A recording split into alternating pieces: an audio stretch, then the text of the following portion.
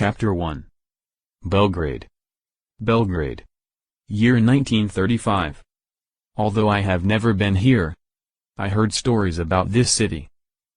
Considering that it is one of the oldest cities in the world, Belgrade has so much history in it that it would be impossible to say anything meaningful in a few sentences.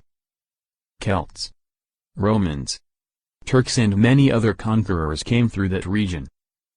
In ancient times, Neanderthals and mammoths lived there.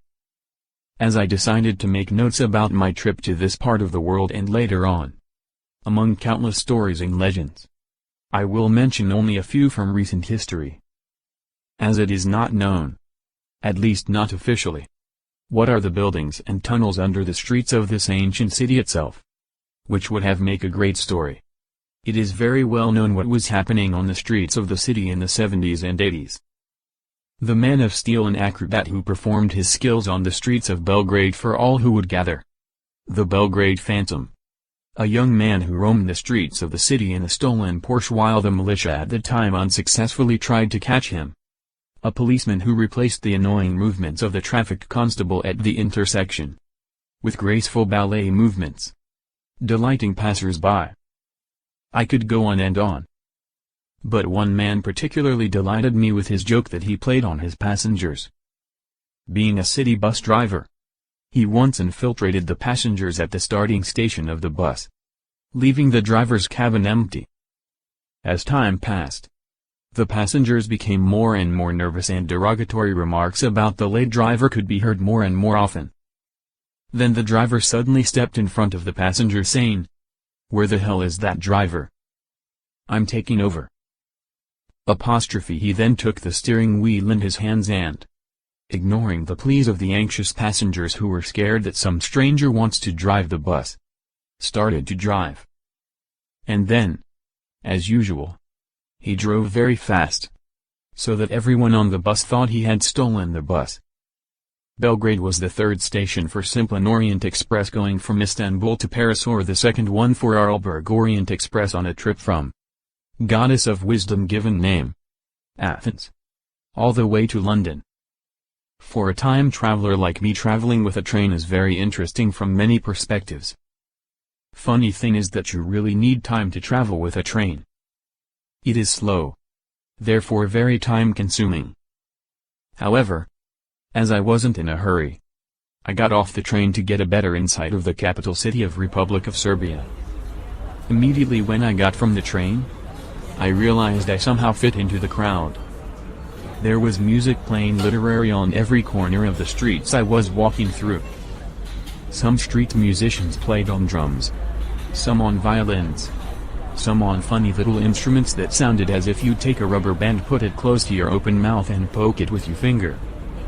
As I didn't drink anything for a very long time, and since the city atmosphere affected my desire, I was looking for a bar where I could have a beer.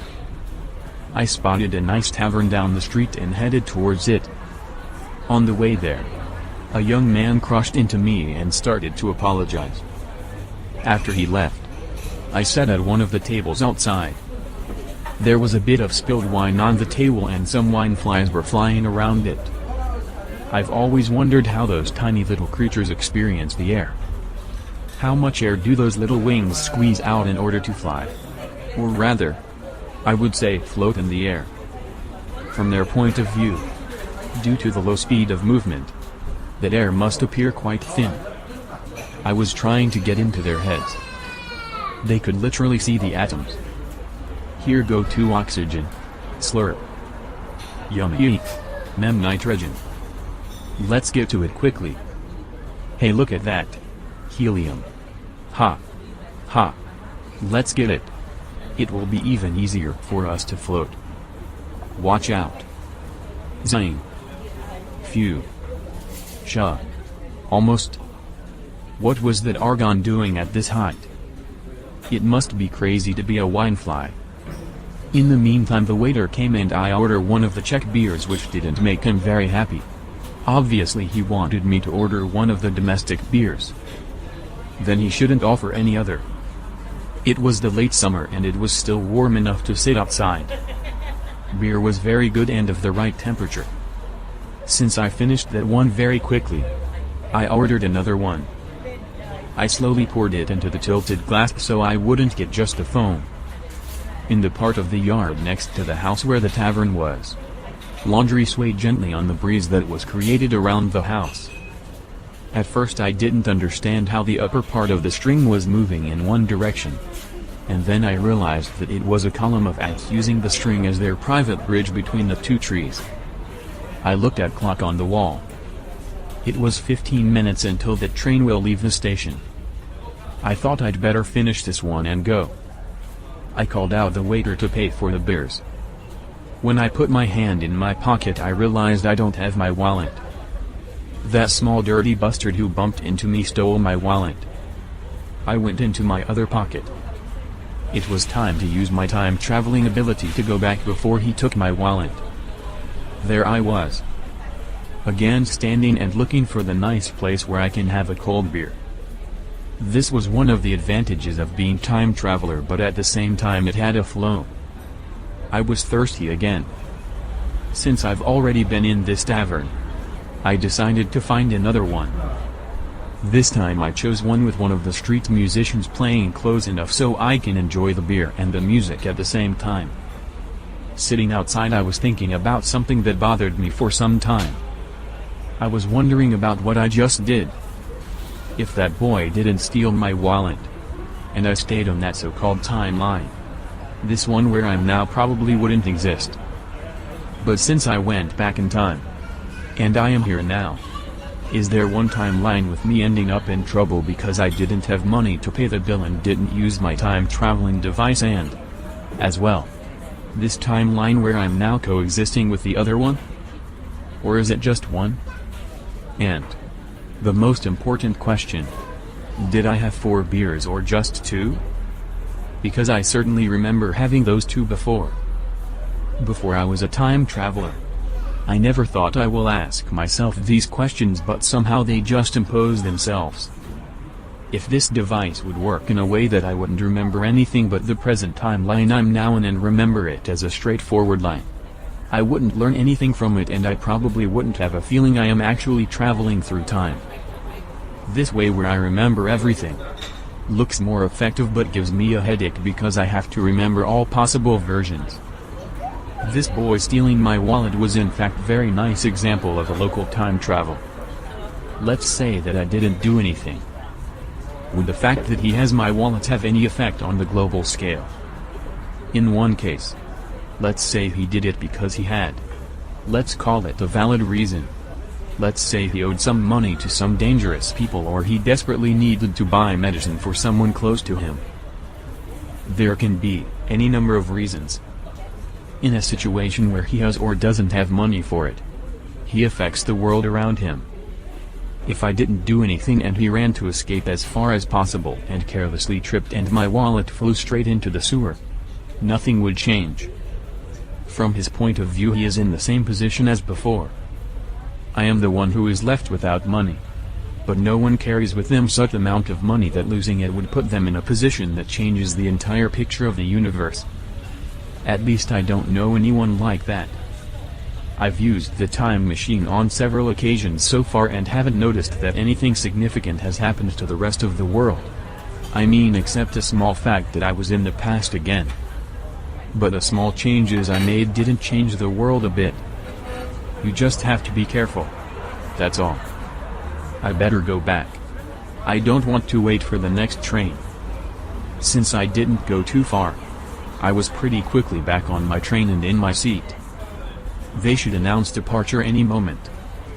Oh, here we go. We're moving. Actually no. There was another train just stopping next to mine. It's always funny, that feeling. You see something moving next to you and you momentarily have a feeling that you're the one who's moving. I guess Einstein was right in at least one thing. That everything is a matter of someone's point of view. Soon we will be at the exact spot where the Orient Express got stuck in the snow. I can't wait to feel the place personally. The air was fresh and crisp. The sun was very shiny on this beautiful winter day. I walked through the grove, counting at least 11 different species of birds chirping happily among the branches. I decided to reach my goal differently. Rushing towards the forest clearing, I ran into a man who was sitting on a bench and reading a book, enjoying the morning sun. I stopped to apologize to him. Suddenly, the sun moved behind the clouds and it started to snow. I don't know why, but I suddenly felt a strong desire for tomato soup. What a nonsense! How does this relate to time travel? The man I tripped over asked me why I suddenly turned pale, but I ignored his question and exclaimed, "What a horror! What is that stench? A decomposing body? Fried flesh? Someone's armpit or socks?" All the people suddenly started looking for cover. Radiation? I didn't know you could smell it. I looked around trying to find the source of the horrible stench that was getting stronger. In all the commotion I lost sight of this man. But in the distance I heard a crowd of dogs howling. Of course, animals are the first to feel the danger. I saw smoke behind a high fence. Is that it? I hurried over there and climbed on the trash can to look over the fence. The man was trying to put out the burning sausages on the grill. I laughed with relief. What a stupid situation. Why, I immediately thought it's the end of the world. Silly me. In the meantime, the sun broke through the clouds again, and with it the last remaining puffs of smoke dispersed. Hey, wake up. You hit your head on the fence. The man from the bench was shaking my shoulders. Then I felt that unbearable stench again. Heard dogs howling and felt cold snow. For God's sake, I was just unconscious. The danger is still here. My shoulders were still shaking. I opened my eyes. A man in the uniform was gently shaking my shoulder. "Your train ticket for inspection. Please." Taking the ticket out of my pocket, I looked behind me. Someone left the toilet door open. Thanks God. It was just a dream.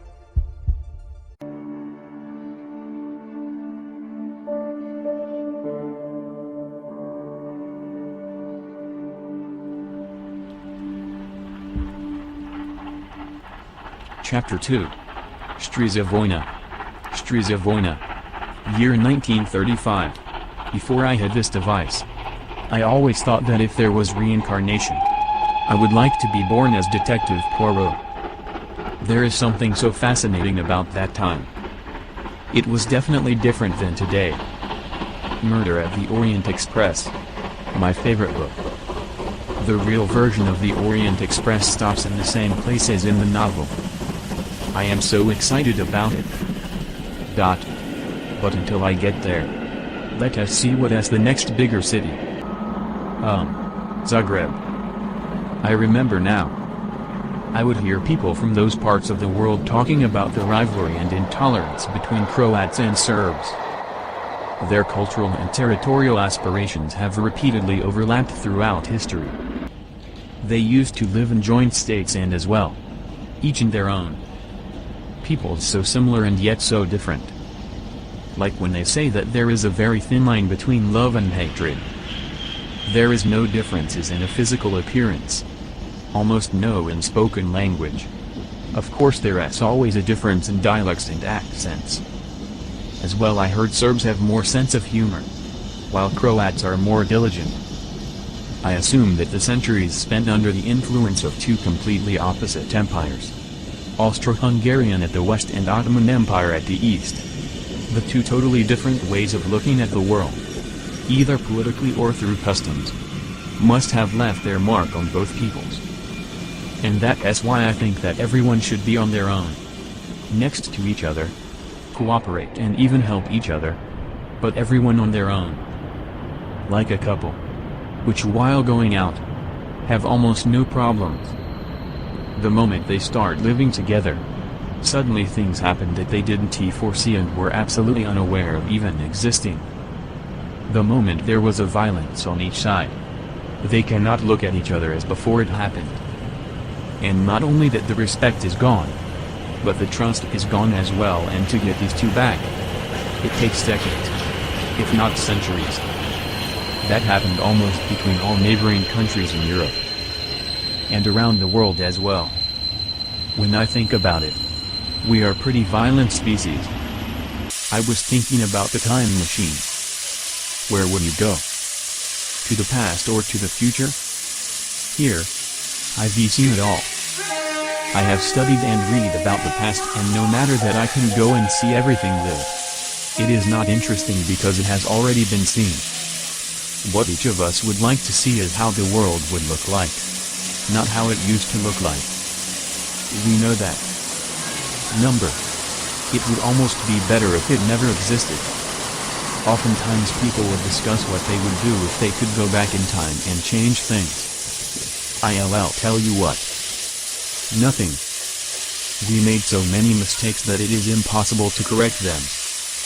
And then also, as long as you change something and it is not of a local character, it is possible to mess up everything with just one change.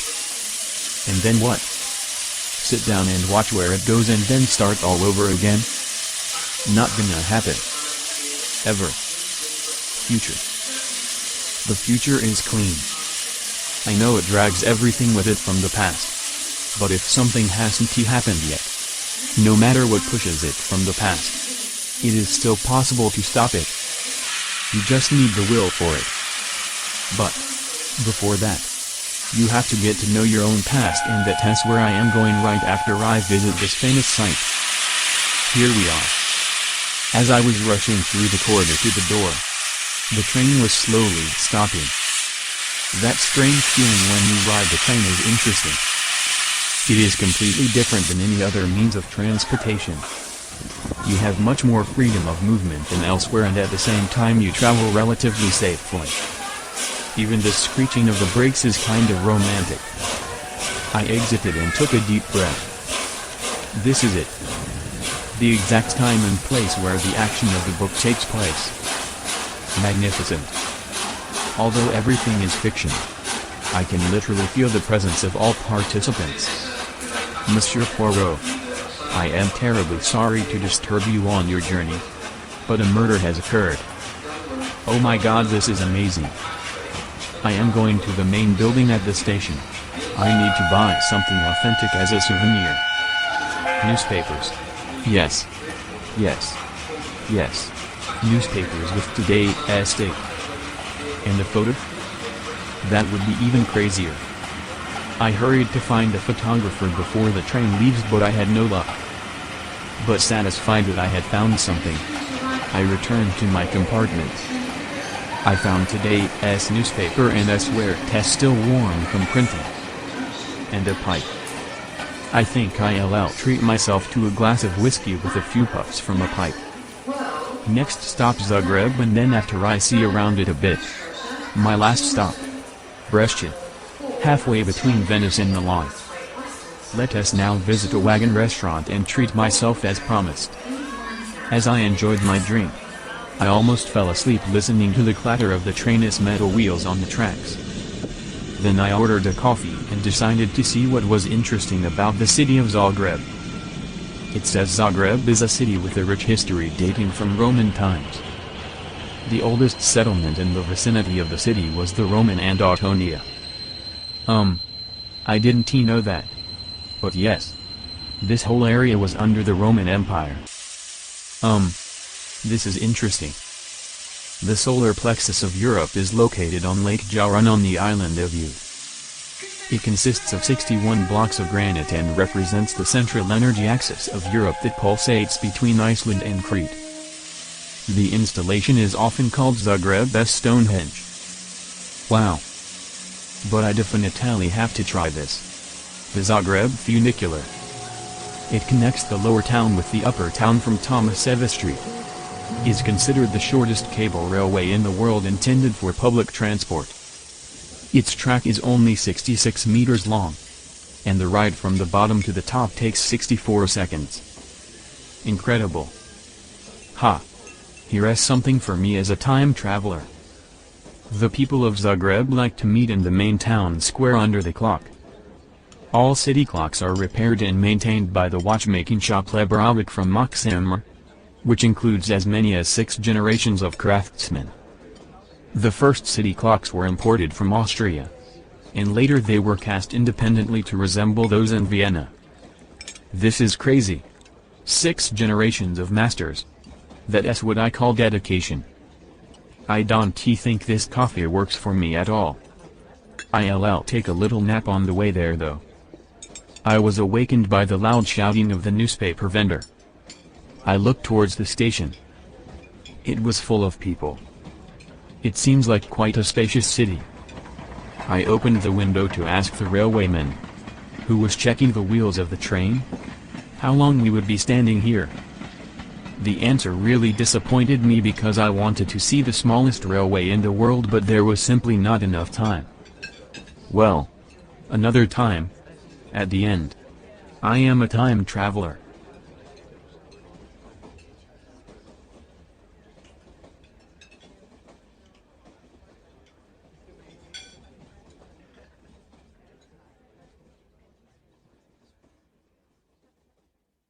Chapter 3. Brescia. Republic of Venice. Brescia. August 18th. Year 1769. When the train finally stopped in this small picturesque town, situated at the foot of the Alps. It was already late afternoon. Various myths are connected with the creation of Brescia. According to some, it was Hercules who founded it. According to others, it was the survivors of the siege of Troy. And according to some others, the Etruscans. The most likely variant is that it was the Ligurian king, Cydnus, who invaded the Paeton plain in the late Bronze Age. There seems to be some truth in this, as archaeological excavations have revealed the remains of a settlement dating back to 1200 BC, which is thought to have been inhabited by the Ligurians. Brescia has been known since ancient times for making weapons and ammunition. But what I like about it is the production of sparkling wines. I hope my family has their share in it. Speaking of them, I wonder how they would react if or when I tell them who I am. I don't think that's actually a good idea. In these times, people were burned at the stake for less than being a time traveler. In fact, I'd say they wouldn't even comprehend the meaning of it. I'd better say I am a distant relative from the other side of the half-island. Yeah. That I'll do. While I am walking towards their house to enjoy in streets of the town, I might visit the bastion of San Nazaro. I'd say my whole family was baptized there. According to what I hear, I was on the right track. Church bells, those giant, awe-inspiring pieces of metal, have always been heralds of events. Usually bad ones. It seems to me that something similar is happening right now. I see a huge black cloud approaching from the north. I guess that's why the bell ringer is ringing for all he's worth. It's actually a good thing I am here. It will be better if I take shelter in the church until the storm passes. So I entered that beautiful building with my bag in which I kept my gadget.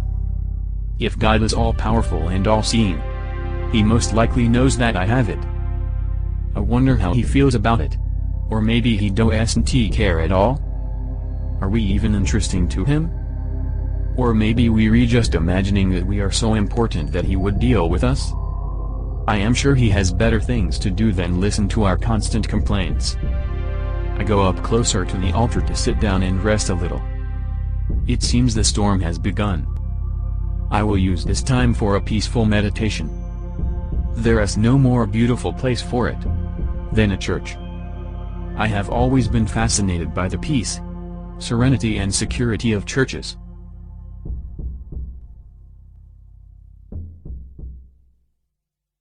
Chapter 4. In a Search for a Man. Corinth, Greece. 336 BC. The central square was filled with many people. The square itself was dominated by a raised platform on which stood the people who were sold as slaves and their sellers. Interested customers were standing around the podium. Sellers touted their wares by proposing prices, while some buyers just whispered to each other while others loudly shouted the price they were willing to pay. Some 30 feet away, still almost in the middle of the square, were several stalls selling fresh fruit and vegetables, fish, spices, wine and honey, and various fabrics and clay vessels. Men in short skirts, women in long ones or both just wearing kameez, a rectangular cloak fastened at the neck or shoulder that wraps around the body like a cape, walked around the stands looking at the merchandise. On the steps in front of the temple there was some kind of public meeting where a man dressed only in a very unsightly kameez was walking around with a lamp in his hand. Since he was doing this in broad daylight, people teased him by throwing all kinds of jokes. One of the men asked him why he had a lamp in the middle of the day and he replied, "I am looking for a man." At which the gathered crowd laughed uproariously, having no idea what he meant by that. There was also a group of soldiers coming along the dusty road. In front of all of them walked one who was better dressed and decorated. It was seen that his clothes were of better material. He had a long cape and sandals that were obviously sturdier than those of his soldiers. His helmet shone as if it were made of gold. Just as the one with the lamp sat down to rest, the one leading the group of soldiers stopped in front of him. The majority retreated when they realized it was Alexander the Great. He was a great fan and admirer of the one with the lamp, so much so that he wanted to meet him personally. Standing in front of him, Alexander said, "Is there anything I can do for you?" The one who was sitting stood up, and looking the warlord straight in the eyes answered, "No. And as you cannot give it to me, then at least move away and don't block the sun from me." Surprised by such an arrogant but brave and above all sincere answer, Alexander replied, "If I wasn't Alexander the Great, then surely I would like to be Diogenes of Sinope." Diogenes, known for his sharp tongue, replied to Alexander, "If I were not Diogenes, I would still like to be Diogenes." The whole conversation elicited sighs from the assembled people, none of which paid particular attention to one man who was observing all this with a satisfying smile on his face. 13 years later, 323 BC, the high wall rose about 20 feet high. The heavy wooden door was closed. Above the city walls rose Acroprin, a monolithic rock overseeing the ancient city. A few hundred yards from the city gate stood a man with a rag bag slung over his shoulder. From the other side of the walls there was a commotion and a huge wooden door slowly opened. Several men held a grizzled old man under their arms, his feet dragging in the dust. After walking a few yards they threw the old man to the ground. Before the huge door closed behind the two of them, a wooden stick flew from inside, falling to the ground next to the old man. While clouds were gathering, causing the wind, this one, who observed it all from a safe distance, took light steps towards him, trying to get up, while his long hair and beard fluttered in the wind. The one on the ground looked up. "Who are you?" The one who stood shook his head, and said, "No man is hurt but by himself." "What is that supposed to mean?" "You could have heard that anywhere. Isn't that one of your sayings?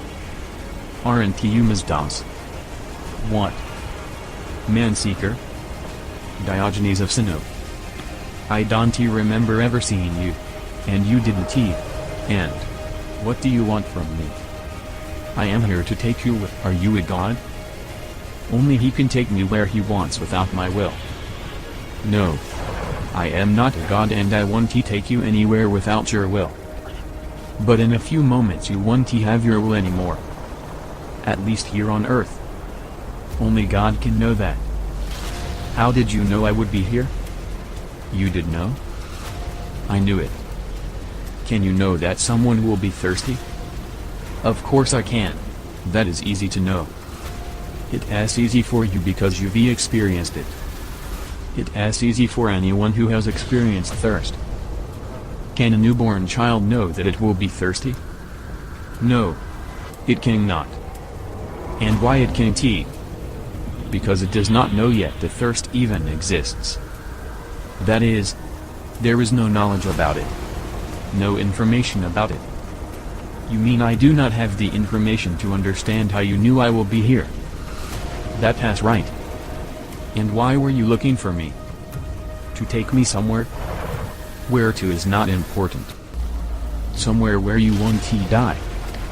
I still don't know how you have found me. It takes a wise man to find a wise man. I see you know all my sayings. Fine. I will come with you. My time is up anyway. So, where are we going? Your time would run out if we would go somewhere. But that is not where we are going. My dear Diogenes. It is when we are going. Chapter 5. Noble Man. Paris. Notre Dame Bridge. New Year's Eve. Year 1565. The noise of wheels and horses' hooves on the cobblestones disturbed the night silence. Crossing the Pont Notre Dame, the carriage approached La Renault. The coachman pulled the reins, and the horses raised their heads briefly while the steam was coming out of their mouths, only to stop immediately. The door of the carriage opened and a man wrapped in a black mantle with a hood on his head stepped on the street paved with stone blocks. He stretched out his hand towards the interior of the carriage. Accepting his hand, a woman, also wrapped in a mantle with a hood on her head, came out. Then she turned towards the carriage and a small person jumped out of it into her arms. During that time, the charioteer in a cape with a three-cornered hat on his head threw their bags from the top of the carriage onto the road, then sat back at the wooden seat and with his whip drove the horses into a trot. As the carriage disappeared, the man noted a figure standing on the opposite side of the street, looking towards them. Because of the fog and darkness, he couldn't see who it was, so he made a step towards the figure. But at that moment, with the terrible noise of wooden wheels on the cobblestones, another carriage flew by at high speed, almost hitting him. Pulling back on time, he looked towards the place where stood the figure in black. But there was no one there anymore. He looked around, but apart from the three of them and the sounds of the departing carriage, there was no one else present. He picked up their bags and started walking towards Notre Dame Cathedral, while the woman, taking the boy's hand, followed. Right at the corner of the street next to the hosteldia, the same figure appeared in front of them. The three of them stopped. The man slowly lowered the bags to the ground. Paulus Calicius, spoke the black figure in Latin. Obviously confused, the man motioned to the woman to stay behind him and slowly walked towards the figure. He stopped a few yards in front. "Who wants to know?" he asked, tilting his head, also in Latin. "My name is not important and you would not recognize it." "How did you know I speak Latin?" "I know you're curious now. But let's leave that for later. Let's just say I know who you are, what you are, and where you're from, and why you're here in this place at this time." "Exactly how did you know I'd be here?" "What I'm here for is more important at this point." "And that would be?" "I take it the woman behind you, Anaphogen, doesn't speak Latin?" Exclamation mark. With obvious displeasure and anger. How does this stranger know such information? The man walked towards him. Raising both hands in the air, the stranger took a step back. "Whoa. Whoa. Wait. Stop. Listen to me first and it will all be clearer to you. Don't forget that your son is watching you." Clenching his fists, the man stopped. "Okay. What do you want from me?" "Take your wife and child where you were intended to and come back. I'll be waiting for you here. Don't worry. You are in no danger. At least not from me." Having calmed down a bit, the man returned to his wife and son, picked up their bags, and the three of them headed towards the hostel. Some half an hour later, well after midnight, he appeared at the place where he met the one in the black cloak. "Speak." "I'm not going to tell you now about you and how I know it. I'll leave that for later. That is, if you make the right decision. What I'm about to tell you will not only sound unbelievable and crazy to you, but you probably won't believe me. Honestly, neither would I. But I can't say it any way different than it is. What I can do is to show you what I'm saying is true. You are a man with an open mind and a righteous heart. And that's the main reason why I'm here. Wait. Don't tell me. Is this how you go when you're dead or you're about to die? You came for me? No. Exactly the opposite. What do you mean? I'm here to prevent it. You're saying you know how and when I'm going to die? Correct. All of a sudden there was silence. The two men just looked at each other. Let's say you do. How can you know? Don't just tell me you're one of those that read palms or do it with star charts. Do you really think I would do it this way? At this time of the night? I guess not. In 9 years, you will set off on a journey to Prussia. Specifically the city of Gdansk. You will die of an as yet unknown disease. On the journey itself. Literally anyone can make that up. The spirit desires to remain with its body. Because, without the organic instruments of that body, it can neither act, nor feel anything. Wait.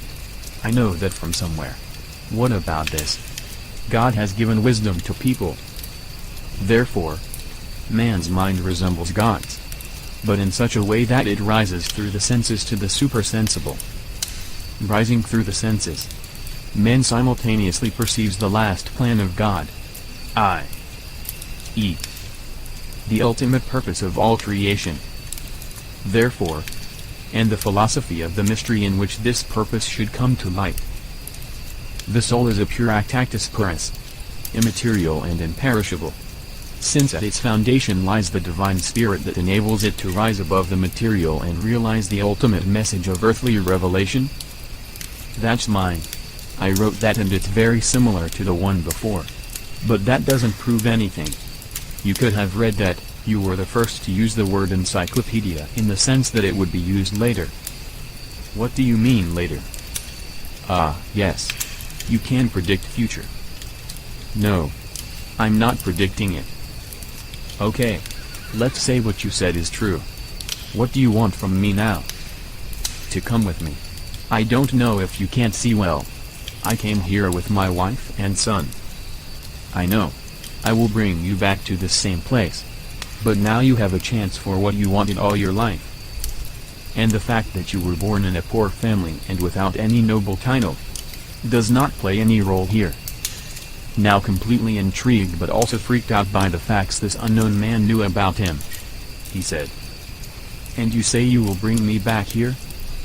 Yes. To your unmarried wife and your son, my God. My dear God. The things you know. But don't worry. In one of the local churches in Gdansk on May 1st, 1750, according to the Roman Rite, you will legalize your wild marriage. The man just listened. They won't have the feeling that you've been anywhere. For them it would be the same as if you'd come back to them right now. Or went with me and then came back. But richer in experience and maybe something else. Who knows? How is that possible? How it is possible? Frankly, I don't know. Is it possible? It is. I have to admit that I don't really understand much. Okay. So where are we going?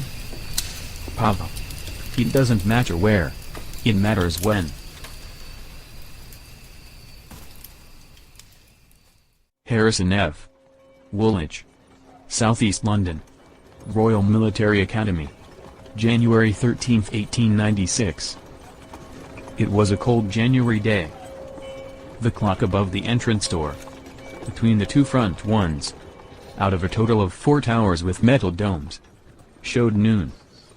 Soon, a tall and slender man with a neat beard in an officer's suit appeared at the door of the academy. He had 2 small eyes which were pretty close to each other and slightly bigger ears. He was accompanied by a formally dressed woman with short black hair.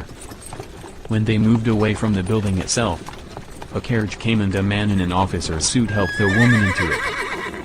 The moment he closed the door of the carriage and went to the other side, a man in a black suit with a black cloak and a top hat approached him. "Mr. Harrison. Excuse me. May I speak to you?" "And you are?" "I am someone who knows more about you than you know yourself." That can be understood in various ways. Even as a threat. I know and I apologize for that. But believe me, you won't be sorry. What's it about? I'm busy right now. How long will it take? I know. Your wife Nina Agnes, maiden name Patterson, is in the carriage. Waiting for a couple of moments. Officer asked. How do you know that information? Are you a French spy? Your accent is strange. You are Harrison F. I know very well who I am. The question is who you are? And what do you want from me? I want to tell you some information and if you agree, to come with me. Why would I come with you? What are you talking about, stranger? I didn't think you would be this stubborn for a future researcher. What? How do you know? Those were just my thoughts so far. Your brother Edward, AAIC. He told you. And I told him not to tell anyone. No. It wasn't him. What I wanted to say is that I saw him yesterday and he told me where you're going to be today. An interesting man. He has some fresh ideas. For example, his philosophy centered around the idea that imagination was the fundamental reality of the universe. He is an avid climber. While you, on the other hand, in a few years, you will join different societies. You will even work for the British Secret Service. On Spike Island in County Cork, Ireland. On January 11, 1905, you will be promoted to major. In 1925, unfortunately, you and your son will get lost in an expedition in the Brazilian jungles, while looking for the lost city. As for the next 2 years, no one will know whether you are alive. You will be declared dead. Shall I continue? The man, whom the stranger called Harrison, just stood for a while and then walked to the other side of the carriage. After a few moments the carriage moved and as it passed, it left behind one man on each side, looking at each other silently. I'm listening, said Harrison.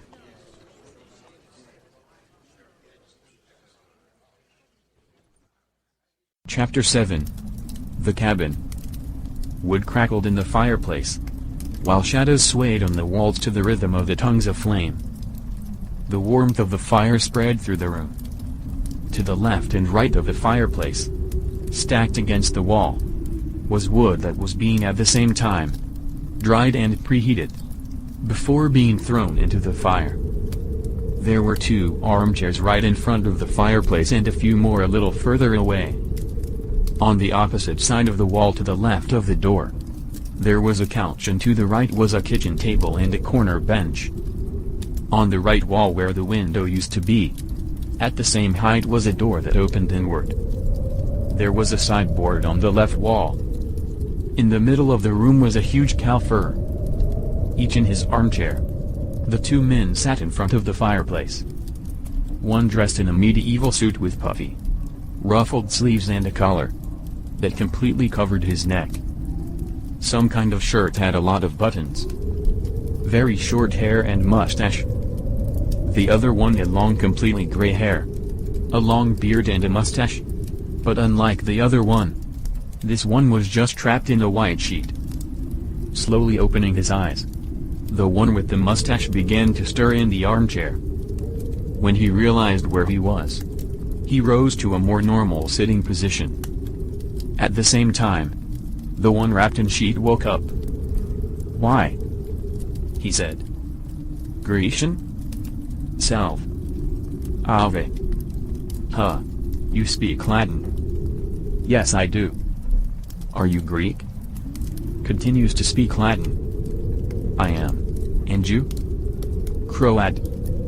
I can't say that I heard. Was that Croatian? That word you said?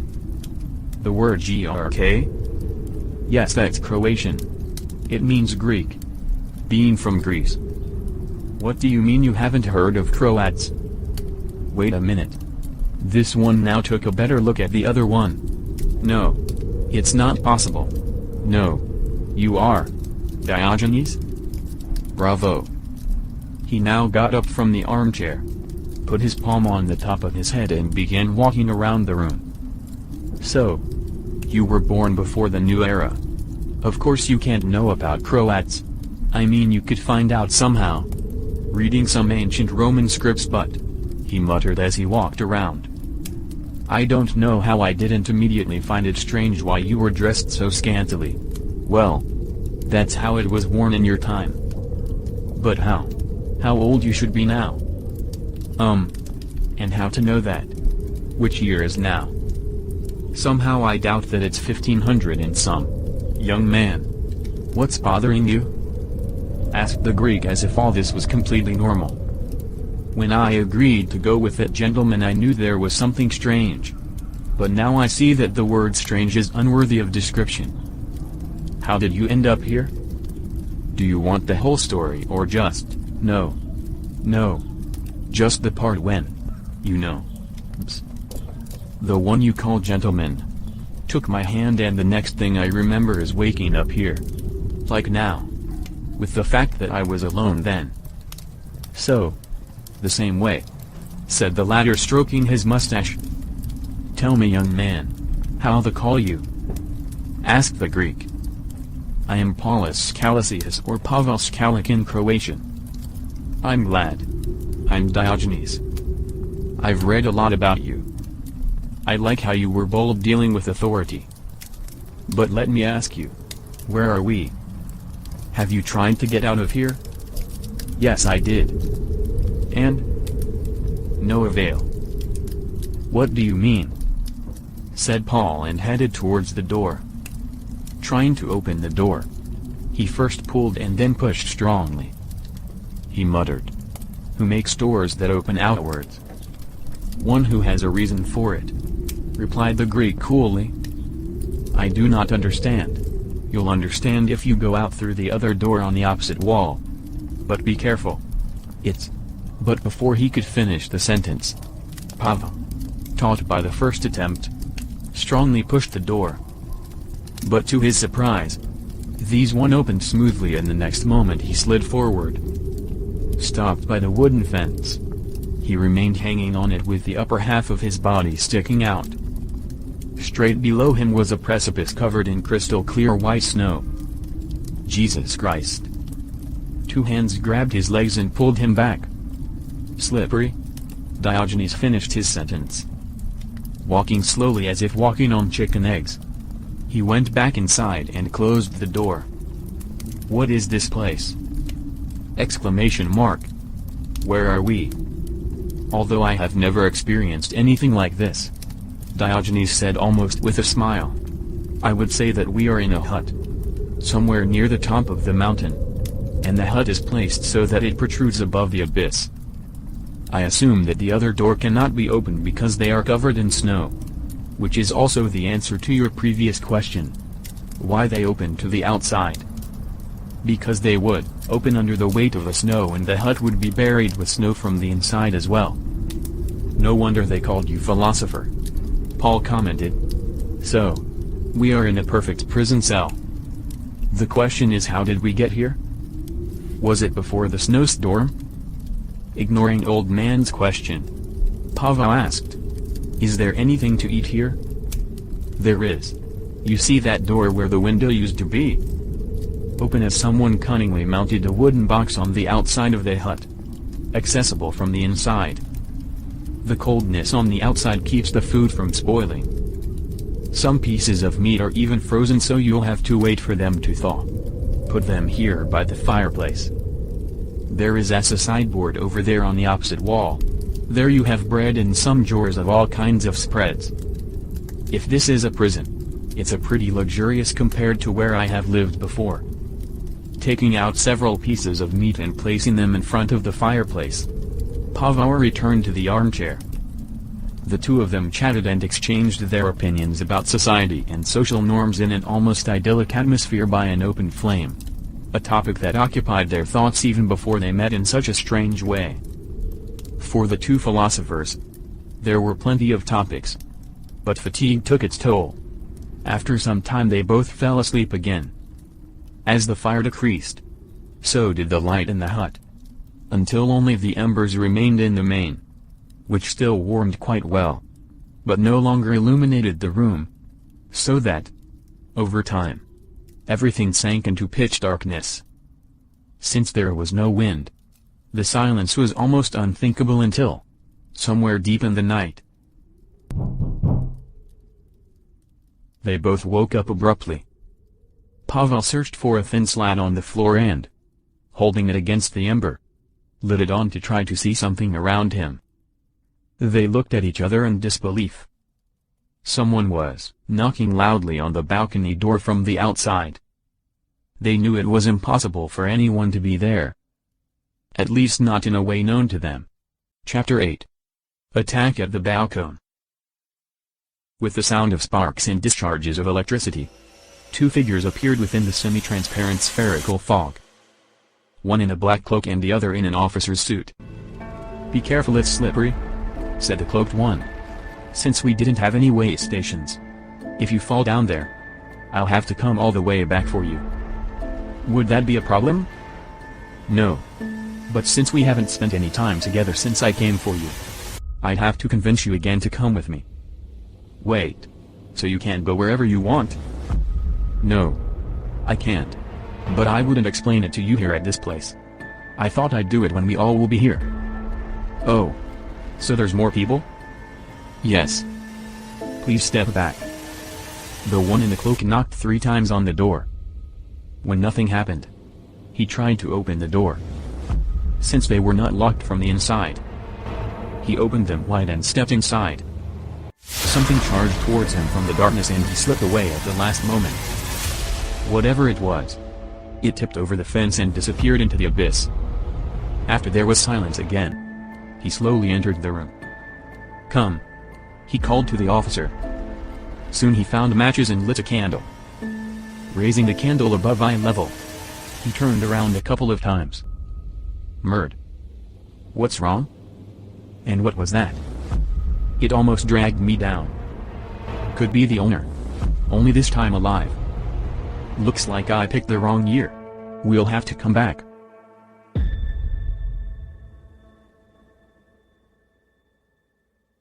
Inside of the cabin, after they regained their composure a bit, Paul headed for the door. When he was very close, the door opened and in front of him, holding a lantern in his hand, appeared the same man who had welcomed him in Paris. Another man in an officer's suit entered after him. "You? Where have you been until now and why did you just leave me here and disappear?" "I was going to get this gentleman." Pavel now leaned to the side to look behind him. "I'm sorry we woke you up. This is Percy, a new member of our team." "Percy? This is Paul and the one over there in the armchair is, wait. Don't tell me. Socrates?" Diogenes just shook his head and turned his head to the other side. "I'm sorry. I see that was ignorant," reacted Percy. "That's Diogenes," said the one in the cloak. "And as far as I understand Greek philosophers, he didn't like either Plato or Socrates. Is that right, Diogenes?" "There is only a finger of a difference between friend and foe," replied Diogenes. Percy was taken aback by Diogenes' reaction. No need to be so rude.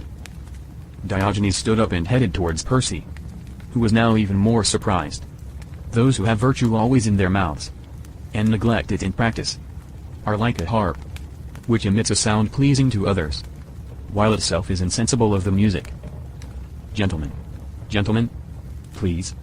There is no need for such performances. Dio. Can I call you Dio? Somehow it's easier for me. I was called a dog so I didn't mind. Why should I mind you calling me Dio?" "Fine. Look, Dio. We are all the same here. And trust me, I will make sure there will be no enemies, and if some of you become friends, which normal person would be against that? And you, Percy?" Dio was known for rejecting all social norms. Is that good? I don't know. It probably depends on the situation. But think about it a bit.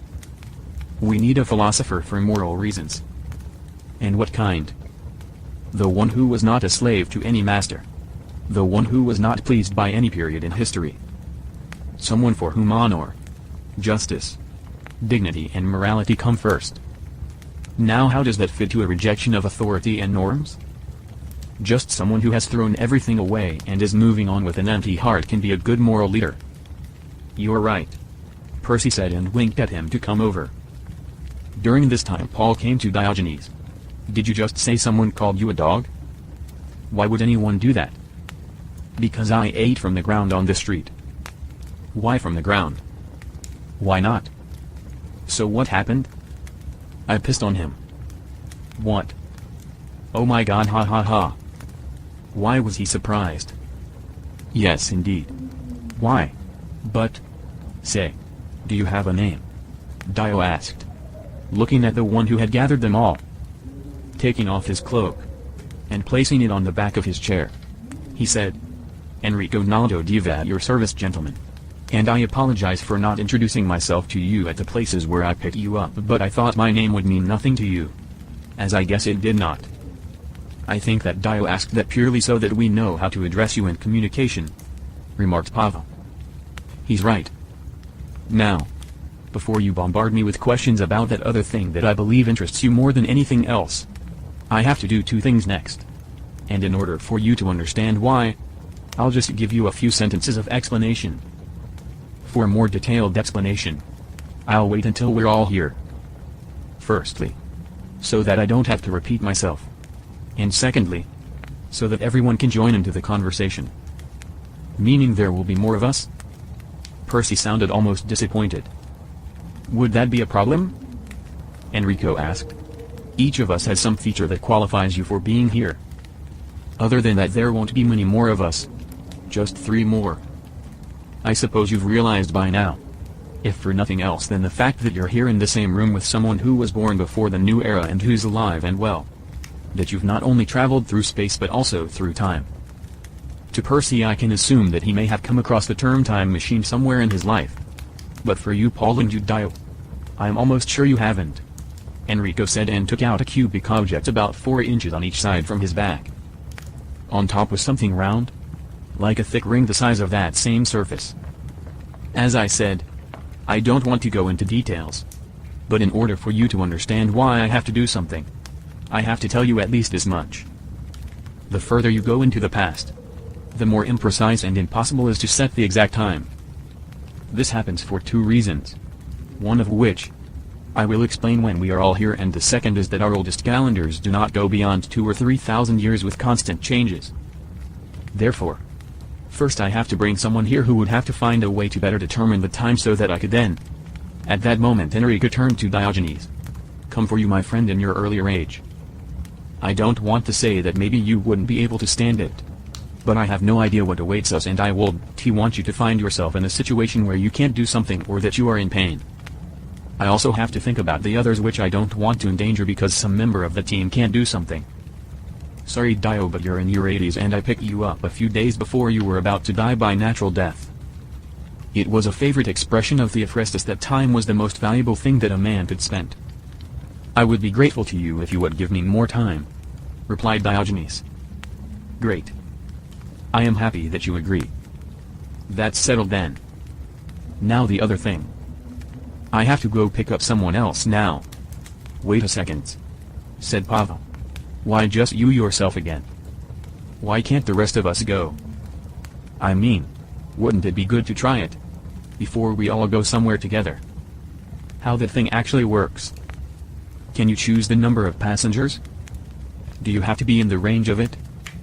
Yes. You have to be in its range. It makes kind of a bubble to keep anyone in range unchanged, while everything else out of it changes. Maybe you're right, although I didn't count on that. But we can try. Then you'll have to change into something more appropriate for the occasion. Paul, come with me. Listen. I thought it would be best if we'd simplify everyone's names as much as possible. Is it okay to call you abbreviated from Paulus? Paul? That's fine. Okay, great. Come on, let's go out. And be careful. I know it's slippery. I've already experienced it. Soon the two returned with a wooden chest. Where did you get that from? Percy asked. There's another room upstairs. Just the entrance is from the side. Paul explained. A lot of surprises, commented Percy. Here. Take your pick. I'll take a nap during that time. What do you say? Are you going to sleep? Paul wondered. Well, not really sleep. If we're going by the time. More like nap. Why now? Why not? Why not at night? Well, I'll do it at night too. So how many times a day do you do that? Whenever I feel the need. The body knows best when it needs to regenerate. And 15 minutes is enough for you? Mainly. So why not half an hour, for example, or 40 minutes? Half an hour would be fine. 40 minutes number. The interval is every 15 minutes. Half an hour I don't do. Because I don't need that much. And how do you feel after that? Mostly like I've been asleep for quite a while. You should try it.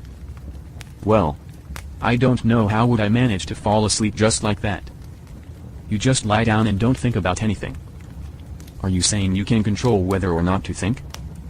So isn't the act of telling yourself not to think already thinking? I don't tell myself anything. Nor do I think about how I shouldn't think. I just lie down and don't think.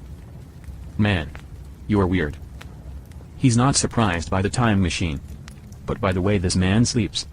And then calls him weird? Muttered Percy. That's weird.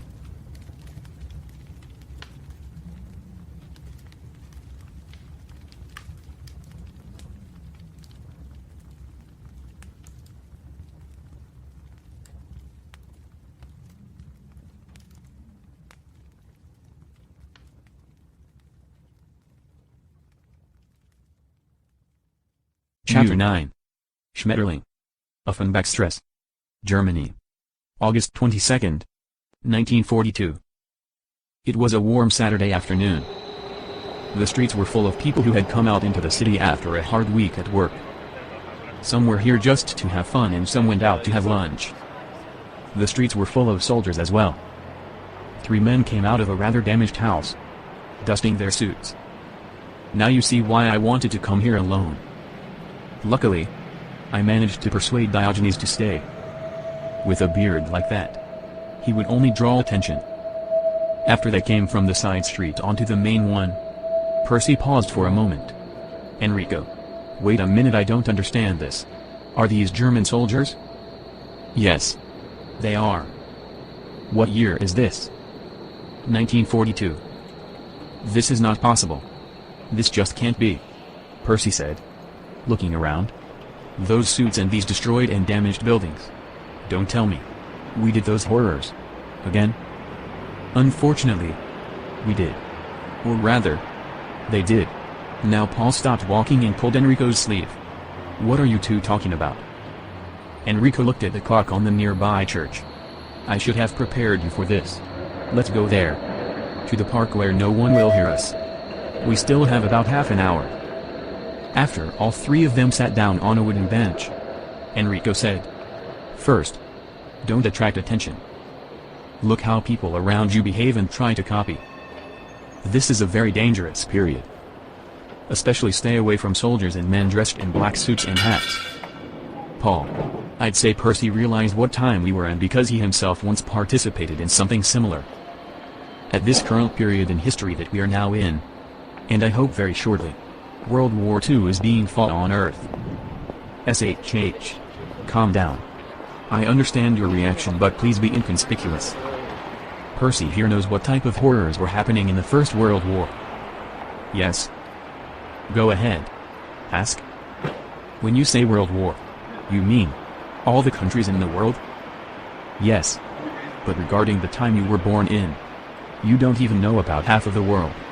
But even that part of the world is at war. But why? I mean, there have been wars before, but not on this level. I agree. I believe Diogenes would have something to say about this. Let's go. It's about to happen. As they followed him, Percy asked, Happen what? Just wait until I find him. Ah. There he is.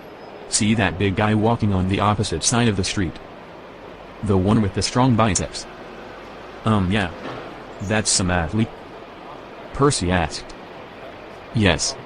That is Maximilian Hans Otto Schultz. A heavyweight boxer. He's fought one of the most famous names in the sport. On both sides of the pond. They called him Schmetterling. Which means butterfly.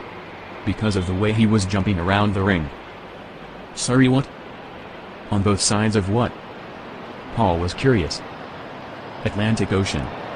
That's what we sometimes call it. I believe you know that Columbus discovered America. And they will be one of the most powerful countries in the world. They are currently not involved on this side, but fighting with the Japanese. But soon they'll come. Jesus Christ. Paul was shocked. One would think that with time and scientific discoveries we would become more and more advanced and smarter. In fact, we are going in the complete opposite direction. Couldn't agree with you more on that. Wait a minute. It should be happening any minute now. Will you stop being so mysterious and tell us what is about to happen? Sorry. I just didn't want you to. Never mind. He's going to be hit by the bus. Oh. I see now. Said Percy. We're here to prevent it. Now it makes sense. Actually. No. Replied Enrico. Both of them looked at Enrico. For the moment I thought you said no. Muttered Paul. At that moment the man they were talking about, hit by the bus, flew a couple of yards away. The paper bag he was holding flew into the air and the groceries were scattered everywhere. The crowd immediately gathered around the accident site. The ambulance arrived very quickly. With sirens blaring, the vehicle left at high speed. Let's go, said Enrico. I don't understand, said Paul. At that moment, out of the blue, two soldiers, with metal helmets and silver metal plates on a chain around their necks, appeared. Aziz bit, said one of the two. They want identification, Paul said in Latin, looking at Enrico. Murr, cursed Enrico in French. The two German soldiers looked at each other. One of them started to raise his Schmeisser, a submachine gun, towards them, yelling something in German. Huh. This was heavily accented, said Paul. I didn't get it. Raising a machine gun at us is pretty much self-explanatory, said Enrico.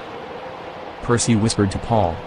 Tell them I have the documents and I'm going to put my hand in my pocket to get them out.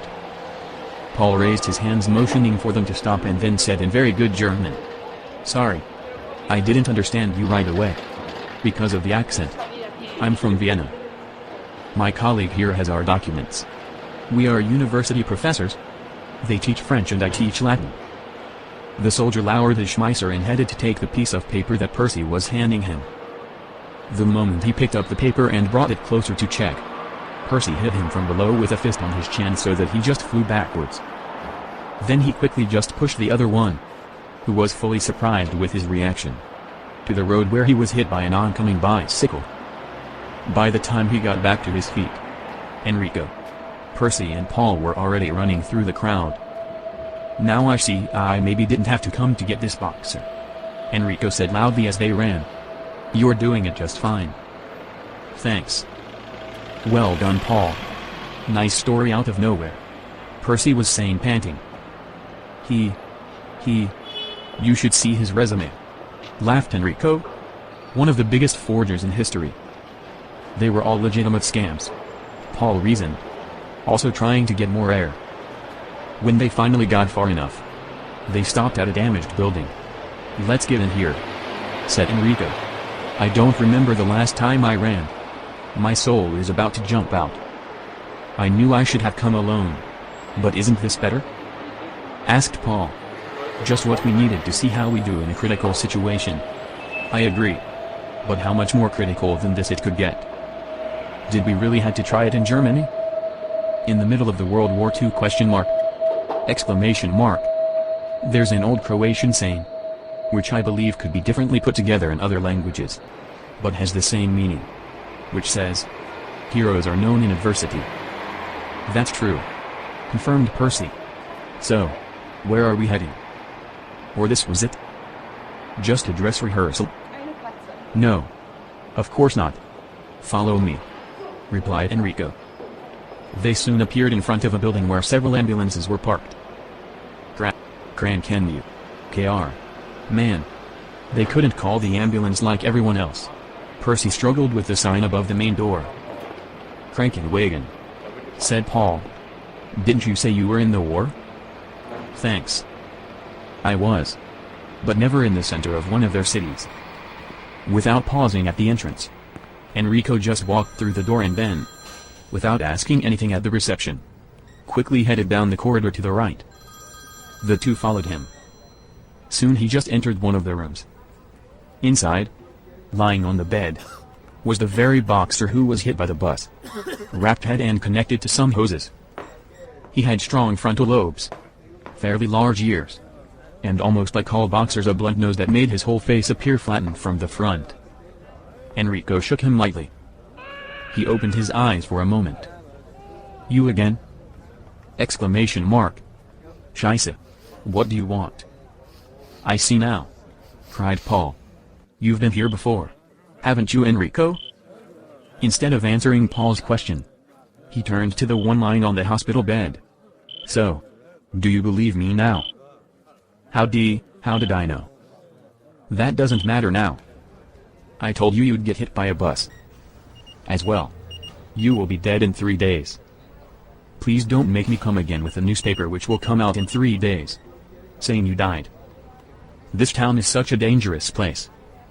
But, Paul asked, you don't think to take him injured like this? Of course not. Look, Max. I'm giving you a chance to live a little longer and have possible amazing experience in the process.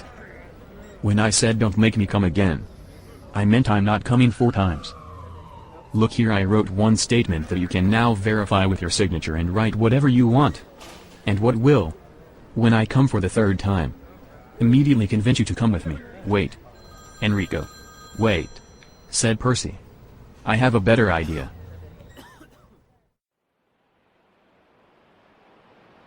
Three men stood in a crowd in front of a small square. A large man came out of the grocery store with a paper bag in his hand. He walked across the square. When he wanted to make his way through the crowd, he was approached by one of the three. Excuse me. Otto Schultz? Yes. What do you want? An autograph? Sorry. I don't have time for that now. I'm in a hurry. Otto, or whatever you want me to call you. It is about something much more important than an autograph. It's about your life. What? What are you talking about? In the next 5 or 6 minutes. A little further down the street. Exactly in the direction you are walking now. You will be hit by a bus and in 3 days you will die from injuries. Hearing this, Otto just shook his head and continued walking. I know what Jack Dempsey told you during a sparring session. At that moment, Otto stopped and then slowly turned back. It is quite personal, but you could have found that out through any of our mutual friends. We had no secrets. Okay. Then look at this. Though I didn't think I'd have to show you. Approaching the German who was now waiting for him, he handed him some kind of white piece of paper. Otto took it, looked at it and then looked wide-eyed at the three men who were looking at him. Who are you? Exclamation mark. He said in disbelief. Dropped the paper and, going backward, stepped onto the street. At that moment a bus came and hit him. He flew a few yards away and the groceries flew in all directions.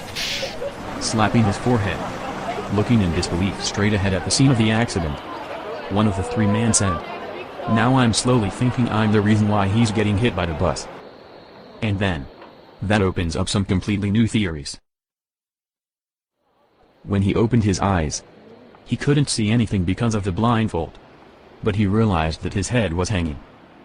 He rose to a normal sitting position and then realized that his hands were tied behind his back to the back of the chair.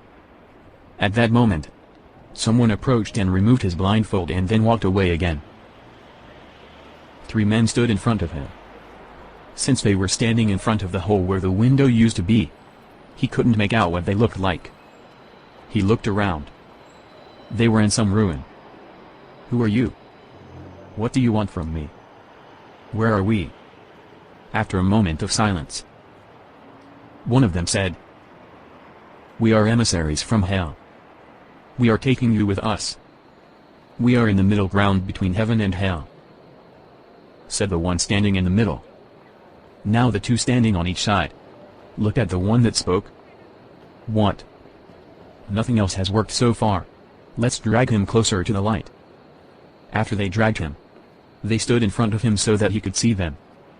The one standing in the middle put a piece of white paper in front of the eyes of the one on the chair. It was a photo of him and the trio, now standing here, in front of him. He just frowned and shook his head in disapproval. "When was this photo taken? After a match? What condition was I in when I don't remember it? Number? As far as you can see in the picture, we are all in the hospital. Which of course could be after one of your matches. But unfortunately it wasn't a match. This opponent was too heavy even for you. It's a picture after you were hit by a bus. Or after you will be hit by the bus. Although I hope not this time." Rather confusing. I know. This is the 4th time we've come to collect you. Before the accident. But every time you somehow end up under the bus. And that's why you brought me here by force. To prevent that? Yeah. Sort of. Suppose you are not, as your friend said, the emissary of hell. And you are here for the reason you state. To what end? Why are you trying to prevent it? Well, first of all, because you die 3 days after that accident. And since we need you. Now the one who spoke looked at his two colleagues. Somehow it just logically imposes itself as a solution. Don't you think so? How can you know that in advance? The third one, who had not said anything until now, said, "I told you that a photograph would not do. Give him the newspaper," untying him from the chair. He handed him the newspaper. It is a newspaper that, compared to today, will come out in 3 days. In 3 days. It will be present time. Although compared to now, it is future. Holding a newspaper, he said, "Are you from the future?" "No. We're from the past." Now completely confused, he looked at the article. "Unbelievable. And what do you want from me?" "That doesn't even matter anymore. Having seen you get hit by a bus so many times. Now the question is, what do you want? Do you want to live or you want to die?"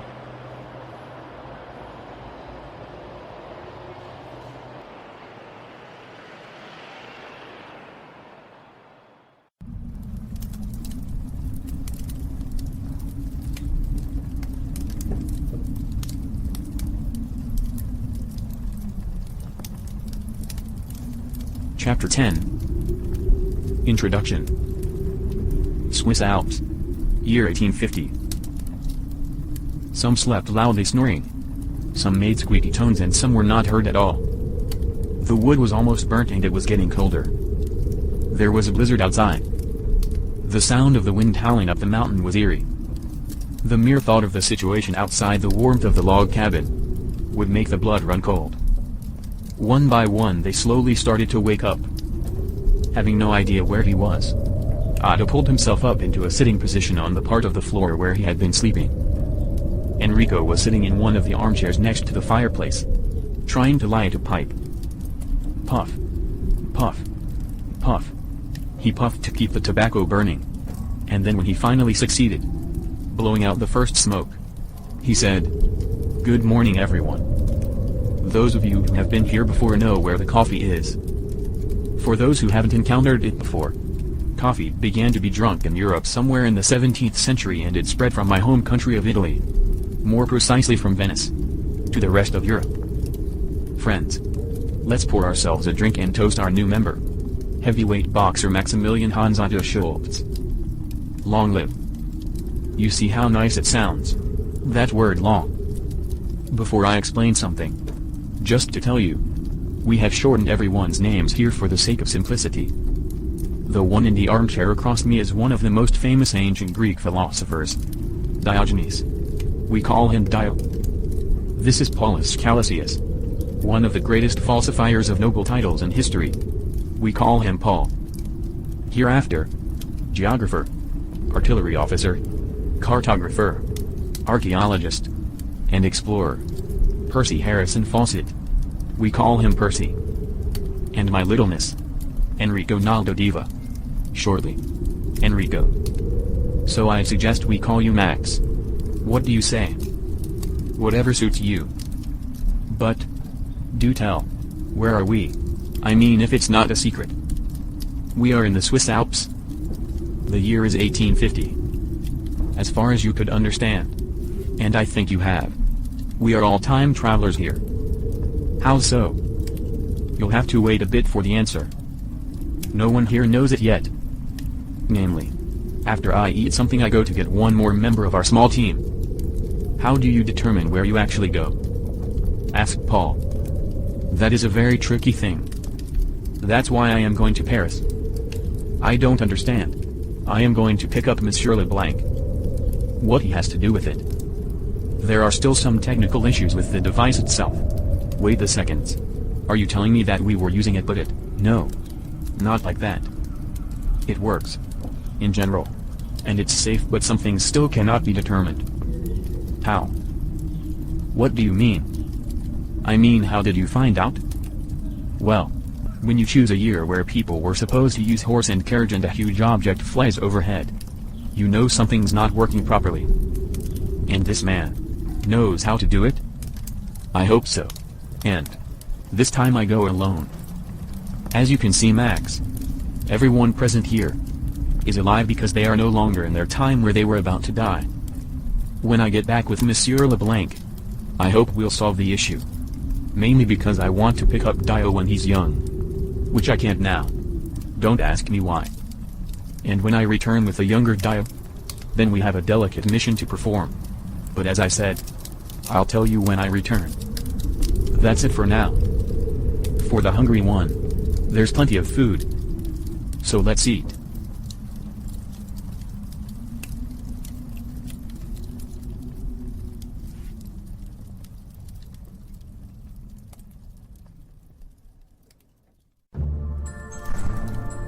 Chapter 11. Letter. Paris. Year 1821. It was late at night. Huge back of the armchair in front of the writing desk hid the entire body of the figure, except for the right hand that was dipping the pen into the ink bottle. Leaning back to rest a bit, the figure outstretched the hand to the pile of mail on the table. Browsing through the mail, person stopped at a particular letter which had only her address on it, without any information about the sender or returning information in case of unsuccessful delivery. Is this another letter from Gauss? I don't know about the delay in his response. Is it because of the post office or if it's just him replying to my letters with so much delay? Let me see. His letters are usually signed on the other side. Maybe it's not him. Apostrophe the letter read. Dear Mr. LeBlanc, my name is Enrico Naldo Diva and I believe my name would not mean anything to you. But I would ask you to read this letter carefully. You are currently working on your presentation entitled Des Surfaces Elastiques, which you will publish this year. 5 years later you will also publish a revision of it. In order to prove to you that I am not making this up or I just heard somewhere you will publish it, I will also provide you with some info from it. Although your work has not yet been published, I can tell you what you wrote or will write on the 5th page. In second paragraph. As you can see from my name, I am not French but I am giving you the proof in French. It said, On a vu plus haut que la force à laquelle le moment du poids P fait équilibre, est proportionnel au cote BF du triangle BSF, ainsi, en observant que des Z représentent ici l'élément de la courbe élastique U, hâte que l'épaisseur E est une quantité constante, on est mené à regard la force dont il s'agit comme proportionnelle à la quantité un bar obliquaire. Translation. We have seen above that the force at which the moment of the weight P makes equilibrium is proportional to the side BF of the triangle BSF. Thus, by observing that dz here represents the element of the elastic curve, and that the thickness c is a constant quantity. We are led to regard the force in question as proportional to the quantity. I could write any part of your work like that, but I think this will do. Because of your great talent and love for mathematics, your friend Gauss will request that you should be given an honorary degree from the University of Göttingen. But, unfortunately, that will never happen, because on June 27, 1831, in the house at 13 Rue de Savoie, you will die of a disease that has existed for a long time, and there are various descriptions of it in the history of medicine, but which in your time was not called by the name that is used today. That you are sick, you will find out 2 years earlier. When I say the present time, I do not mean the year 1821, which will be written on the title page of your work, but the time almost 2 centuries later. I don't want to take more of your precious time. If you want, we can meet in person, to give you more details and to show you why I am doing this. Sincerely, Enrico Naldo Diva. Chapter 12. Monsieur Leblanc. Swiss Alps. 1825. There was a lively discussion in the hut. Again wrapped in his white robe, Diogenes stood in the middle of the room with one hand holding the part of that robe and the other pointing upwards. You think of a god as a sentient being. God is a word used to represent a force we do not understand. That force didn't create anything. It just helps things in a way. It doesn't answer prayers, although it can make you think of a way to solve a problem. It has the power to influence you, but not to decide for you. Yes, but after understanding and explaining something through physical laws and mathematics, that doesn't mean it wasn't created by God. Don't you think, Dio? Argued Paul. Before Diogenes could answer, someone knocked. Paul went to open. Enrico was standing at the door. Entering the room, he said, "Good evening, dear gentlemen. Can I have your attention, please? Let us welcome our new announced member, Monsieur Antoine Auguste Leblanc." Then a person appeared at the door in a long black cloak tied at the waist, with a wide hood. Long black hair fell down the shoulders, while it was cut into bangs in the forehead area. The beautiful oval face was decorated with a small straight nose, large eyes and 2 oval black eyebrows. Under the barely visible pointed chin, on the neck, a thin black scarf was tied. Just below, on top of the blouse ending with a white collar, was a greenish bow tie. "A woman?" cried Percy, only loudly confirming what everyone gathered at that moment thought. "Dear sir, do you want me to look at you as a man or as someone with certain qualities and profession?" said the woman. From such a beautiful woman, I wouldn't mind either of the two," Percy said. "Yes, my dear friends, I proudly present to you Sophie Germain, alias Monsieur Leblanc. On January 8, 1816 she became the first woman to win a prize from the Paris Academy of Sciences. Was she the scientist we were waiting for to help us?" Paul asked. "That's right," replied Enrico. "But of course, we won't attack her right away. First I'll show her room, and then, why those stunned looks? You didn't think that a lady would sleep in the same room with so many men, did you? By the way, there was supposed to be another woman on the team, but there was simply nothing that was presented as evidence that could convince her to come with me. As I said before, everyone here has one thing in common, and that is that you all died an untimely death. And something else. In a way, each one of you was in the opposition to some social norms of your time, which only shows the freedom of your spirits." "Enrico," said Percy, "what's the general plan, if we have one? First we will all have a good rest, and then we have the most difficult task so far regarding the new member." "Yes. And if you are wondering, it is the last one. After that we will have a discussion how to proceed. I hope that we'll find a solution for a little problem we have." What problem? Snapped Paul. That's not important now. But that's why Sophie is here. Sophie. Please follow me.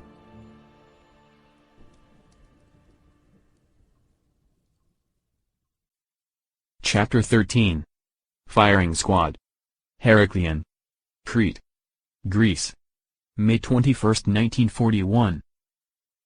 While a small truck with a canvas tarpaulin moved at high speed on a bumpy road, the rear part of the truck swung terribly, throwing itself all over the road. It was the road towards Krausonis. The day before, German troops began the invasion of Crete, first by heavy bombarding and then by paratroopers. In the lorry was a group of partisans who managed to break out of the ring and head towards the village of Gakianias Satanas, which was some 9 miles to the southwest. Their intention was to regroup there and launch a counterattack. At one point, when the truck slowed down considerably, one of the men jumped out of it and opened fire on a group of German soldiers, not far, on the other side of the road. They fired back and the fight started. Nearby there were a couple of Stukas in the air and pilots saw what's happening on the ground and came to help their troops. With the recognizable sound of the engine in a plunge, Stukas opened fire at the men from the lorry. The bullets were bursting all over the place. One of them hit the man who started the fire. Seeing him falling on the ground, one of his comrades ran to him. "John. Fucking hell. Why did you do that crazy move? Why?" "John. Stay with me." He took him under his arms and literally dragging him along the road took him to a nearby hut. It was already full of wounded people.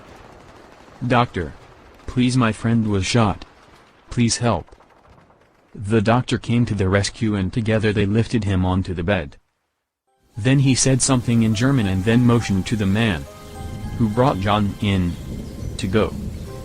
After dressing his wounds, he gave him an injection and the wounded one fell asleep. The rest of the men from the truck scattered across the field in all directions, so the fight soon stopped. Next morning, medical orderly changed him into a clean shirt, after which he tried to lift himself in a sitting position but with no avail. So he remained lying on the bed. A few hundred yards away was a checkpoint set up by the Germans. A soldier was standing by the ramp, a few dozen yards from the guardhouse. Suddenly, 4 men appeared at the behind of the guardhouse, going around to the opposite side so the guard at the ramp couldn't see them. They waited for someone to come up the road so the guard would be preoccupied. Soon, several locals arrived on foot and a cart. Of the 4 men which came from the back of the guardhouse, 3 quietly made their way to the entrance. 2 stood on each side of the door while the third knocked on the window. When the soldier looked towards him from the house, he pointed to him to come out. Opening the door, he raised the machine gun towards the one who was knocking. Wer bist du? Was willst du? Und wie bist du überhaupt hierher gekommen? "Oh. I'm sorry. Maybe you didn't see. But your colleague, the one over there on the road, let me pass, but he asked me to knock on your window because he needs you for something." At those words, the soldier stepped out of the guardhouse, in attempt to look towards the one on the road.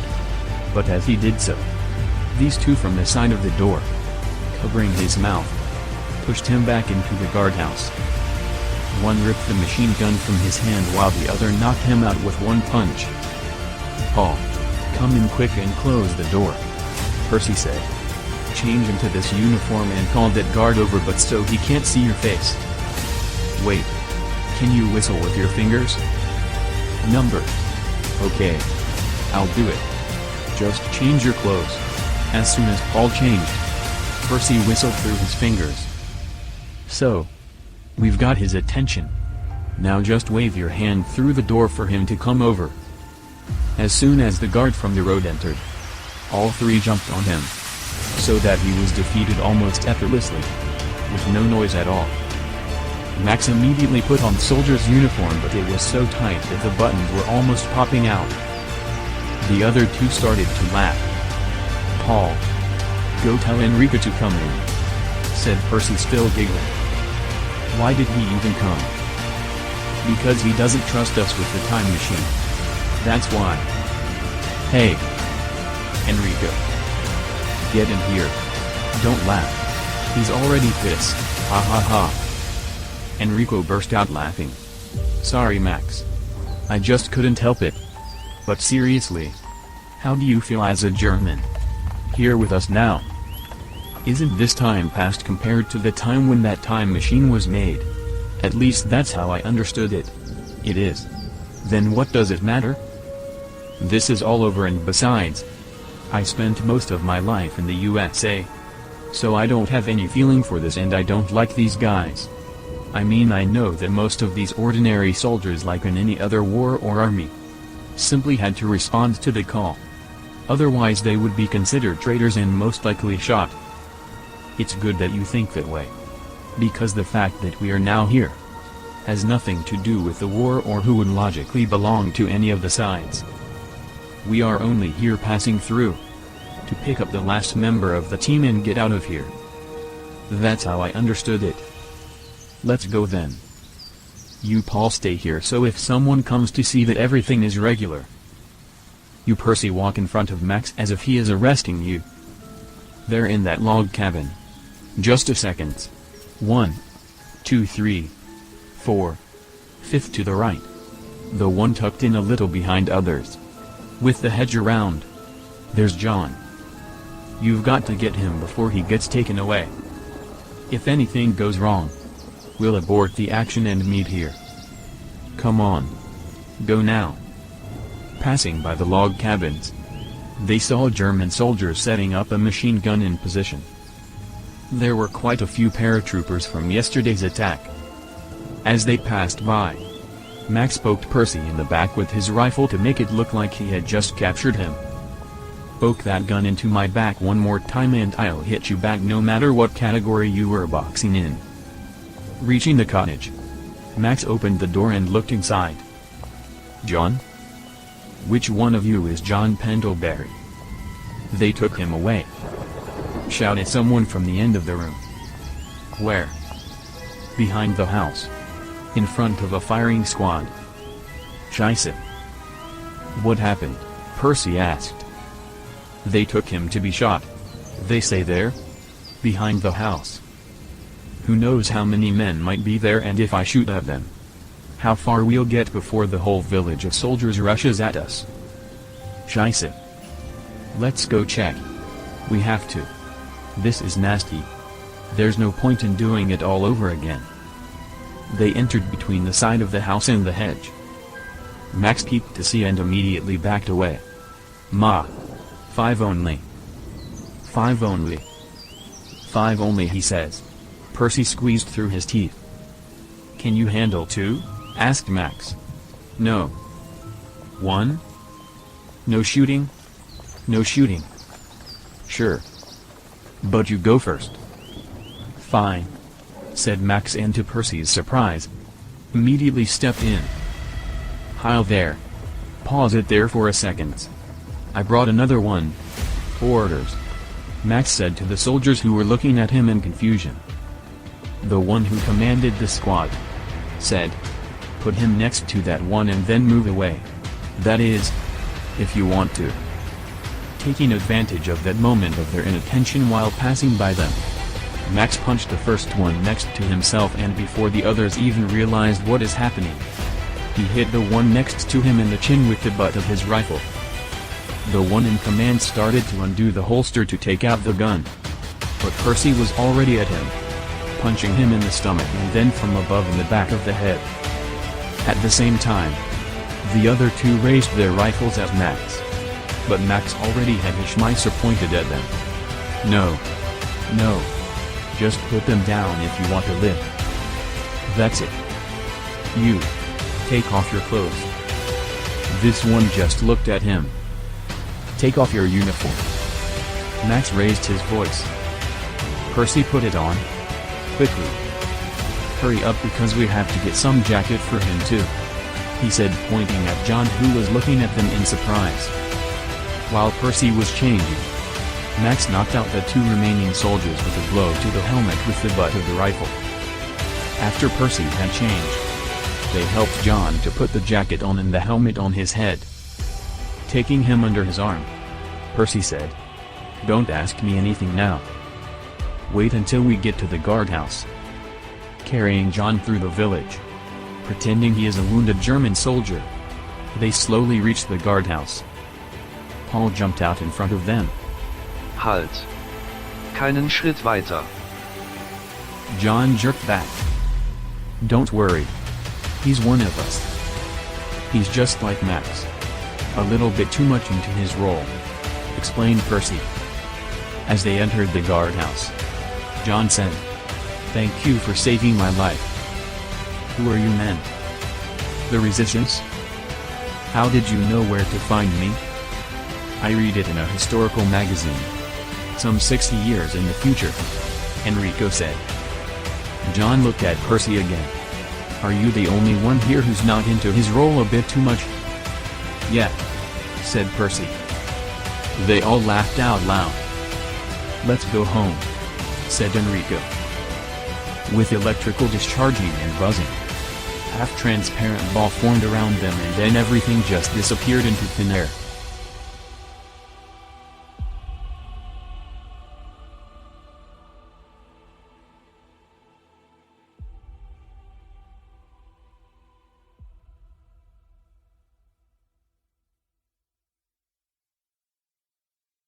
Chapter 14. Arrow of God. Swiss Alps. 1825. Early in the morning Diogenes was putting wood on the fire while Paul was talking to him quietly as some were still asleep. The Greeks then conquered parts of Croatia in the 4th century BC and we. "God. You two men never sleep?" protested Max. "What in God's name do you always have to talk about?" "I'm sorry Max." Paul excused himself. "But you know, I've never had the chance to talk to someone as intelligent as Dio in my life. It's a real pleasure to exchange ideas with him. It feels like fencing, but with words. I'm just saying, as some possible explanation." "Speaking of fencing," said Enrico, who was smoking his pipe again. "This is very good. I don't know how it never occurred to me before." "Sorry. Yes, fencing. Our new member, whose recovery we will have to wait for so we can continue our little adventure. He's an excellent swordsman and considering he has one artificial eye," was heard from the direction of the balcony door, where Sophie appeared. "It's a miracle that he can even sword and not be good at it." "Good morning everyone." "Good morning to you too Sophie," greeted Enrico. "How did you know?" "I noticed yesterday when you brought him and," looking at Enrico, she continued, "it could be said about you too. You either have an artificial one or your left eye is slightly looking out. Isn't that right?" "Man," said Paul. "Now I see why you chose her." "What an observation. I didn't notice any of that." "You?" Diogenes laughed. "You didn't even notice that I cut off your left mustache while you were sleeping?" Paul grabbed the left side of his face in a flash. And then when he realized Dio was just joking, everyone burst out laughing. "I am very glad that you are such a good team. Considering that you are made up of complete strangers, from different places and times. I am glad that the morning started with laughter and I hope it will stay that way." "I have a suggestion," said John, who had just woken up. "Can someone explain what's going on here and who you people are and how you knew those guys wanted to shoot me? I think it was yesterday when. Is it Enrico?"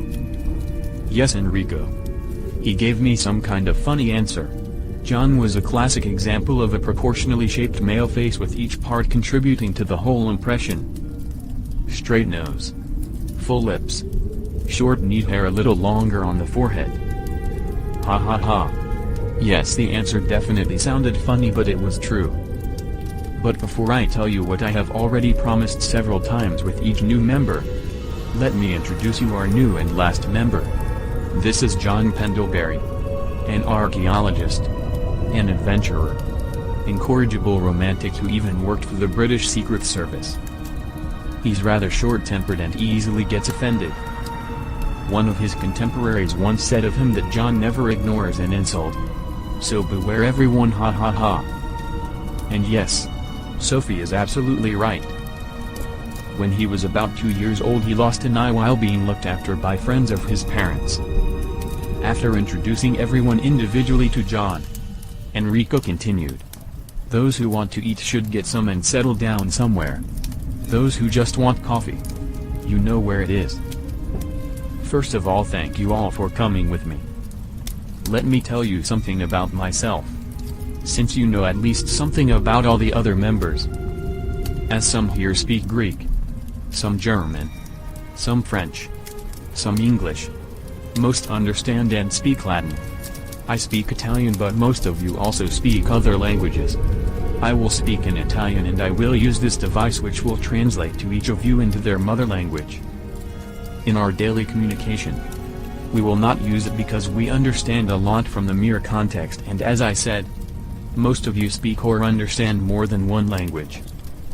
Handing out some small round bugs, Enrico said. Put it in your ear. You'll hear the translation there. What's that? Paul asked, curious as usual. It's a small speaker. For those who don't know what a speaker is, it's a device that reproduces sounds, including human speech. But wait a minute. How is that connected to that device of yours? Through invisible waves in the air. Amazing. Paul wondered. Is it from the future? Correct. That is from the future. Did you go to the future? Yes, I did. How far? Not too far. Why? Paul. First things first. Let's do it in some order. I think everyone agrees that I should speak first and then you can ask questions if you want. Dio, please could you put a few more logs on the fire? Thanks. Here we go. Not so long time ago, I was standing in my vineyard near Milan in Italy. I was admiring the ripe grapes and tasting it from almost every bunch. It was relaxing me from the tasks I had to do. I was halfway through a picture that I was painting with considerable care and quite a long time. I don't think I've done any other for that long. You a painter? Asked an impatient Paul. Yes. Among other things. Inventor and so on. Ah, that's why the time machine? Actually, no. My passion to invent things did not go beyond flying machines. I have always felt it is my destiny to build a machine that would allow man to fly. The year when what I'm talking about happened was 1769. I don't understand. What does it matter what year you made it? Enrico got up from the chair and putting the pipe between his teeth, put the device in front of Paul's eyes. Read what it says. Made in year 2064. What? Now I really don't understand. Paul. Would you shut up and let him talk instead of interrupting him all the time? Max got up from the floor he was sitting on. We have 2 ears and 1 tongue so that we would listen more and talk less, suggested Diogenes. Okay. Okay people. I'm just curious. Just like the rest of us. Sophie said. The only difference is that you have no patience. As I said, I was standing in my vineyard, when suddenly there was something that sounded like a powerful explosion. It was muffled and I figured it was quite far. Which, later on, turned out to be correct. About 70 kilometers east of Milan is the small town of Brescia. There is the Church of St. Nazaire, in whose quarters, for, at that time, reasons completely unknown to me, they kept 90 tons of gunpowder.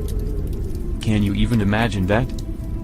90 tons of gunpowder? What apparently no one counted on was that God did not like the church being used for such purposes. So he sent a storm. Given that the church tower was usually the highest point in the entire city and given the tendency of lightning to take the shortest path between heaven and earth, nothing else was to be expected. Regarding that fact was unknown at the time. Churches not only continued to employ bell ringers during storms, but also convinced local authorities that their sacred spaces were the safest place to store anything dangerous. Jesus' instructions not to tempt the god were apparently ignored by the clergy who were making big bucks renting out their premises. So, the lightning struck the church and all 90 tons of gunpowder flew into the air in one single explosion, which was so loud that it was heard all the way to my place. About 3,000 people died and 1/6 of the town was destroyed. Anyway, a few minutes after the explosion, I heard the leaves of the trees rustling loud and fast and then a dull thud. At first I couldn't figure out where the sound came from, but then, after a careful search, on the ground under a tree I found this, said Enrico, and raised the time machine cube. Sighs and murmurs were heard. Yes, it wasn't me. I didn't make this device. I got it as a gift, so to speak, by chance or God's providence. I assume that the owner went to the ear for some reason, said Enrico to everyone's surprise. While researching the device, I realized it somehow contains his diary recorded, but I couldn't get it to work. The whole thing reacts to touches, and as soon as you touch something on any of the 6 sides, something else immediately shows up. It's quite confusing. What I found by chance and realized how it works is the year where you want to go. But there's that issue I was talking about. So how did you get here? And why here? Asked Percy. At the time this thing flew to me, I did not know what it was. But being curious by nature, I started tapping on it, and suddenly I was out there, on the balcony. You can imagine the horror. I had no idea how I got here. I wasn't dressed for this cold, and when I got in here I found a dead body in a half-decomposed state. Whoever that poor creature was, he died either of cold or hunger. At this side, where the hut is still buried, probably by avalanche, he couldn't get out, and you all saw the other side. The hut is over the abyss, and it's impossible to come or go any other way than the way we all came. But I don't think that's bad at all. John chimed in. This is a near-perfect shelter. Yeah. That's what I thought too. Enrico confirmed. That's why we're here. So what's the issue with it? Asked Percy. Whoever made this device either didn't know how to make it to work properly, or did it on purpose to prevent some kind of abuse. Although that is also questionable, because if you don't know what you're doing, you can mess up a lot. I just hope that nature doesn't break its own laws. So, you cannot go into the past further than 500 years, and there's no way to choose years individually. If you think we can actually change something on it, then he didn't quite succeed, Paul said. Paul. I don't think Enrico meant the present time, by which I mean some 1,000 or 2 years, said Sophie. Sophie's right, John confirmed. I think what the inventor of this device wanted to prevent, in case the device would get into someone else's hands, is that someone would not be able to go too far back in time and do something that would change the course of history. For example, for humans as a species to not appear at all. In that situation, he too would disappear in his future, and he would never invent a time machine. I think that was his concern. Wait a minute, John. Paul interjected again. How do you think humans came into existence as a species? Didn't God create man? According to Darwin. He didn't, John replied. According to whom? According to Darwin. Ah. Sorry, Paul. It's hard to immediately switch to this completely different reality. I forgot that Darwin wasn't even born in your time yet.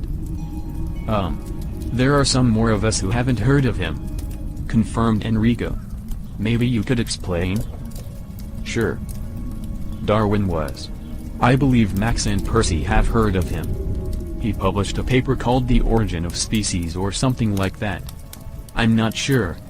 And it was, sometime around 1860 or 59. Basically, in the book, he claims that all previous species, both those that have died out and those that still exist, had a common ancestor that began to multiply and significantly spread across the planet after the extinction of the dinosaurs. Dino. Saw. What? Paul could not even repeat the word. Oh boy. John didn't know how to continue. People. Enrico rose from his armchair. I don't think we should go so wide. We'll have time for that. Well, with that device, that's the only thing we'll have in abundance. Percy joked. I agree. But let's see some important things now before we go into another discussion, explained Enrico. I would like to tell you what I have figured out so far and then see if there is anyone who will understand more. Shall I? Good. Let me begin then. As you can see, I used this time machine to get some basic props. Wherever I was, I didn't stay long not to get into any complicated situations. The basic thing is that when the device is started with this button, depending on which side you slide your finger on, a moving image will appear there. Paul, please not now. Be patient and I'll show you everything. Just to explain first. One of the sides contains the inventor's diary. But it is not possible. How can I say? To go into it to browse. When you tap on it, a small square comes out and that's it. I would say that it is some kind of code. John answered. It's like a password when you come to the guard. He asks you a word that everyone has agreed on. Only here you don't say it. But I guess you have to write it somehow. Have you tried tapping that square? I didn't. Wait. Yes. Well done, John. The letters in the boxes appeared. Just. What could be the password? It can be any word. Go on. We'll try that later. Who knows? Maybe that diary isn't important, suggested John. Sure. So what's important and what I have been able to figure out is this side. It's the screen I used for traveling. There's a list of years and a list of places. And the last item is again that little square inches which is very dimly written enter the year. Exactly.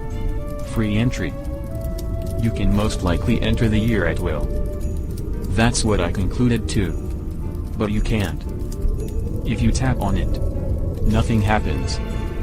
Hence, my conclusion that he did something there to prevent leaving at will. I think it has to be possibility to change it. Sophie mused aloud. How else would he be able to do it? I agree. The year furthest into the future is 2064. I assumed it was his year. The one he was returning to. His present time.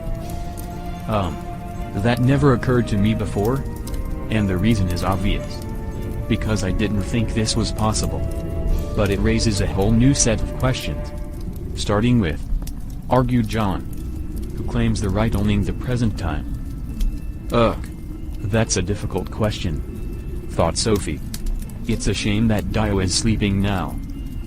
He would surely have something to say on that subject. But Enrico? Do tell. How far back do the years go? The furthest back is 500 BC. That's how I was able to pick up Dio. Now that he's asleep, said Paul quietly. I like him and enjoy talking to him. But what's the use of an old philosopher? Paul, I've already said I'll go get him younger once we find out how it works. Don't you think someone who lived a scholastic life like him isn't the perfect figure to be our moral pillar? When you put it that way. Sure. You're right. Enrico. Max joined for the first time. Did you go all the way to that year written on the device? Number. How far did you go?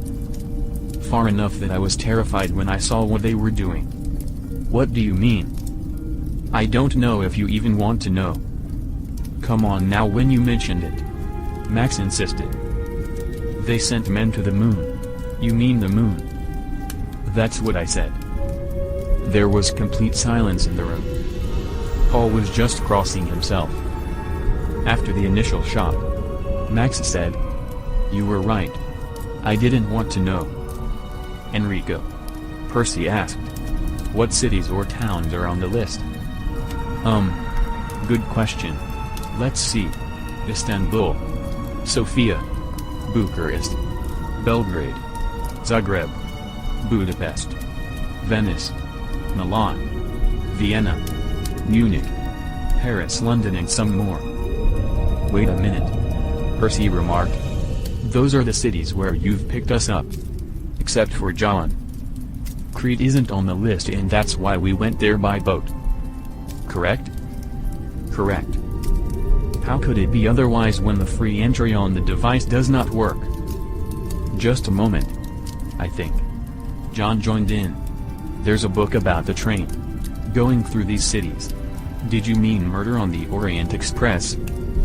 Percy recalled. Yes. That's right. I couldn't remember right away. Why would the creator of this device put only these cities? Maybe he just liked such novels, or that writer? Sophie continued. What if he put it as a password? Paul said. You mean the cities? Which one do you mean? I don't know.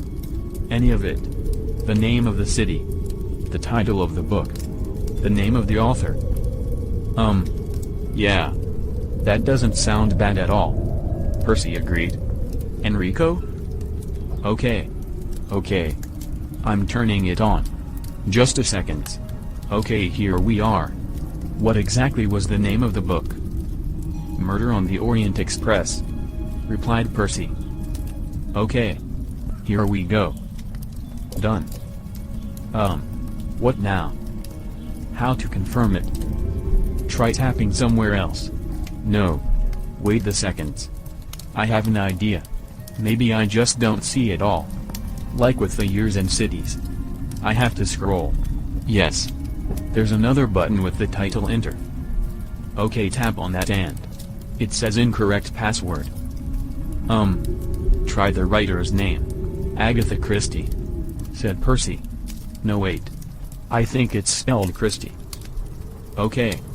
Here I go. Done. Enter and no. Incorrect. Try again the title. How did you put it in the last time? Sophie asked. What do you mean? Maybe it's case sensitive. Could be. Let me try again. Murder. That's capital. On the. That's lowercase. Orient. Is capital and express. Is that lower or capital? Try both, suggested Paul. Okay. One at a time. Enter. And. What? Jumped everyone. It says. You have entered too many incorrect passwords. Try again in 24 hours. Murd. I mean, it doesn't say Murd. I say Murd. The one who made it thought of everything, said Max. Okay. There's nothing we can do about it now. But that doesn't stop us from talking about it, suggested Paul. How does that device actually work? Do you know that? I think it makes some kind of a bubble to keep anyone in range unchanged, while everything else outside of it changes. Backwards or forwards, depending where you go. So basically, John interjected, it's shifting time? I would say so. Yes. How do you know that you're the only one whose time has shifted? I mean, how do you know you're the only one that went back or forth in time? That's a good question. I don't. So you went into it without knowing it? Sophie asked. You could say so. The warning signs had been ignored in favor of the possibilities. That's the moment when you wake up one morning and discover that your wife is 30 years older than you. And you have no idea that someone on the other side of the world turned on their time machine and now some random people around the world went through time without having a clue. Joked Percy. You can actually change the course of history. Can you? Paul commented. I'm not sure. But if what we've been told about the past is true, I'm afraid I might already did. What do you mean? Well, like I said, It's possible that not everything we've been told about our past is true and that some things in fact never happened and that's why they're not there, or I somehow initiated the change in the other direction. I'm not sure I understand, Paul said. What's not there? These years that are on the list. They are all recent years. The years around the year 0 go by 100 or 50 years. The places are the same as at the Orient Express route. But once you have shifted somewhere, let's say to the past, nothing stops you from moving around. That's how we were able to pick up John. And once you're at some place, you can change just the year and shift through time but at the same place. Interesting, comments Sophie. It's like some kind of a loophole. Almost. I think the creator of this device had to leave it as a possibility in cases like when we went to pick up Max. In case something wrong happens. So he, or in our case we, could just reset to some previous time at the same place. Enrico, said Paul. What's not there? Yes. That's why I started to explain.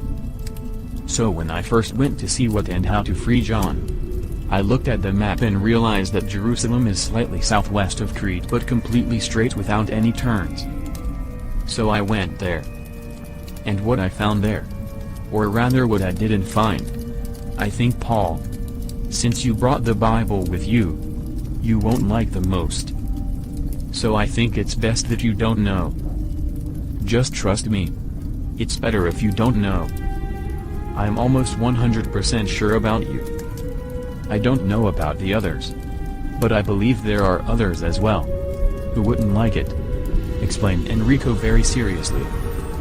Now, to me the most important question, said Sophie. What do you think it makes it possible? I'm not asking how it works. But what property of the nature of reality makes time travel possible? Well, for that we must first see what time is, replied Enrico. And this is how I think about time. If you put your finger into the river, the water you touch is the last of what has passed and the first of what is to come. Where you hold your finger is the present. That's how it looks if you observe from the side. But if you are in the river, then you flow with it. Wherever someone is in it, it is the present time for them. If you go upstream or just stop, you go into the past. If you go downstream faster than the river itself, you go into the future. I think the past has to be somehow recorded in everything around us. Take for example an apple. Today it is fresh, smooth and firm. In a couple of days, it is going to be wrinkled and soft. The change is there, written in it. I think this device somehow records everything. And when I say everything, I really mean everything. And then use that information to reverse literally everything back to the previous state. Wouldn't that mean that the world is more spiritual than real? Asked John. In a way. Yes. Depends what we would consider as real, replied Enrico. John. Intertwined Percy. That's like the movies. Everything is recorded and then you watch whichever part you want. Movies. What are movies? Asked ever-curious Paul. That's an illusion of the reality recorded on a piece of celluloid roll. There's a device with a reel in it, which is sensitive to light. There's a small hole through which light goes in and exposes that celluloid reel, which then records the pictures of whatever is in front of that device. It is called camera.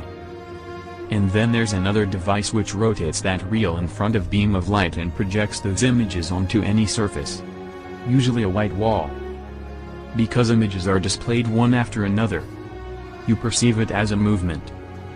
What you see on the wall is the illusion of reality. What drives the reel?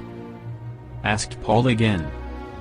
At the beginning, there was a small handle and the one who would take pictures would rotate it by hand. Later on they have added electromotor which drew the power from the batteries.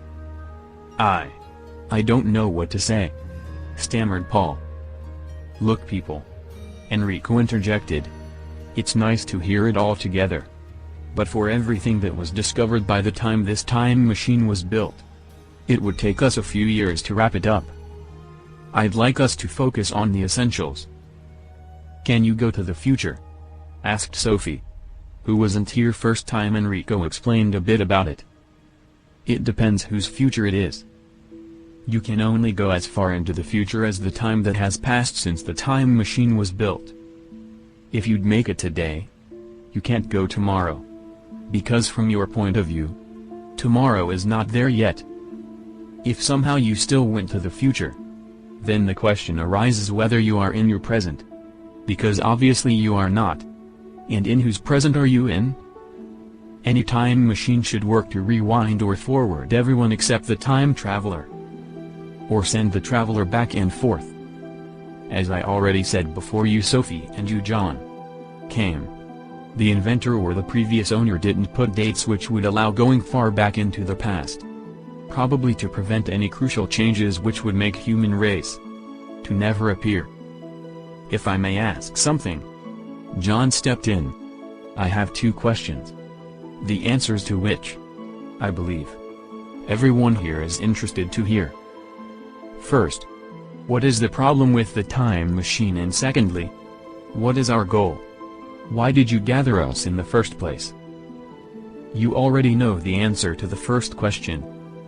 I don't believe that there is an issue with the time machine itself, but with managing it. That is, how can I say it? Reprogramming it so that it can be used anywhere and anytime. As for the second question, we don't have only one goal. In fact, globally, we have a goal to find out something. But in terms of places and times to visit, we have more goals. Okay. I see. But that main goal is? To find out how. First of all, how did life appear? And then how man as a species came to be. And before Paul asks the next question, to find out if there is a creator or everything is spontaneous as your contemporary Darwin claims. Wait a minute. Percy said. Doesn't that assume we're going very, very far back in time, and then we are the very danger you were talking about? Yes. But you want us to go there? No doubt. Look at it this way. Percy, interjected John. We were all supposed to be dead anyway. Yes. That makes perfect sense. Since we were supposed to be dead anyway, let's screw something up. And kill everyone else as well. Men.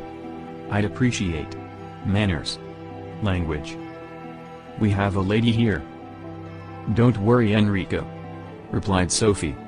I learned how to elbow my way through the men's world. We will all have to learn how to be tough if we want to survive this journey. No doubt about that. No doubt.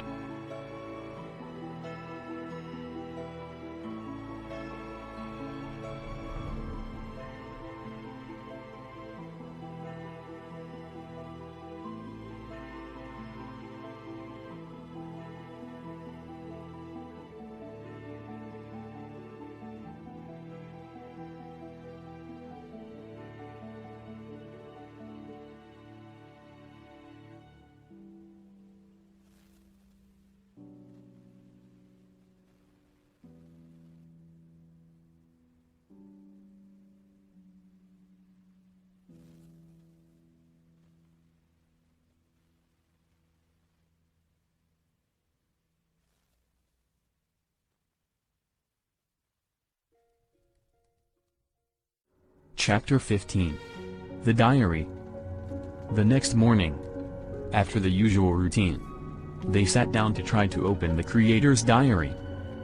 They weren't so interested in how the time machine worked technically, because they thought they wouldn't understand much because of the technological advancements of the creator's time, as much as they were interested in the creator himself. Who is this person who managed to do something like this and then die in an explosion? Especially considering someone with a machine like that would have godlike capabilities.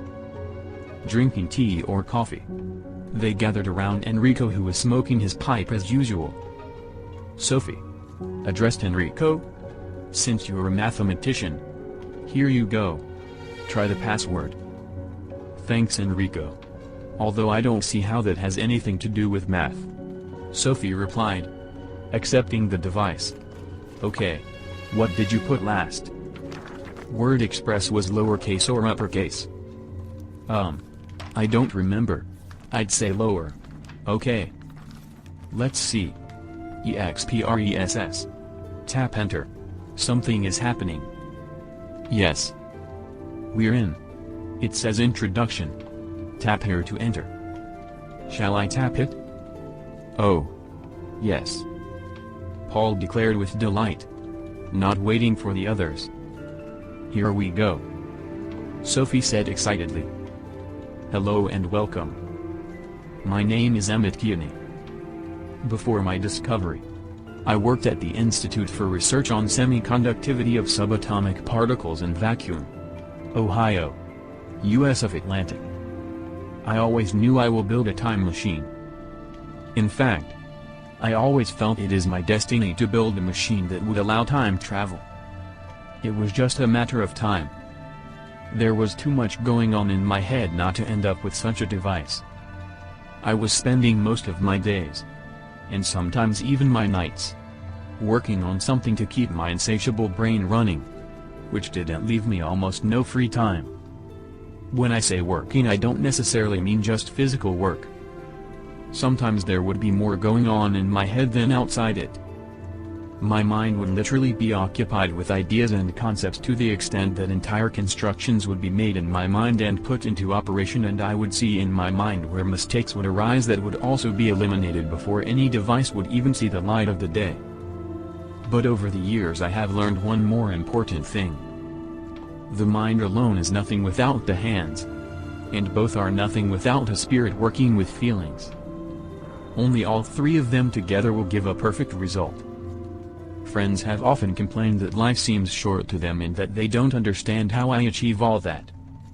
I would always answer that well-organized time will stretch for the one who wants to achieve something. Yes. We are all born with the same predispositions regarding our mind and body. If we exclude the political or economic conditions of a certain area or people who were unlucky and were born disabled. But even in such situations, this did not prevent certain people from showing their skills. Throughout history, there are so many examples it would be pointless to list them. But every now and then someone is born with so many talents or abilities in such abundance that they leave other people far behind. All their works seem inspired and seem to transcend the nature from which they come. It seems like they have been here many times before, and each time they have acquired knowledge that has accumulated over time to the point that everything they do looks so graceful and so brilliant that the problems they face are solved with ease. Personally, I can do a lot of things. But I got my doctorate in only one field, which is the theory of origin, a mixture of physics and biology. Before I used all my knowledge to make the time machine. From one simple thing I understood what was actually needed. I knew what I need and how it is possible it could exist at all. One day I just realized that I have had it for a long time. Funny to say. In front of my nose, but I was looking at it from the wrong point of view. I've always known that time is not what it seems. And as long as we would think of it that way, we'll never build a time machine.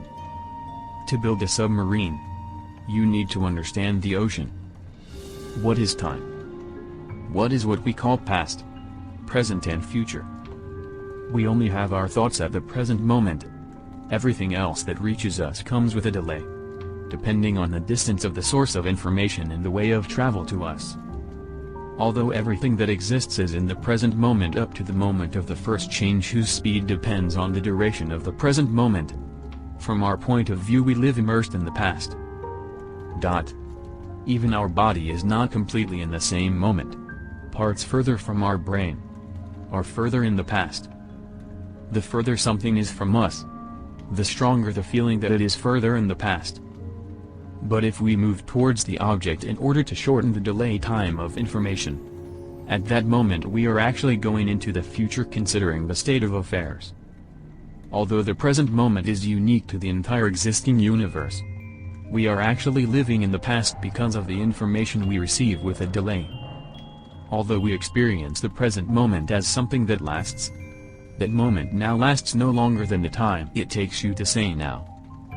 Because of the way we have divided time into seconds, hours, days and so on. Usually when we talk about the present time we mean the time in which we live. The same goes for the events that are happening. Thus, in a certain situation, today will be seen as the present, while yesterday will be the past, and tomorrow will be the future. Due to the different perception of our time, in some situation we will feel yesterday and today and tomorrow as the present, depending on the events that are happening around us. If it is an event that lasts for a long time, such as a sporting event or the construction of a building, then the entire event, regardless of its duration, will be considered as the present time, while the time before the event itself will be considered the past, and the time after the event will be finished will be considered the future. Of course, in relation to the unfolding of the event itself. The problem of understanding time is not only related to ignorant people, but even the greatest minds of today do not really understand what time is or the very concept of what we call time. They usually say that even without inventing a time machine, we in fact constantly travel through time, from the present to the future, leaving the past in the dust behind us. This is in fact completely incorrect. We do not travel through time, but with time. Time for us is like a river that flows in one direction. We do not move through the river, but we are the part of that river, thus move together with it. Traveling through time would mean sailing through the river, faster or slower than its flow, as well as being in one place in relation to the flow or going in the completely opposite direction. That's exactly what you said, Enrico, briefly said Paul. As well, we do not measure time. We witness a change in the state within us and around us, which we then compare to another change in state, with devices we call clocks. Change does not happen because of time, nor needs time to happen. A change of state is what we perceive as a time. Rust is not caused by the passage of time. A sense of time is caused by the chemical processes which cause rust. What everyone perceives as so-called time is just a constant change of state caused by chemical reactions, which are caused by electrical properties of so-called matter. The rate of change of chemical reactions, and thus the rate of change of the state, depends on the rate of motion of a closed system or the gravitational action on a particular object or system. That is why the so-called time flows at a different speed for different subjects in different situations. The whole concept of time is viewed from the end result point of view and should be viewed from a causal point of view. Hence all the wrong conclusions about time. So, let me get to the point how I came to the realization. That day I was typing some text on my personal computer and further text, I'll refer to it as PC, and I made a few mistakes, so I pressed undo and then it just dawned on me. Undo takes everything back one step in what we're working on. In this case it was specifically a Word document for the computer interface, which is actually a visual representation of what is happening in the processor. Undo was a time machine. Then I realized something else. There was local time travel and global time travel. Undo was a local time machine of one particular part of my PC. The moment I would restore my PC to the previously saved point, I'd return the entire world of that particular computer to its previous state. Not just some local component, but the entire universe of that computer. By doing it, I would make a jump in time, backwards. Apostrophe, is there a way to pause it somehow? Asked Enrico. Paused, replied Sophie. I have to admit, said Enrico, that this part one don't understand. All the way till here it was somehow understandable. Here and there would be some word for which I had no idea what it means. But it was easy to get the meaning from the context. But now as to technical. I agree, said Sophie. But I suggest to hear it till the end and then comment or try to explain the meanings. Sure. Please go ahead with it. The excitement when I realized that I just had to wait for someone to discover where the chip or processor of our 3D interface is located. What was even better? We are the part of that 3D interface, while everyone who controls the computer is outside of its reality. And so the time. As I said, it was just a matter of time. It happened on my 65th birthday, in 2064. And so, when I had almost lost hope that someone would be able to achieve what I needed to make my time machine, they finally did it. No, not to make a time machine. They finally realized what is the nature of reality. I don't know if anyone else was thinking of building a time machine, and frankly I didn't care. Let the best man win. I doubt that their discovery was made with the same intention. I won't tell how I got the data I needed. I'll just jot down that it wasn't legal. Finally, I was able to do a factory reset of the entire universe known to us at the time. Was it selfish to build my personal time machine? Probably. But then again, look at all other inventions. Most of the people use them without knowing anything about them. They don't give a damn about some individual who spent their whole life to make them, and most of the users don't even know who invented them. And besides, I was hoping of being able to do a local time reset with no consequences for the rest of the world. What is the difference? Well, as the word itself says, a local, or let's say, closed system would change backwards without consequences for the entire system. Local can be local in advance or will become one after the action. A local shift in time of a closed system has almost no interaction with the rest of the world. I don't know of any examples at the moment, but I'm sure they exist. How do I know? Well, undoing a local document has no effect on the rest of the computer. It concerns only that document. Even if you delete the entire document, it means almost nothing for the rest of the PC. Yes, I know that somewhere in the future there may be a cause and effect relationship regarding the empty space on computer, but the chances of that are minimal. Was I a fan of time travel? I don't know. I'd say it's dangerous. Both. In the moment in which it happens, and in the knowledge that it could affect the timeline. Am I afraid that something would happen to me? Not really. One way or another. I always thought that everything is either dead or rather say inanimate or alive. And when I say everything, I literally mean everything. To think that we are made of inanimate things like atoms that make up more and more complicated parts of our body somehow miraculously become alive is very naive and stupid. We are nothing but an organic mechanical moving machine with internal combustion.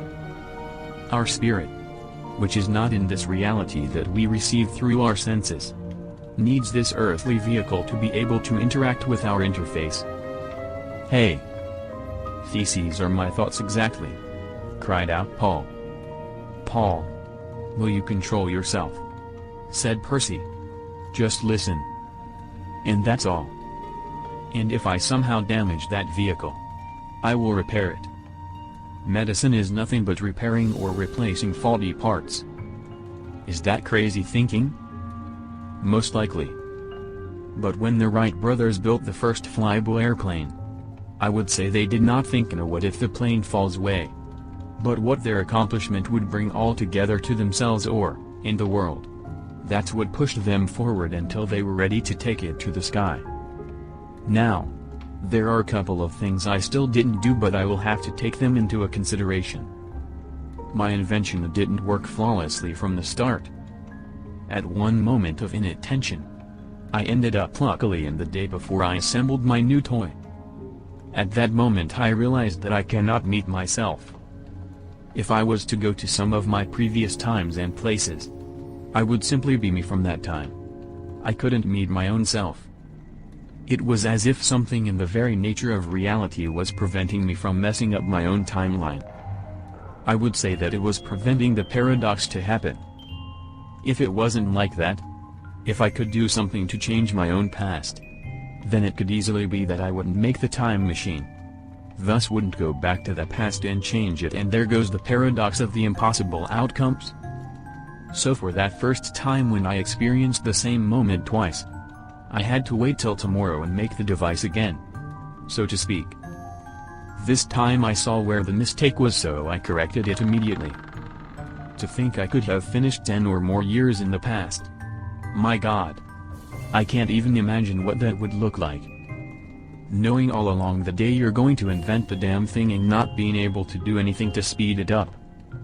But anyway, as they say, all's well that ends well. That's how I realized that you can't meet yourself. You are always as you were in that particular time. But since everything is not always as black as it seems, I learned something else from that event. While I happened to end up in my recent past and at the same place, it had no effect on overall time. While I was that one day in the past, universal time went one day into the future. Which meant that I just needed to go enough times, long enough into my past to stay the same age, while the future would increase in the same amount of time. Slow? Yes. It is. But there is no other option. On the other hand, it means that this way I can live indefinitely. That it is one and the same life in the present and the recent past in order to stay young. That's true. But nothing prevents me from going to someone else's past. Past that already exists. If I need to go into my own past, as long as I go back to my own local place and time, everything's fine. After a while I no longer have to go to my time where I didn't have a time machine. I simply go back to about the time I made it, while I wait for the future to form for at least 100 years ahead. There were some other details that I haven't been able to solve yet, but the desire to try the device was greater than the warning signs. In fact, what it is about. For a starter, I only put some dates and places that I was somewhat sure were correct and that they were on the route of the train I was traveling on, so that in some dangerous situation I could easily return back to the familiar zones. And then there are two more things I still need to deal with. Ice Age and calendar. What does the Ice Age have to do with it? I've already said that I don't mean to go into the past, but into the future. But first, I have to figure out if it's even possible, and then have to see how to calculate when there will be ice ages in the future. For quite a long time, the Earth was covered with the ice sheets. I wouldn't like to end up frozen somewhere so that in 1,000 years someone will thaw me out and try to figure out which link I am in the chain of human origins. Another thing is the calendar. The calendar in itself means nothing to the nature in which we live. That only makes sense to us humans. But not to everyone. Not always, and not from the same period of time. The further back one goes, the more one has to rely on natural, astronomical, or some reference points that can either be calculated by some precisely dated documents or archaeological finds. As well, the further back you go, the more the accuracy decreases. In line with the amount of written material, archaeological material, and indeed the number of steps in the process. Of course, it is known that mankind or only certain cultures did not record written sources before certain periods of time. For example, before we learned to write signs or before we found portable media such as clay tablets or papyrus. Writing on the walls of the caves was more like hanging a calendar on the wall in the hallway, just for your private use. In general, it is necessary to be quite imaginative and use a number of, sometimes conflicting, sources to determine at least an approximate time. Not to mention that before everyone accepted the Christian calendar as unique for the entire planet, which made the situation a bit easier. Almost every nation in the world had their own calendar, which makes it almost impossible to calculate anything helpful. Of course, the numbers I type into the time machine mean nothing to the place and time I'm going to. It's just for me to know what place and period it is about. The processor contains data on the basis of which the shift works in the real time and space. Just to mention that I never agreed with Einstein's claim that time and space are one. But not because they are not. but because of the very terminology that leads to wrong conclusions and understanding. As for the Ice Ages, I haven't made much progress there. But I'm working on it. In fact, I'm reading about it while I'm riding the train. Considering that, fortunately, I have never encountered Ice Age in my life. I have learned that until now in the history of the planet we have had 5 main Ice Ages. I would say that with the onset of either of these Ice Ages, humanity was decimated and had to start all over again. There is only one chance to avoid a global catastrophe. We need someone with a time machine to go to the future and see what's going on there. I just don't know who would that be. And one more thing. After studying the calendar, I realized that traveling back into prehistoric times will never be precise, even if you've already been somewhere.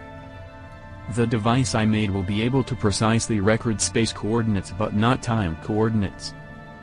So, going back in time to a place where you have already been, most likely, but at the exact time, most unlikely. Which means that if somewhere in the distant past you messed something up and got screwed because of it, the time machine won't mean much to you. Which is related to a lot of other things, like for example, just as it is impossible to go to precise times in the distant past, it is also impossible to go just a few minutes back in time. As far as I could understand, nothing under an hour. Most certainly 2 hours minimum. How do I know? I know because I couldn't program anything below that safe time. My data would be completely scrambled. Why? I don't have a concrete answer. But I think there is too little difference between something that happened, for example, 10 minutes ago and the present moment. What happens if such a thing is attempted? I do not know. If I'd ever want to go into my own time and keep the time machine, someone else with the time machine would have to take me into someone else's time which overlaps with my own time. If someone would try to go back anything less than an hour, I think they would find themselves stuck in a loop of constant resetting between present and attempted time. That is, of course, only when they have already became a part of the time machine timeline. Nothing prevents you to go to someone else's time to any time you want as long as you didn't take them with you. You're fine. Did I do something to fix this? Of course I did. But it could hardly be called a solution. There is a reset button and a self-destruction button. Why the latter? In the event that the device falls into the wrong hands, it may self-destruct. How will the device know that it is in the wrong hands? Well, it won't.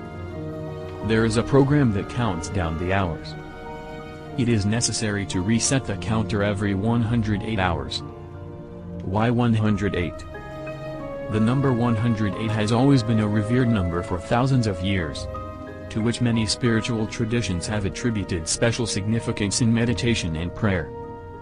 It is the number that connects the ancient world to the modern world, and also connects the physical realm to the metaphysical realm. It has a special place in astrology, numerology, geometry, mathematics, biology, and to write everything about it would require a whole book of 300 pages. So I will state here why I put it as a counting down number. Funny thing is, that number is so famous that a baseball ball has 108 stitches. The number 1 in 108 represents divine consciousness. 0 signifies emptiness since all creatures are spiritual and are only here temporarily. 8 represents infinity. Once the password is entered and my diary is read, the time machine needs to be reset every 108 hours. Otherwise, boom. Ha ha. Ha ha. Ha. You mean if someone is already reading my diary, don't I now reveal to them that the counter needs to be reset? I do. But what is the code? I wrote the code on a piece of paper. But then I changed my mind. Why should anyone but me be able to use my invention? So this is the case. I memorize the number and throw the paper into the fireplace. So unless you're me, boom. Ha ha ha. Now seriously, As an American of Italian origin, I landed in Sicily and then continued by boat to Athens and then to Istanbul. I have always loved Agatha Christie's novels, especially Murder on the Orient Express. A train from the 1930s, the Orient Express, stops due to heavy snow. Among the passengers on the train is Poirot, the famous Belgian detective. A murder occurs and Poirot must solve the case. The story begins in Istanbul, but the rest of the novel takes place in former Yugoslavian Republic of Croatia, present-time Austria. The train was stopped between the towns of Vinkovci and Brod. So I decided to take the same train, the Simplon Orient Express, to my destination where my most distant ancestors, for which I managed to find information, lived almost 300 years ago. The small town of Brescia, between Venice and Milan. The train departs from Istanbul and goes to Paris via Sofia, Belgrade, Zagreb, Venice, Milan, Simplon and Lausanne. It is the original route as in the novel, which was enough to satisfy my desire to see that part of the world. I'd say this is even too much for an introduction, but who cares? It's not that anyone would ever listen to this. Over and out. Apostrophe I don't get it, yelled Paul. What does he mean he doesn't know anyone with a time machine? I don't know about you, but to me that person looks a bit off. He was being sarcastic regarding the time machine, you fool, replied Diogenes. Then again, he does sound as he is not right in his head. Still, I have to admit I didn't understand a half of it. You're not alone in it, said John. I'd say neither Percy nor I, even though we're here from the recent past, didn't quite figure it all out. Is there more? Asked the ever-curious Paul. I don't know, Sophie replied. Enrico, how do you go up or down? You just slide your finger across the surface. Enrico, explained Percy. I think it's called a screen. Somewhere in the 30s or 40s of the 19th century they started working more seriously on the first televisions. Telly. My God. My God. Where is this world going? Paul could not be more surprised. While Diogenes, who was supposed to find all this the strangest, just calmly sit there. Ah. Here it is. How strange it all is. Why does it react to touch? Sophie was also quite surprised. You know, Enrico, I think the same goes for you. It's one thing when things like this happen gradually over centuries or over a lifetime. But this is literally like someone waking you up in the morning and handing you technology you had no idea it even existed. Okay. Whatever. Let's see if there's more. Every piece of information is important. Going down. Down. Aha. It says the principle the journey is based on. That's what we need. That's what I asked you, Enrico. What makes this whole story possible? Before going anywhere, I think we should at least try to understand how it works. I think everyone in this room agrees with that. Enrico confirmed, looking at each member individually to see if there were any dissenting opinions, and after making sure everyone was in agreement, he said, "Go ahead. Let us hear." KHHH. Max K slightly. Wait the seconds, people. I didn't say anything because I first wanted to see am I the only one who heard it. I'm maybe a boxer and not smart as you are, but didn't he just say this damn thing is going to explode? Exclamation mark. He did. But we still have time, said Percy. Max jumped. What do you mean we still have time? How are you going to prevent it from going off? Calm down, Max. That's why we want to see how it works. Maybe we'll figure out something, said Enrico. God. You scientists. I always knew you're not normal, but this.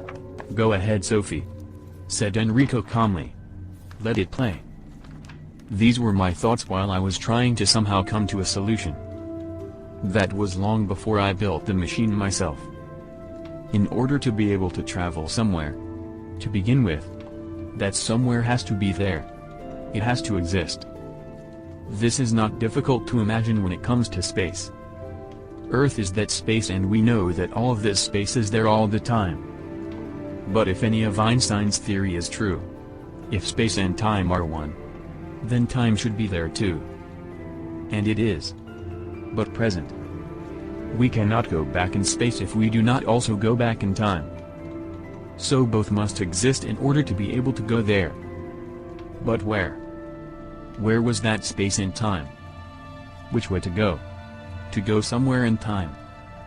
It looks we can only go together with time. We can neither stop it nor go in the opposite direction. That's how I thought then. And that was so wrong.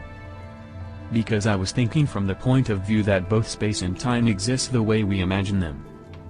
I had to change my way of thinking. And it didn't come all of a sudden.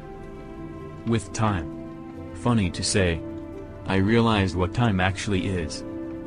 Nothing is static in the universe. For anything to exist it has to change. To move. Time is the change. Change which is recorded in everything. Only at absolute zero nothing happens. And that's where time stops. That's why we can keep frozen products literally forever. Because time has stopped for them. And why did it stop? Because there is no change. It is frozen. And so I came to the conclusion that everything saves data. The past tense is recorded in everything around us and in us. We just needed to find a way to freeze the change within us and return the change outside of us to some previous position, and voila! You are in another time. That's why traveling to the future in relation to my own present is impossible. Because it hasn't been recorded yet. At least not with this device of mine. So, what made it possible? The whole concept is actually based on anisotropy of the universe. Space-time is actually anisotropic. How do I know? From the anisotropy of the cosmic background radiation. This radiation was first detected several decades ago and is known as the cosmic microwave background (CMB).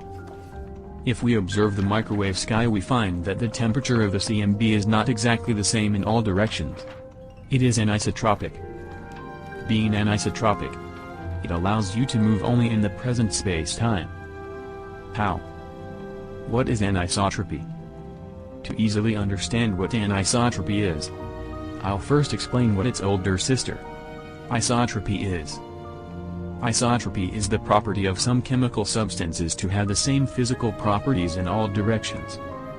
So, for example, the deformation of isotropic elastic materials is equal according to Hooke's law in all directions. Optically isotropic materials conduct light equally in all directions. And so on. Isotropic substances are usually gases and liquids and non-crystalline materials. In the philosophy of science, there's a mathematical logical concept of isotropic and homogeneous space. And the roots of such formulations lie in the physical and mathematical theory of space by Frane Petrick. I know this, said Sophie. I actually confirmed his laws. I mean Hooke's laws. I don't know this Frane. Judging by the name, Paul chimed in. I'd say he's a Croat. Please continue, suggested Enrico. For example, glass and water are isotropic because light moves uniformly in all directions.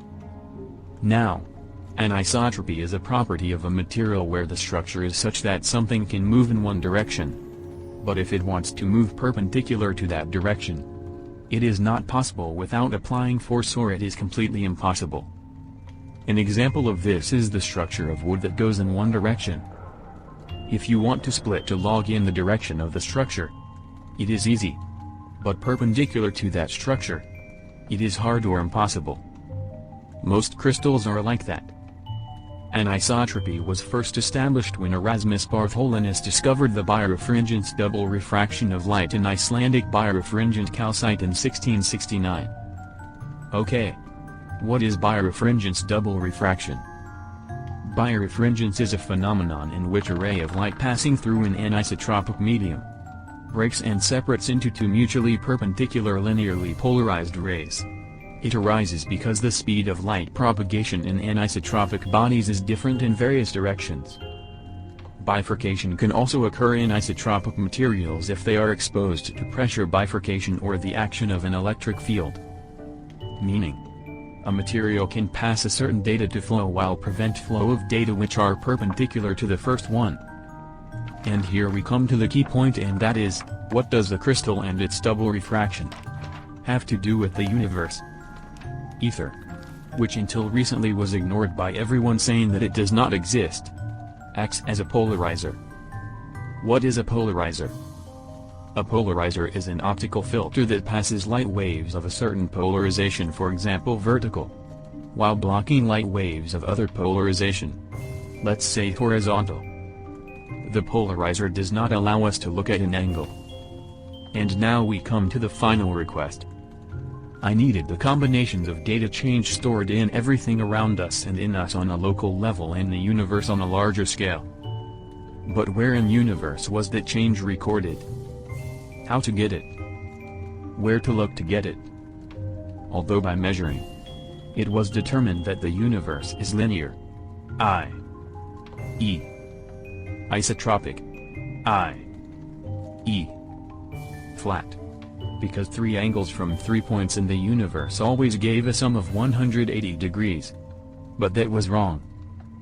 We were forced to look in the direction of the texture of the universe with ordinary telescopes. This is where Icelandic crystal comes into play. I needed it to see under the angle. I needed it to see what ether was blocking away. Try to look at it this way. Think of a tree as of the universe in which you are able to move along the texture, but not across it. When we cut a tree, we see the rings of the tree. Every year the tree gets a new ring. The very center of the tree is 0 year and so on. Now imagine the same structure but as a huge wooden ball with the same structure, but this time the texture you can move on is the surface layer of it. Perpendicularly outwards to the surface of that imaginary sphere is the future, and perpendicularly towards the center of that imaginary sphere is the past. As that wooden ball tree universe expands, and it expands because it grows. Every year it gets a new year, while the previous one stays behind. It is, sort of speak, recorded. The ether, being a polarizer, does not allow us to look in that direction, so we don't know where to go. In order to return to a previous year, we need to move perpendicular to the surface we are on, i.e. perpendicular to the present, towards the center. In other words, in order to get to another space and time, we only need to move at 90 degrees in relation to our present. Like when you're writing, the latest rows are the present, and the previous ones are the past. If I want to get to the row from before, I move vertically through the text. But since I'm part of the latest row, I don't see those rows from before, so I don't know in which direction I should move. I'm just moving along the line, which is my present. Does that mean we can look through Icelandic birefringent double refracted crystal and see the past? Or the future? No. At least not yet. Then how that helps? Where we could use it? Well, I don't know about them, but I used it in my time machine. What was I missing at the time before that, and it came together with this discovery? I did not have enough computer power. There was not a strong enough computer that could contain the data of the entire universe. And probably never will be. But once they stopped ignoring the ether and realized that it was an almost infinite electrical network, field, grid, however you'd like to call it, computers no longer had to store data in themselves. The whole universe became one big hard disk, or as it was popularly called at that time, cloud. I don't know if anyone else realized it, but my first thought after their discovery was, is it possible that everything that ever happened was somehow recorded in a field? And it was. To see the data from the past, I used Icelandic crystals as the receiver. I looked. Or maybe a better term would be searched. under 90 degrees angle to get the data from the past. Ether was maybe preventing us humans to see the past by our telescopes. But it wasn't blocking the data from the field to be downloaded to my device. Since that moment my time machine was always aware of where it is and what was there before. What needed to be developed was a way to order the time machine, which configuration of the universe to assemble. Find timeline in the structure of the universe where you want to go and, so to speak, push the bubble with the traveler through so-called space-time, vertical to traveler's present time. The thing is, while they were thinking how to download and or upload data to and or from the field, I was thinking how to configure the field to any of the states from before. And as I said at the beginning, that scientists discovered the nature of reality. That whole electric field was nothing but a giant computer processor, on which I was about to do the undo. What I don't know to this day, when I would turn on the time machine, was I going into the past or was the past coming to me? Anyway, my plan is simple. Since I can constantly rejuvenate myself by constantly going back for my younger self, I have plenty of time to wait for the future to happen so I can get there. In the meantime I decided to go to Brescia and spend a little bit of time with my ancestors. Enough talking. Time for bed. Over and out. Apostrophe. Dear Lord, commented Paul. What an amazing story. Being a philosopher myself, I'd say I understood most of it in principle. As the title suggests. The technical part not so much. But it's still impressive how far technology has gone. I agree, said Enrico. I believe everyone here agrees too, and I didn't understand much of it, chimed in Max. But somehow I believe there was nothing in it to see how to reset the counter, and as well as there a certain time when you have to do it? Or? Now that's a good point there, replied Enrico. When exactly do we have to reset it? What does he mean by every 108 hours? But didn't he say he threw the code into the fire? Meaning we'll never know it? Asked Max. Actually no. He did not, said Diogenes.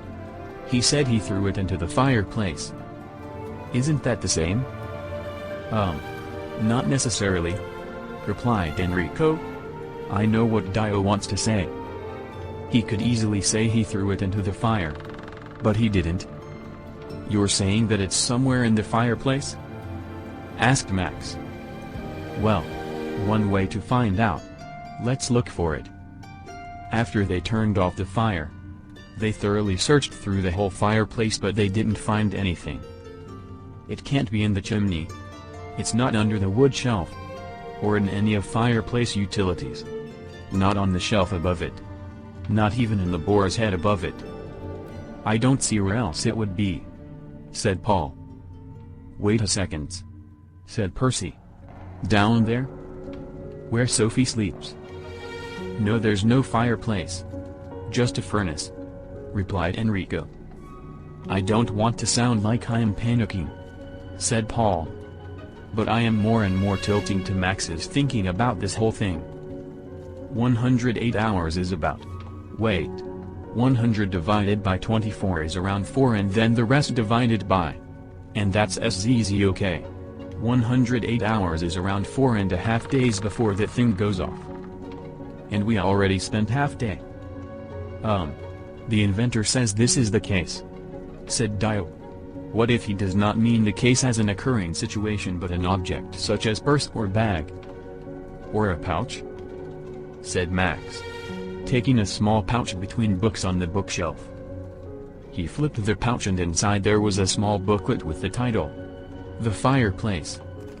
I'll be damned, said Percy. That man really liked puzzles. He talks in puzzles and do as well. After Max opened it up, they found a small piece of paper among the sheets of the booklet. It read, 6 numbers are the secret code to the text box you have to load. Although he was not the inventor as was the famous painter, their names connect Mona Lisa and the Leaning Tower of Pisa. What? More puzzles, said Paul. You didn't think he's going to hand over the code? Ha! Ha! Said Dio. Let's see what would that mean, said Enrico. But first I need to light my pipe. This needs brain stimulants. You're right, said John. I'll have a whiskey. I think I need a coffee, said Sophie. After they all had some kind of stimulants, each one of them took some comfortable position in order to try to solve the riddle the previous owner of the time machine has left. Okay. I will think aloud and I ask you all to join in. Let's start from the obvious. We need 6 numbers that we need to enter in. I guess. The same text box as for the password. So far so good, said Enrico with a smirk. Unbelievable, said John. I mean, not your first conclusion, but when you look at it, it actually has only 6 short rows of text which are supposed to reveal 6 numbers.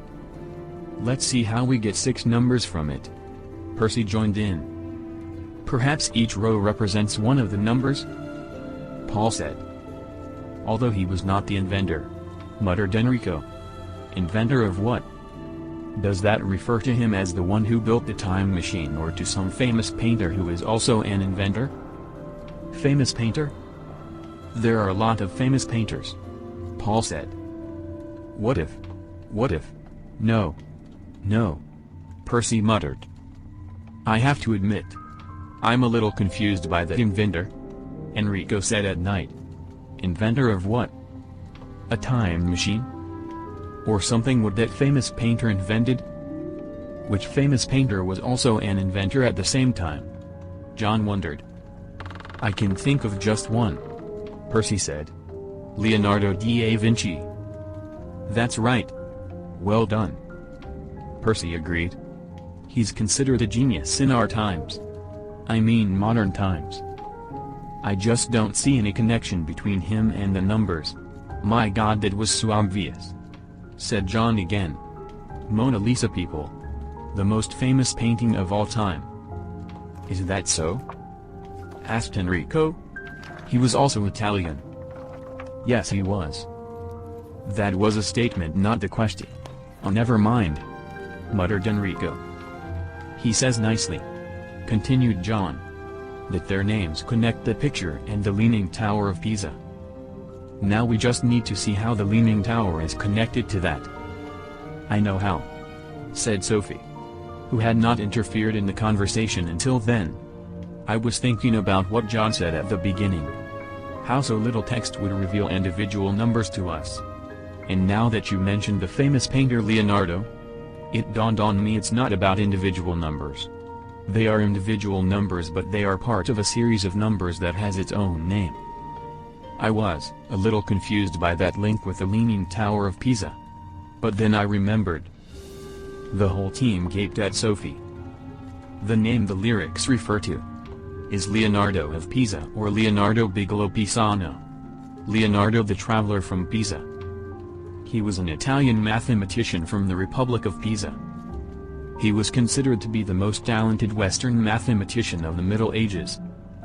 What he did not invent, and that's why the verse says, although he was not the inventor, but actually popularized to the Western world, was the Indo-Arabic numeral system of numbers. Oh my God! Exclaimed Percy. I know who you're talking about. We used those numbers in the artillery to assess situations. Sorry. Please go on. The name he was commonly called, Fibonacci, short for Filius Bonacci, son of Bonacci, is mentioned in 1506 by Parislo, a notary of the Holy Roman Empire. A sequence of numbers was named after him, the Fibonacci code, although his real name was, as I said, Leonardo of Pisa. So? What do we need now? Some book with numbers or what? Paul was impatient. Actually no. Sophie answered. It's a very simple sequence of numbers. Each number in the sequence is the sum of the 2 numbers that precede it. It starts with a 0 and a 1. So the first 2 digits are added. And then the second digit is added to the result, and so on. 0 plus 1 is 1. 1 plus 1 is 2. 1 plus 2 is 3. 2 plus 3 is 5 and so on. Hey! Why did you stop? I just started writing down. Paul said. Ha ha ha. They all laughed. That's it, Paul. That's 6 numbers. I have to admit that this was pretty clever of the creator of this device. Enrico said. And it's all thanks to Max making you do it. Paul said. Ha ha ha. You know, Paul, it would be pretty monotonous here without you? Apostrophe, said Enrico. At least some use of me. And now how will we know when it needs to be entered?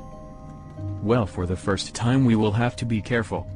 Most likely there is some specific time frame for that, explained Enrico. If that device doesn't have some kind of alarm to sound when it needs to be reset, we'll have to have guards watching over it, Percy said.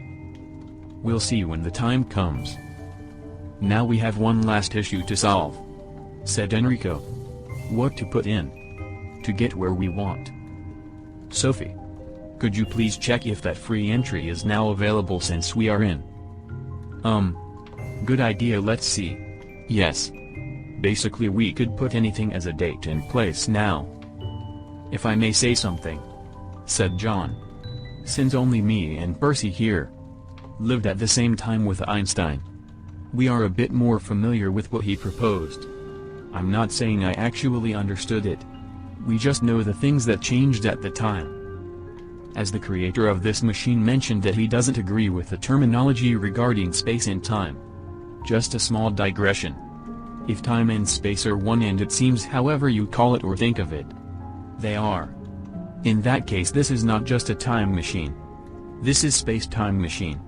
Because it is obvious you cannot use it just to go to a different time. It unavoidably takes you to a different place. No matter that geographically you maybe are, for example, in the same city.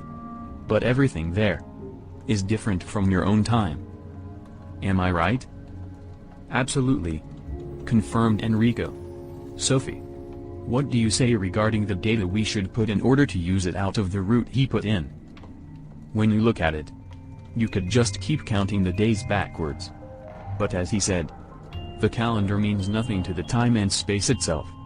So I suppose what we see as the option, this thing just displays it for us to understand it, but somewhere inside it calculates the whole change at that time. He mentioned that he was getting data from the ether through that crystal from Iceland.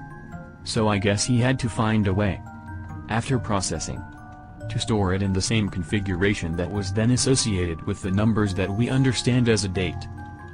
I want to say that the entry was made in the form of a date because that's how we humans have a sense of that past time. I think that literally anything could have been written there. Any marking. But then we would have to compare it with the dates. That's pretty clear. The problem is that we don't know where was he able to see the data that he was getting, so to speak, from the past, so that he could then save it, and how he knew from which exact time the data were. Is it possible, Percy interjected, that he had in fact come up with the correct times experimentally? Do you understand what I mean? At the beginning he had no idea where he would go. But he processed what he got and then he typed it in and went wherever he went, and then wherever he found himself he determined where he was and in what time, and then by comparing one by one, he came up with these dates?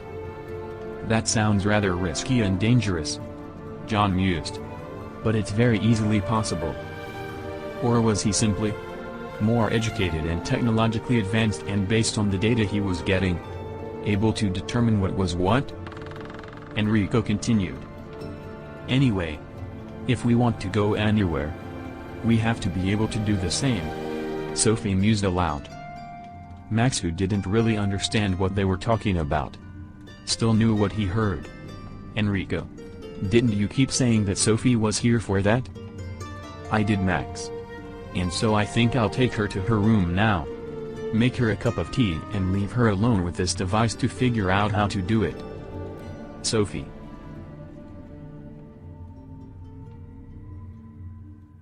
Chapter 16. Discovery. After a few days, at the morning coffee was lively as usual. But a little nervousness and anxiety began to feel because they were trapped in this cabin. It was slowly becoming tiring. Enrico? Asked John, who had recovered quite a bit and was now slowly walking around the room. Is there any progress?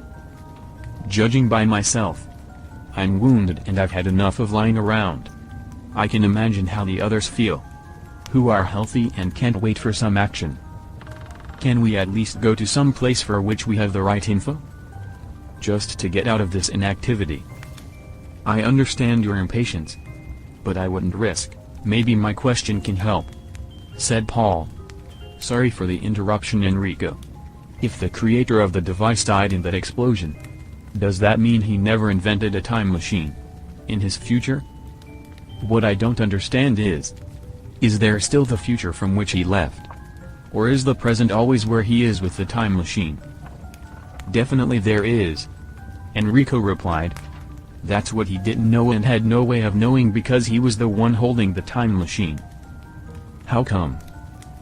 Paul wondered. When I heard what he said the other day in his diary, I decided to check something out. Is it possible to find out from the owner himself how to solve the problem of inputting the time for ancient history? No. Don't tell me. You didn't. Did you? Paul said. He did not what? Max was confused. Yes, Paul, I did. I went to that train he was taking to Brescia. When?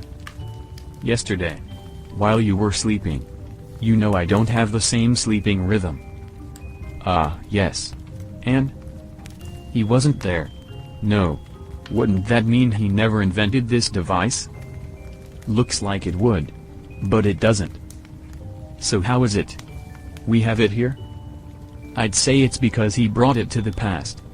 That is, the time machine brought him to the past. Him dying has nothing to do with the time machine. Remember how he explained it with the rings in a tree? This is giving me a headache, Paul admitted. Continuing. What would you do if you found him there? Most likely what I went there for. I would ask him how we can make it possible to enter any time we want and how to know where exactly that time is in the past. And you think he would give it to you? What if he objected to it? Well, I don't know. I haven't thought about that. I'd probably improvise. And wouldn't that then mean there are two time machines? Yes. Actually it would. Now that you say it, maybe that's why he wasn't there. Would you give him back his device? Paul was still persistent. I don't know. It depends on how he would react. Maybe he would agree that we go our separate ways. Since when did you become an expert on these things? Asked Diogenes, who didn't say much. But when he did say something, it always had a meaning. Dio. I am not an expert. I just use logic. Paul justified himself. Logic? Exclamation mark. Can't you see that logic has gone out the window here? Dio, said Max, who, like Diogenes, didn't participate much in the conversation. It's interesting to me how you say everything you think without a lot of twisting. You'd be a good boxer. Straight into the head. Ha. Ha. Max. You think that's, as you say, to the head? Explained Enrico. You should have seen him tell Alexander the Great. What? No way, man. How do you know it's not just a legend? I know because I was there. Knowing about it, I really wanted to check if it was just a legend or if it really happened. And I can proudly say that our first team member really stood his ground in front of one of the greatest conquerors of all time. You see that? That's what makes it so crazy. Being able to see things like that. Paul was trying to understand the possibilities. Yes, I know. It's almost incomprehensible how it all works. Speak for yourself. Sophie suddenly appeared at the door. Sophie. What a pleasant surprise. Please tell me you. Of course I did. Wasn't that why you called me? Yes. That was one of the reasons, replied Enrico. One of the reasons. Enrico? What? Oh. You thought. Oh. No. No. I'm not. Women aren't. It's. Never mind. Please. Go ahead with your presentation. What? What? I don't understand anything. Paul was confused. Sophie. Please continue. Insisted Enrico. Sure Enrico. Sorry I didn't mean to. Anyway. What I found out is the following. This device is basically a computer to which commands are given through a computer language, or as he calls it, programming language. The first computer language, which was made for a mechanical computer, appeared in the first half of the 18th century. But the first electronic computers appeared about 100 years later.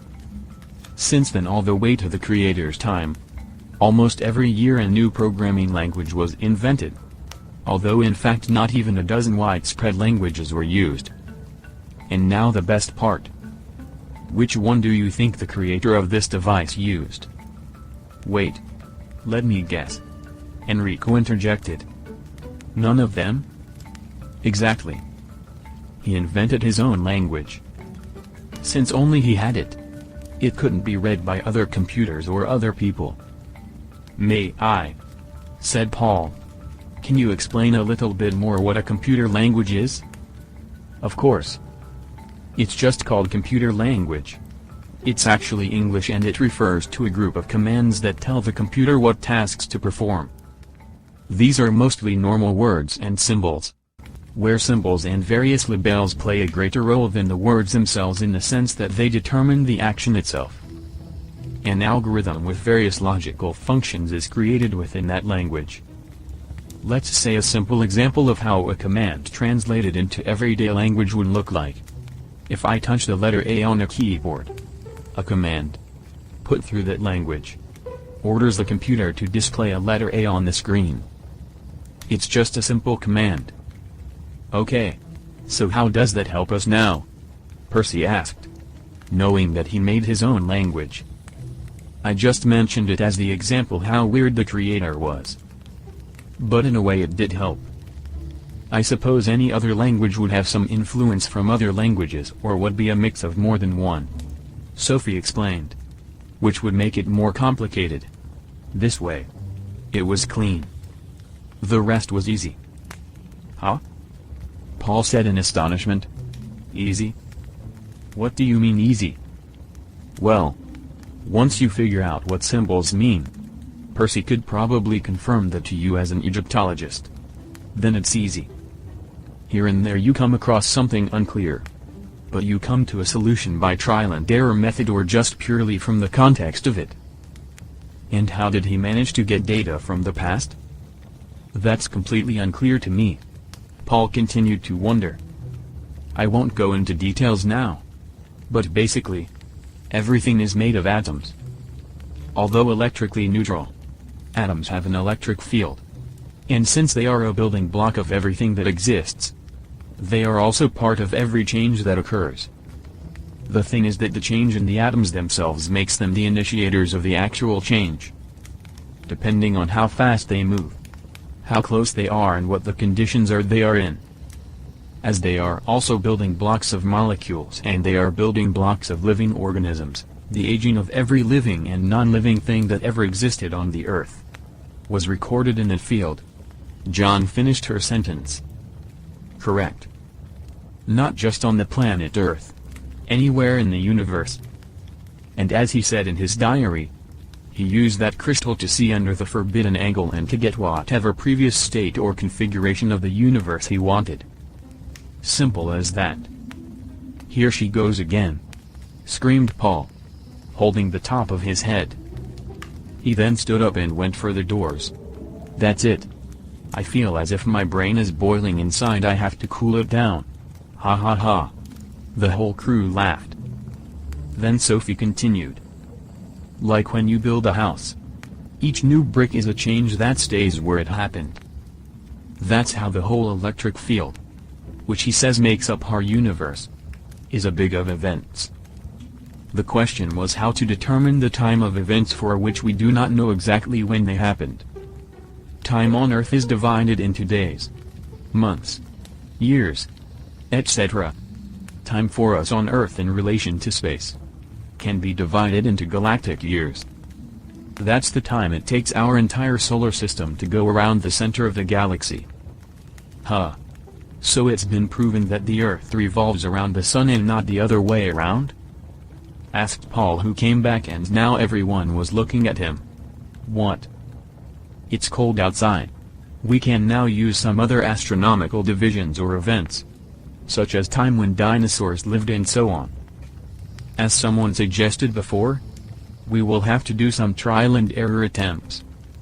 I hope less errors, John commented. Trust me. If someone understands it, it's me.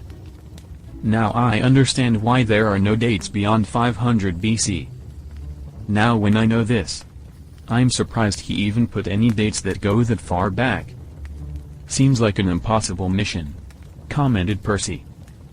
Why don't we just use time machine to get the money? Asked Paul. Do you want us to do it? Okay. Gold. That's better than money. Just tell me, what are we going to do with it then? Where are we going to live? Would you be in peace knowing you can go where no man has gone before? Theorized Enrico. Good men by nature wish to know. I know that many will call it useless work. Usually those who desire nothing but material riches and are absolutely devoid of wisdom, which is the food and only true riches of the mind, said John. I know that saying, said Percy. Leonardo da Vinci said that, right? Correct, confirmed John. He has the most who is most content with the least. Guess who said that? Said Diogenes, who just woke up from a short nap and then, without waiting for the answer, said, Diogenes said that. Ha ha ha, laughed Paul. We thought you were dead. You're not that lucky, replied Diogenes. Oh, don't be like that. I really like you and consider myself very privileged to have this once-in-a-lifetime opportunity to know you in person. Oh, what use is a philosopher who doesn't hurt anybody's feelings? I suppose you said that too? Who else? Ha ha ha. Without the two of you, it wouldn't be this interesting, commented Enrico. People, let's get serious for a second. Percy interrupted their laugh. There's one more open question. Where do we go? What do we want to see, and at the end, to accomplish? I had the idea to see, to begin with, how life emerged. To go to different times and see what happened. Also to choose some events from the past where it is not clear how they happened or if they happened at all. Or simply see events that we know happened, for which we have evidence. Let each of you make your own suggestion, and we'll see whatever we agree on, said Enrico. So? Any ideas? Asked John. I'd like to see the crucifixion, said Paul. The crucifixion? Asked John. Yes. Wouldn't you rather want to see the resurrection? How? I don't think that was observable for the mortals. I'd like to see the dinosaurs, said Percy. Any particular time? You know they were here for about 165 million years, wondered John. What? Exclamation mark. Screamed Paul. How long? 100 and s. No way. That's just not possible. That's way too long. God made everything some 6,000 years ago. And even if somehow that Darwin was right, how long are we humans here? 200,000? 300,000 years? No one knows for sure. Especially when you know they never found a missing link. A missing what? Never mind. John didn't know whether there's any use of explaining. Maybe this wasn't such a great idea, to gather us here from all this different times, with all this knowledge gaps, argued John. Okay people, let's not lose heart. I knew that situations like this would happen. And that's good because it will prepare us for what awaits us. There will be a lot of unknowns. Let's be patient and try to explain to each other in the shortest possible terms whatever is unclear. Enrico calmed down the situation. Sure. I'm sorry I snapped, said John. So Paul, what do you want to know about the dinosaurs? I didn't want to know anything. But now when you said it, how they looked. Were they similar to any creatures of today? According to Darwin. Did they evolve in something we have today? Asked Paul. There were all kinds of them, but compared to today's animals, most of them were huge. When I say huge, I mean really huge. Like 10 tons each. Most were herbivores and they were the biggest. Probably the strongest and scariest of them all was a T-Rex. Hence the name Tyrannosaurus Rex. As for evolution, apart from most likely some changes within the species that most likely depended on the conditions on the Earth itself, they didn't evolve into anything more intelligent. If that's what you meant. You're telling me they were here for that long and didn't change into something smarter? What about today's animals?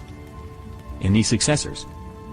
Most likely the only surviving dinosaur that hasn't changed much since that time is the crocodile. And as for the successors, it is considered that birds are their most direct descendants. Some of dinosaurs, smaller in size, are most similar to today's chickens. What? Exclamation mark. Chickens? Exclamation mark. They were here 165 million years only to evolve into chickens? Something's wrong with the evolution theory. Ha ha ha. My God, Paul. You're one of a kind. You just made me burst into laughter, said John while catching his breath. Wait a minute, Percy said. Enrico, didn't you say you needed to pick up younger Diogenes first? Yes. That's right. If I may ask, what are you waiting for? I am waiting for the exact time. But didn't you say that the furthest you can go is 500 BC and that BC years are divided into 100 years? Exactly. So if he was born around 400 BC and he was supposed to die in 323, just go to, say 350. And that's it. Yes. But there are no 50 years periods. Ah, yes. Now we have free entry. Well done, Percy. I totally put that out of my mind. I kind of remember you saying there were 50 years divisions. Paul added. Me too. Percy confirmed. Do you want one of us to come with you? Why shouldn't Diogenes come with you? At least that way you won't have to explain to him from the beginning. Who knows how he would react to you as a young man. You see how he is all weird this old, said Paul and winked at Diogenes. Man is the most intelligent of the animals and the most silly, said Diogenes coldly. Man, you two really have no qualms. What's on your mind is on your tongue, John commented. It's not a bad idea in terms of not having to explain to him who I am and why I'm there. But remember what the true owner of this device wrote. That something prevented him from meeting himself. Does this apply to everyone or only to him? I don't know. Maybe it's possible and nothing would happen. Maybe it isn't. But I don't think it's worth the risk, explained Enrico. So that means you have to bring the older Diogenes back and leave him to die? Isn't that a bit cruel? And odd? Sophie wondered. Yes. It's true that I have to return him. But not for him to die. When you are a time traveler, your present is any time anywhere. You are out of time as we know it. When I take the younger Dio, his time with us will be his present life. The old Dio will just become a part of the recorded configuration in a fabric of the universe. How is that possible? I don't understand. Where does it all go? Paul was trying to figure it all out. I don't think you need to worry about it at all. It doesn't go anywhere. It simply changes the configuration of the entire system. It probably has an impact on everything that happens later. But now it's already too late to moralize about it. And besides, I believe that it's all part of the big picture. It just all had to happen because it happened. Enrico tried to be reasonable. Holding his head, Paul again headed towards the door leading to the balcony, which made the others laugh again. At the moment Paul pushed open the balcony door, there was a kind of squeaking sound. "That door needs oiling," Percy said. "I don't think it was the door. Shh. Everyone be quiet," Enrico said. "Where's the time machine?" "It's coming from it." "Quick!" shouted John. "We need to enter the numbers." Sophie put the time machine on the table. All 6 sides glowed red alternately. "Merd. Where do you enter the numbers?" "Put your finger on one of the sides and hold it like that," suggested Enrico. As soon as she did that, the side she was holding her finger on stopped glowing red and showed the first 6 numbers of the Fibonacci sequence. "Oh God! What now?" Sophie said, moving her finger from one number to another, not knowing which one to choose. "Start from the beginning. Pick 0. John shouted. "Yes. But how will we know which side is next? And how can we know that 0 goes right there when all the sides are the same?" Sophie couldn't manage. "I think John's right," Enrico said. "I think that's just the way it goes. When you put a 0 anywhere, it determines which side is the first. Just pick a 0. Trust me. I have a good feeling for it." "Can we use math and logic to solve this?" Paul shouted as he walked around the room. "Feelings are a pretty tricky category. Paul, sit over there next to Diogenes. You were just making us nervous." "I make you nervous?" "You make me nervous." "Paul," said Enrico in a stern voice, "either sit down and be quiet or go to the balcony." "Enrico, what should I do?" Sophie said. "Go to the right. Go. Feel free to go to the right with the numbers. All right." Touching the next page on the right, Sophie chose number 1 and so on until she was left with the top and bottom pages and the numbers 3 and 5. "What now?" she asked. "I don't know. I'm thinking whether he went with the logic of a larger number going down and a smaller one up or vice versa." "Come on, talk to me, whoever you were," muttered Enrico. "Enrico, I don't want it to look like I'm underestimating your intelligence. But," said Diogenes, "it didn't occur to you all that since it's a cube, it doesn't matter which number goes where?"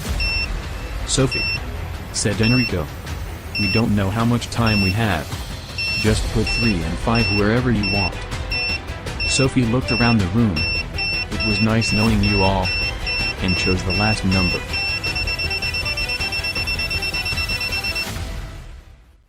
The lights on the screens turned green and then the usual screens appeared. "Shuh. I have to go to the toilet," said Paul, running out onto the balcony. The whole team burst out laughing and then started toasting. Lighting his pipe, Enrico asked, "What were we talking about before this?" "Ah, yes. About where we should go. Okay. So far we have the crucifixion and the dinosaurs. Any other wishes?" asked Enrico. Do we know who won the war?" asked John. "Which war? You mean the one you participated?" "Yes." "I have no idea," replied Enrico. "Who started it?" "The official version is that the Germans invaded Poland. But long before that there were various frictions among all the nations across Europe. Everyone was involved. Everyone's interests were at stake. So you want what? Go back to the war to see who won or? No. I wouldn't go to war. I'd go any time after the war. I mean, it had to stop at some point. Right? Just to see what happened. How they solved it at the end. If they did," explained John. "Shouldn't we be dealing with some more important things?" Sophie asked. "Whatever you think we should do. Give us an example. After all, it's not like we don't have time." With this thing we have all the time in the world, answered Enrico. So let's say what you yourself suggested. Let's see how life originated. How far can we even go without contaminating the first organisms? Sophie wondered. Or how the pyramids were built, or what the first civilization was, suggested Percy. Great Flood? Suggested Paul, who came back in the meantime. That's enough for a start. We collected a few. So we have crucifixion, dinosaurs, the Second World War, evolution, pyramids, first civilization, and the Great Flood. I suggest we should first go see John's request. Let's see how that war ended. We all have equal rights here. Since his wish is the most recent, we'll do it first. So how far you think we should go to be sure the war actually ended? Asked Percy. I don't know, replied Enrico. John, what do you say? 10 years? Sure. I think that should be enough. Are we going now? Asked Paul. We will. I will just shortly jump somewhere. Or rather sometime. Go change into something more suitable to the time we're going to. I'll be back in no time. Ha ha ha. In no time.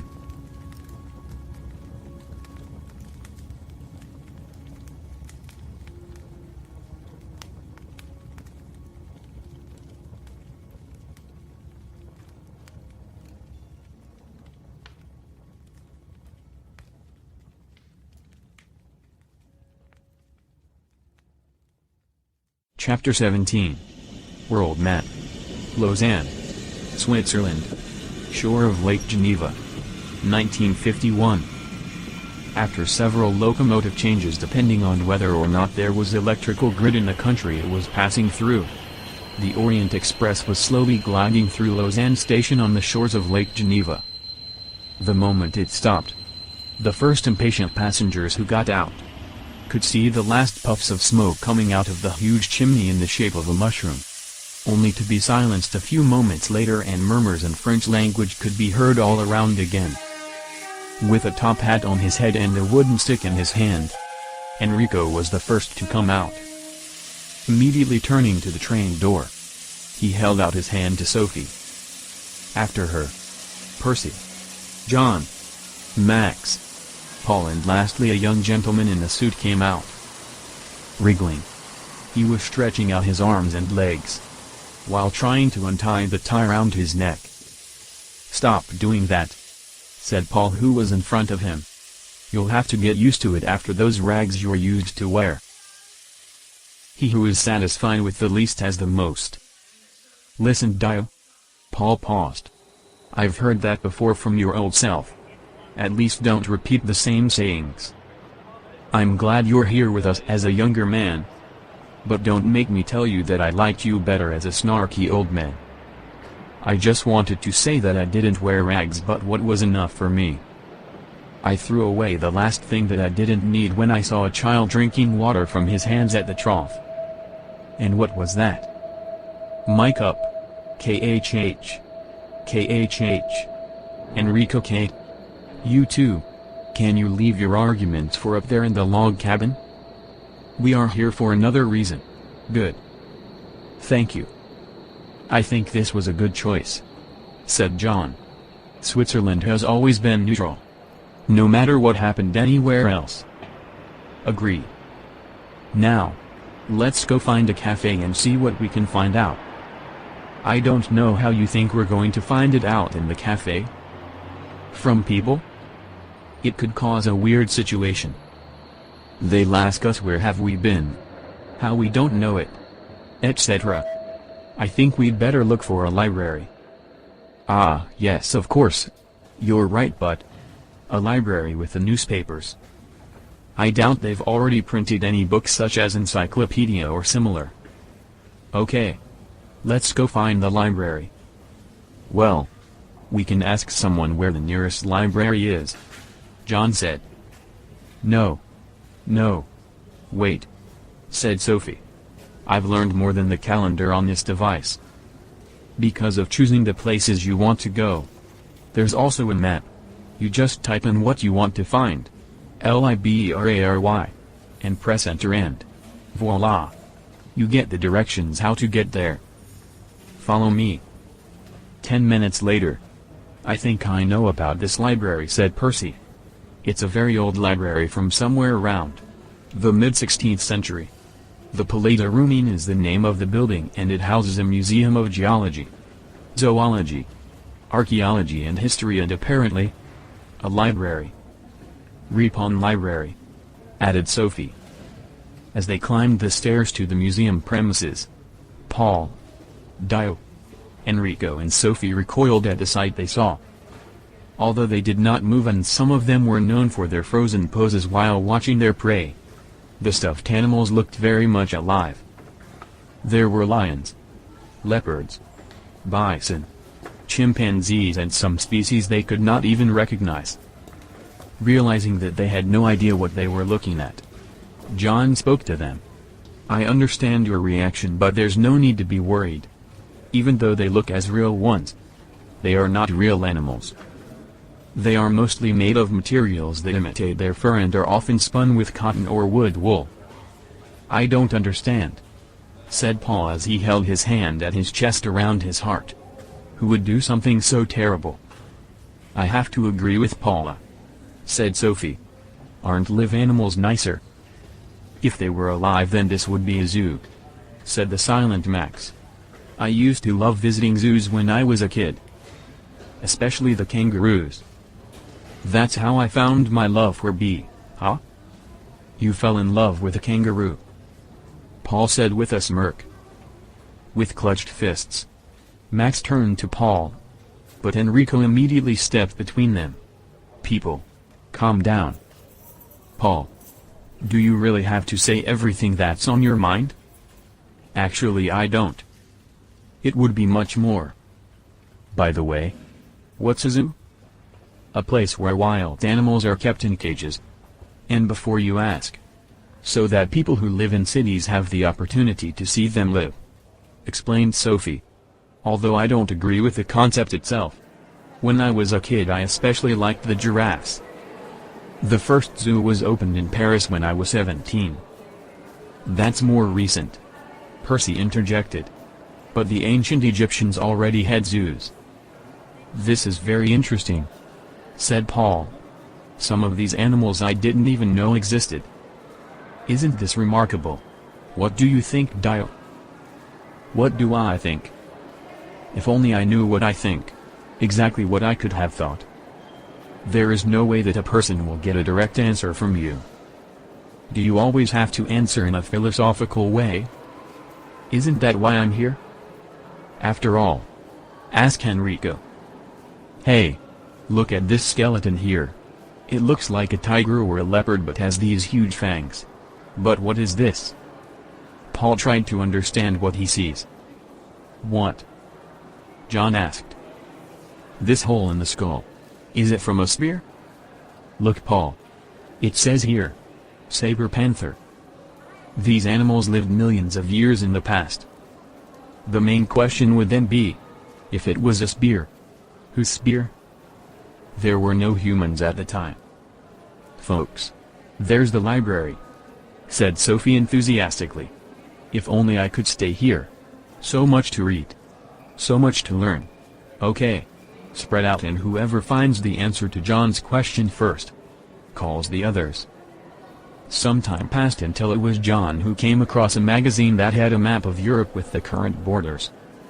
Scrolling through, he said, Yeah. I don't see here how the war ended. It should be something older. But then again, I see political borders here, and no, I don't really understand this. Maybe this will help, Percy suggested. It says something about World War II. Although I don't understand much because it was way after my time. John took the book from Percy and, flipping through it, grumbled again. What exactly is bothering you, John? Enrico asked. The Chancellor. Where is the Chancellor? There is no mention of Hitler. Who? Adolf Hitler. He was the German chancellor between the two wars and during the second one. At least that's what I thought till now. But he is not mentioned anywhere here. There is no Stalin either. This is also weird. Why did I think that we were fighting against? Wait, here it says the name of the chancellor. Frida Thal? Who the heck is Frida Thal? Sounds more like Swedish than German. And Foreign Minister certain Lotharfield. I don't know. Any other? Ah. There it is. Winston Ch. Wait. What? Not Churchill. But, John. Look at this map. Percy said, bringing out another magazine. This doesn't look at all like, let me see. John was out of himself. It's good. At least it is written what's what here. After looking at the map for a while and muttering some unintelligible words, John suddenly got up and started walking up and down the room. Suddenly, a man appeared in front of them in a tailcoat like conductors wear at concerts. Gentlemen. Please. We have complaints from other clients that you are creating commotion and noise. I would like to ask you to leave the library premises. At those words, Max immediately got up from the chair and headed towards the man in the tailcoat, but Enrico stood in front of him. Max. Max. Calm down. Come on. People. Let's go. John. Come on. Leave it. Let's go. When they got outside and moved a bit away from the building, from the front of his suit, Paul took out the same magazine that John had been holding in his hands a moment ago. Paul. You didn't? Enrico looked at him. John. Look up what you were interested in. Paul said coolly. Paul. When John finishes, return the magazine to the library. Sure, Enrico. I didn't mean it any other way. That doesn't sound convincing. No? People. Listen to this. I don't know what the borders and countries were like in your time, but this is not what I would have expected. The entire northern part of Europe from Austria upwards, where all the individual states were before, just like all over Europe after the World War I, is now called the EU or the European Union. Countries that were once part of the Roman Empire, but mainly those around the Adriatic Sea, without Africa, are now in a federation called Adria, while Spain, France, lower half of Belgium and Portugal have become Mediterranean. North and northeast of the Adria is an alliance of states called the Kingdom of the Balkan States. America, from which some southern states separated, is now united with Canada, Great Britain and Ireland into the USA, the United States of Atlantic. Is something wrong with that? Enrico asked. I don't know if it's right or wrong, but it seems that the Germans, Italians, French and English have divided Europe into 4 interest zones, where each of these nations most likely rules within their alliance. It looks like a win-win situation for each of them. It's very strange. Aha! Now I remember. While we were listening to the creator's diary, he mentioned that country Adria, which I had never heard of. And it was normal for him because it was his present, which for him happened the way he knew it. While what I thought happened during and or before the war has disappeared.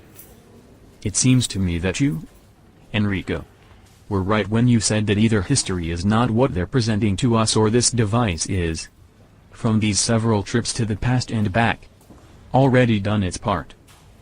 Or there's something else we're not even aware of that's happening. Sophie said. Is that what you wanted to find out? Asked Paul. Can I now return that magazine and get out of here because I don't like it at all? What do you say? I agree. Sophie confirmed. Sure. Said John. Let's go back to our cabin.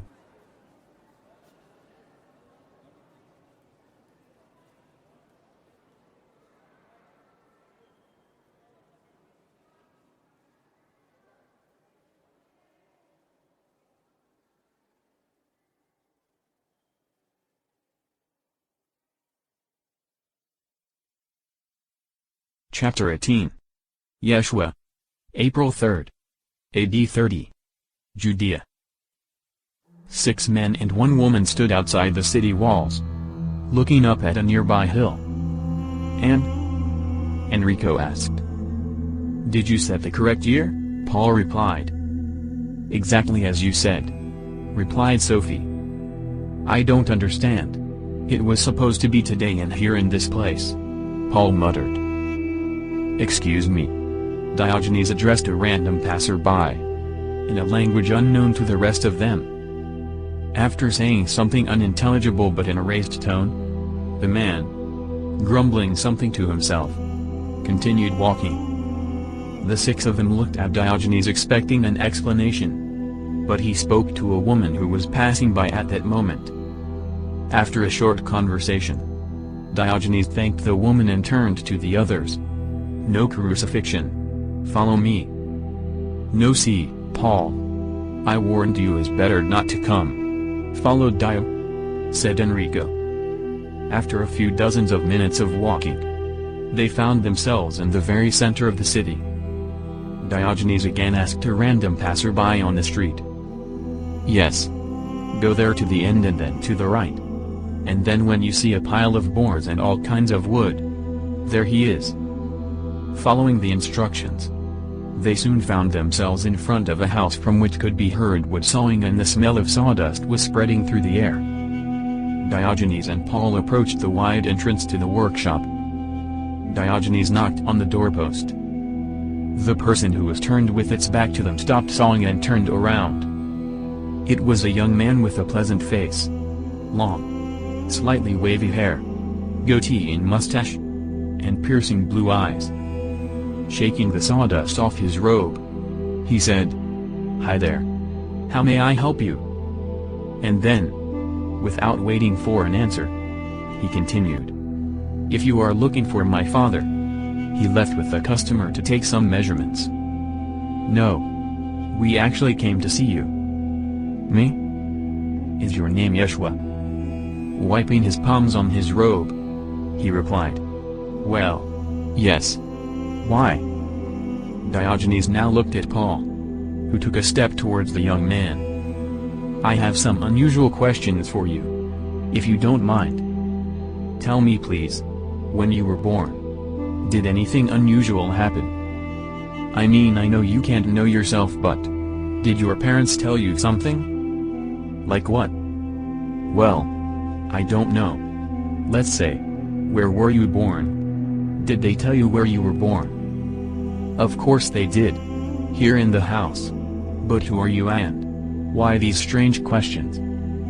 I'm not sure you would understand that, because the answer to that question would require much more explaining than just one sentence. Tell me, did they say that, when you were born, 3 men appeared and brought some gifts?" "3 men? You mean like some strangers?" "No. I don't think there was anyone other than the closest relatives." "Yes. This is very strange," muttered Paul, holding his thumb to his chin and his index finger to his lips. "And here come only people who need carpentry work?" "Yes, mostly. What else would they come for?" "Let's say, for healing?" "For healing? Look people, I don't know who you are and what do you want from me. But I don't have time for this." "Yeah. I suppose you don't. I don't understand this," said Paul. "I don't understand anything." "I don't know what you don't understand, but it seems like you were expecting someone or something else." "No. I mean yes. I mean, you look exactly as we expected.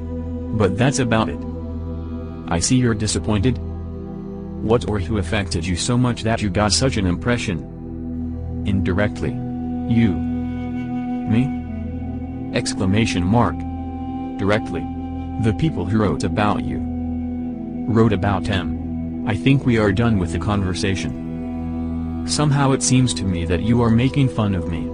Paul knelt down in front of the young man and said, "Oh no, my lord. You're the last person in the world we'd make fun of. I think it's time for a longer explanation. If you want to hear it. You're acting very strange." "I don't know. I don't know." "Fine. But don't make it too long. My father will be back any minute and he wouldn't want to see me wasting time instead of finishing jobs. His father will be back, muttered Paul. Oh, the irony. After they had moved outside of the city walls, they sat down in a circle under a large olive tree. Listen carefully to what I'm going to tell you. It will sound absolutely unbelievable, but listen to it till the end. Some 20 minutes later, after Yeshua left. I'm not so sure this went well, Paul said. What do you mean by went well? Asked Diogenes. We didn't come here to change something. I didn't mean that. What I meant was that he didn't take well what I told him. And how would you take it if someone came to you and told you that he was from the future and that? Diogenes paused. Then looked at Enrico. Right. Haven't we all been in a similar situation? Still, what you've told sounded incredible to him. Are we going to hang around here for nothing? We came. We didn't see what we thought we were going to see and that's it. Let's move on, Diogenes said. Huh. That's easy for you to say. In your time people believed in many gods at once. This is a completely different story. Almost half the world, at least in my time, believed in one God. I don't know now what to think, said Paul. You mean if we would lose one, we'd still have a handful left? No. I didn't mean to say that. But you're smart, Dio. You know very well what I meant. Enrico. Let's go back, Percy suggested. Sure. Although I kind of share Paul's disappointment. Paul just stood looking into the distance. The rags he was wrapped in, as everyone else to fit in with the time they were in, fluttered in the light breeze. Dio approached him. Paul. Let's go, Paul. I understand your disappointment. But on the other hand, isn't this better than having that young man crucified by some crazy mob? And faith? Where did it come from? If this is not, I don't understand. How? Faith comes from many sources. But I loved this one here. I don't want to believe that. I don't want to believe that somebody made this up. Come on, Paul, Dio said, pulling him gently by the elbow. Slowly, Paul turned and followed him. If nothing else, Dio, at least you're happy, wrapped up in those rags again. Come on, Paul, my friend. Let's go. The next day, in the Alps, everyone gathered for breakfast. Does anyone have any suggestions as to what we want to see next? Asked Paul. I know what our goal is. But I think we should first see things that are sensational. As someone suggested, dinosaurs, pyramids, or the Great Flood. I'm not sure about that last suggestion, said John. Where do you think we would, so to speak, land, if everything's underwater? And what are we going to see anyway? Water? All around us? It's not some sight. That's alright what you said, Paul determined. But how do we know 100% that everything was underwater? I know what you're going to tell me now. How can someone who believes what the Bible says have doubts? I don't doubt the truth of the Bible. We call that event the Great Flood. But that does not mean that everything was underwater. And also Noah, who was building an ark for survival, how far could he see to conclude that everything was underwater? Sure. You're right there.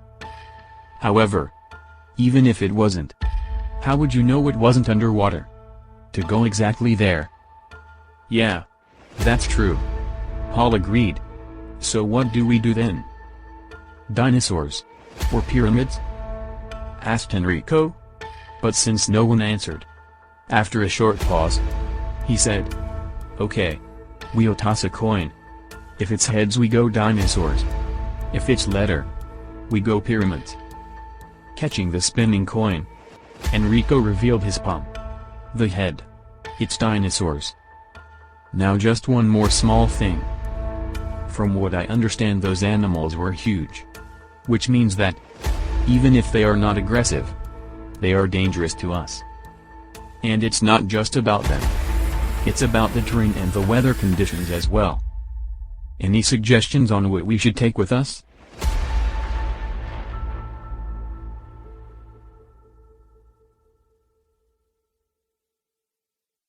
Chapter 19. Hen. Argentina. 108 million years BC. The electrified semi-transparent orb around which sparkled in all directions slowly disappeared. 6 people dressed in olive green clothing and fairly well armed found themselves in front of a huge cave. Behind them, after a few yards of clearing, began a very dense jungle with huge trees and bushes from which came all kinds of sounds. Looking from the outside to the inside of the cave, they couldn't see much because it was almost completely in the dark since the sun was behind the hill. The air was quite different from what they were used to, so it took them some time to get used to it. The temperature was very pleasant, but the proximity of the jungle made the air very humid. I have a feeling there's a lot more carbon dioxide and oxygen in the air here than there is at our place and time, Percy said. But I don't see it as making me feel bad. You could even say I'm kind of breathing with the full capacity. How about you? What's that terrible stench? Complained Paul. Is it coming from the cave? I wouldn't think otherwise, said Percy, commenting Paul's remarks. Judging by the position of the sun, it could be dark in about 2 to 3 hours, John concluded. I think we should see what's in there, and if there's no host, make it our safe place. Good idea, Enrico confirmed. Let's go. Slowly, at a safe distance from each other, the 6 of them made their way into the cave. The closer they got, the more unbearable the stench became. When their eyes adjusted to the semi-darkness, they had something to see. Scattered all around were different bones with scraps of meat on them and pieces of torn flesh. Huge pieces of peeled and dried skin hung over a bigger boulder. The ground was brown with congealed blood. This place is literally teeming with bacteria, Sophie said. Put on gloves. Wrap some piece of clothing or any cloth around your face. Find a branch and let's clean it, said Enrico. And what if the host returns in the meantime? Paul asked. Max, you stand guard. There. A little further from the cave where you have a good view. Nice. First task we have visiting a prehistoric site. Cleaning, murmured Paul. Someone has to clean the history, said Diogenes. It was just a matter of time when you're going to spill some of your wisdom. So, with occasional bickering between the 2 friends. About half an hour later, the cave took on a new look. It's clean, said Paul. It doesn't smell so bad either. Percy, Enrico said, if you would guide us? I think as an experienced explorer you will probably remember way back here. We didn't clear this for nothing. Making their way through the rather dense vegetation where, unlike the expected green color, brown dominated, they came out on a small glade with a good view. As soon as they got out, all 6 of them threw themselves to the ground in a second. A rumble came from the right and the ground began to shake. This must be one of them, Paul whispered softly. That creature must be a dozen or more tons. SHH, scolded Enrico. Let's retreat back into the jungle. Quick. As soon as they hid among the vegetation, a huge being began to climb out of the valley into the clearing. First appeared the top of the head with a huge crest with 4 spikes facing forward. The upper part of the head, narrower than the rest of the part where there were 2 completely round eyes very close to each other, widened towards the middle part. The middle part of the head was the widest with the mouth dominating. The mouth looked like a slit without lips. The head ended with a pointed chin on a rather thin neck, which compared to the rest of the body, which now became visible, looked like it didn't belong there. But what amazed them all were the legs. The animal had pair of legs at the front and pair of legs at the back, which is quite common. But between the front and back legs on a body that was disproportionately long, it had 3 more legs that were placed one behind the other, most likely to support the middle part of the body. So the composition of the legs looked like 2. 1, 1, 1, 2. Is that a dinosaur? Paul whispered.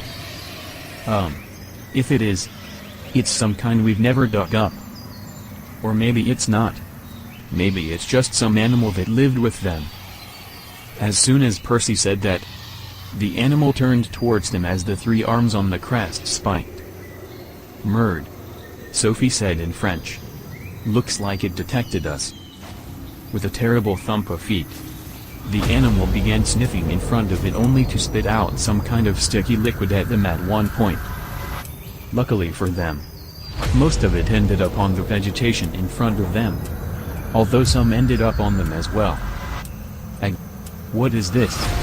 Complained Paul, who was the most exposed due to his curiosity, trying to get the sticky slime off himself. The animal now ran towards them, preparing to spit out the mess once more. It was running towards them with its mouth open, when suddenly a huge body crashed into it from the left. This one flipped but immediately got up on its 7 legs. The one that flew in from the side startled them even more than the first one, but not because it had even more furious characteristics. Quite the opposite. Because it had, with some slight differences, the well-known characteristics of an out-of-proportion hen. It was so incredible to look at a chicken the size of a family house, that everyone forgot their fear. While trying to peck at its opponent with its huge beak, waving its huge wings, the huge hen produced so strong wind that all the vegetation around them bent like during a storm. What is that? Said Paul. Dinosaur? I think it's time for us to disappear, said John. Whatever comes out victorious, we're no match for it. And I don't think the weapons we have would mean anything against any of them. Walking back through the jungle, they ran into another animal that no one could place anywhere. It had a huge snout like an anteater, but it was made of thick skin, so it looked more like a stunted elephant's trunk. The whole animal looked rather like a pig with a huge snout, with the difference that it had small ears. It was brown-green in color, and the pattern on the skin resembled that of reptiles. Seeing that animal, everyone stopped, but immediately realized it was plowing through the ground with that snout, paying no attention to them at all. Suddenly, something that at first looked like a thick branch with thinner branches coming out of it, threw itself from somewhere from the tree, landing on the back of the animal with a short trunk. It stuck to it with something that was at the ends of those supposed branches and that looked like round leaves. Just a moment later, a huge claw shot out from the almost square branch looked like body on the underside and sank into the back of the attacked animal. It cut through the entire length of her back like butter, and immediately after that some kind of tube appeared and began to suck the insides through the wound. Yuck! Disgusting, cried Paul, who always expressed his emotions loudly. There was not an iota of mercy in this place. Now you're here. The very next moment you're gone. Brr. They continued after Percy. Before they broke out into the clearing in front of the cave, they heard a roar. But it didn't come from behind them as they first thought, but from ahead. Percy motioned for them to get down low. Slowly crawling, they came to the very edge of the vegetation from where they could see what was happening. But the screams were coming from the cave. Soon, to their astonishment, appeared the creature they least expected. Percy turned to John with a low whisper. I think this puts away all doubts to the theories that claimed that dinosaurs and humans lived together. But then again, we didn't see any so-called dinosaurs yet. At the opening of the cave, a giant man appeared with a huge spear in his hand. Dressed only in a piece of unsightly animal skin, with long tangled hair and a beard, he stood with his legs spread wide. holding the remains of some animal still dripping with fresh blood. Behind him appeared another similar figure of smaller stature and build. Most likely a boy. Plucked a piece of meat hanging from the remains. Both with bloody mouths, facing jungle, began to sniff the air. "Oh crap," John said. "Looks like they smelled us." But to his surprise, the giant suddenly turned to the right and, seeing something like a bison with legs like a rhinoceros charging towards him, shielded the boy with his body. In addition to the fact that the animal was huge, it had a row of a dozen horns on the front of its forehead, with which it could strike the giant and the boy at any moment. At the moment they were about to be struck, an animal, which Enrico's keen recognized as a black panther with huge saber teeth, jumped from the top of the cave onto the back of the buffalo rhinoceros. With its horns, the bison rhino threw the saber panther off of its back out of the way behind the giant, so it fell to the ground behind the boy. Taking advantage of the situation where the boy was left unprotected as the giant was busy with the horned creature, the panther lunged at the boy. In a jumping position, a shot rang out and hit in the head. The saber panther just folded in the air and collapsed to the ground. "John!" yelled Paul. "The hole." "Huh?" "The hole in the head of the saber panther in the museum. Blimey, you're right." "No way. No fricking way." At the same time, surprised by the sound of the shot, the giant turned towards them. But at the same moment he was hit by the buffalo rhino and thrown to the ground. "People, follow me!" shouted John. "Shoot in the air." Flying out of the shelter, making a great noise with their weapons, the team rushed towards the huge animal. Frightened by an unknown noise, the bison rhino ran away. The giant looked towards the boy and seeing he was okay he rose to his feet. He stood with a spear in his hand silently looking at the smaller people in front of him. Moments passed in anticipation of the giant's reaction and then John spoke. "I think he understands that we are the same species but he doesn't understand what we are holding in our hands. I believe it is inexplicable to him now. It looks to me like he is trying to understand what he just saw," said John. At that moment, the boy ran up to the giant and grabbed his hand. The uncertain situation continued for some time, and then the giant gave his spear to the boy and took a step towards John, who stood in front of everyone else. The others raised their weapons, but John slowly lowered his rifle to the ground. "I think it's okay. I think he just wants to make sure what he sees is real. John, he can literally tear you apart with his hands," Percy warned him. "I know, but I don't think he will. As primitive as he is, I think he understands that we just saved their lives." Seeing that John had dropped the gun to the ground, the giant approached. John's head was somewhere a little bit higher than the giant's knee.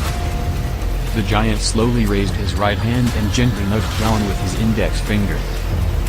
John swayed slightly. The giant repeated the move. As John swayed again, the giant then turned to the boy and let out a few sounds that sounded more like a lion's roar than a speech. Whereupon the boy smiled in a strange way. "John, I think," Enrico had not yet managed to say what he had in mind, when the giant's right hand flashed from his right. As John was also an excellent swordsman, he ducked in time to avoid a blow that would have taken his head off. Even though he was in danger, John shouted, "Don't shoot. Get back into the jungle. Run." They all disappeared as one in the dense vegetation. The giant picked up John's rifle and after flipping it over in his hands a few times, broke it in half with one stroke. After stopping at a safe distance, they managed to catch some air. "I think I overestimated their intelligence," John said. "Damn right you did," Percy confirmed. As soon as that boy laughed in a weird way, Sophie said, "I knew something was wrong. I think he actually told him he thought we were good enough for dinner." "Yeah. But see, there's intelligence in that," Enrico spoke up. He lowered the spear to lure you into lowering the rifle. I think what they're clearly missing. In fact, I'd rather say the lack of it is probably what allows them to survive in this kind of environment. What I mean is that, at least for now, they haven't developed what makes us human in the true sense of the word. Like morals, ethics, or even empathy. I don't know if I could agree with it 100%, said John. Our morals and ethics? Look at how many wars we've fought. Besides being better equipped than them, I don't think we are that different. If you look at it that way. Enrico agreed. People, Paul interjected. Not only can I still not recover from everything I've seen in such a short time in this wilderness. And you two are debating morals and ethics? Really? But I have to ask, are these animals dinosaurs? I don't know. But I haven't seen anything that looks like the dinosaurs we've been presented with. Confirmed Percy. I agree, said John. Maybe we should go back a few 100,000 or tens of millions of years. Or forward? Whichever. Okay, Sophie, said Enrico. Throw us 10 million years back.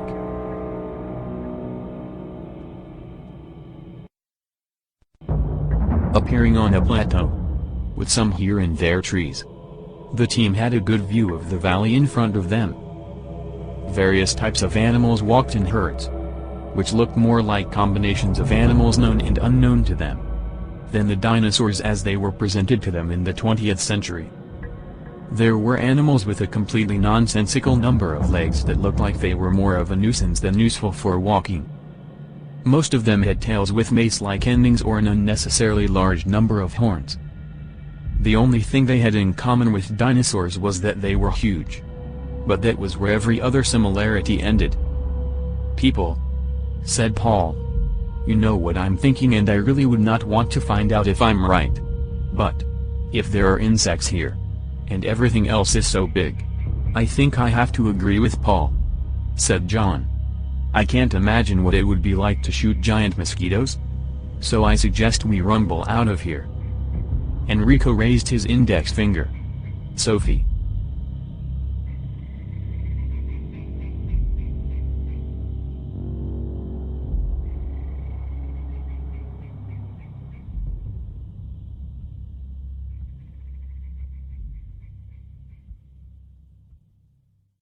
Chapter 20. The Builders of the Pyramids. Egypt. Year 11,370 BC. At the top of the unfinished pyramid stood people dressed only in what looked like short skirts, watching the sun rise. Around the pyramid the terrain was cleared. But only a few hundred yards away the jungle began, dominated by huge palm trees with incredibly large leaves.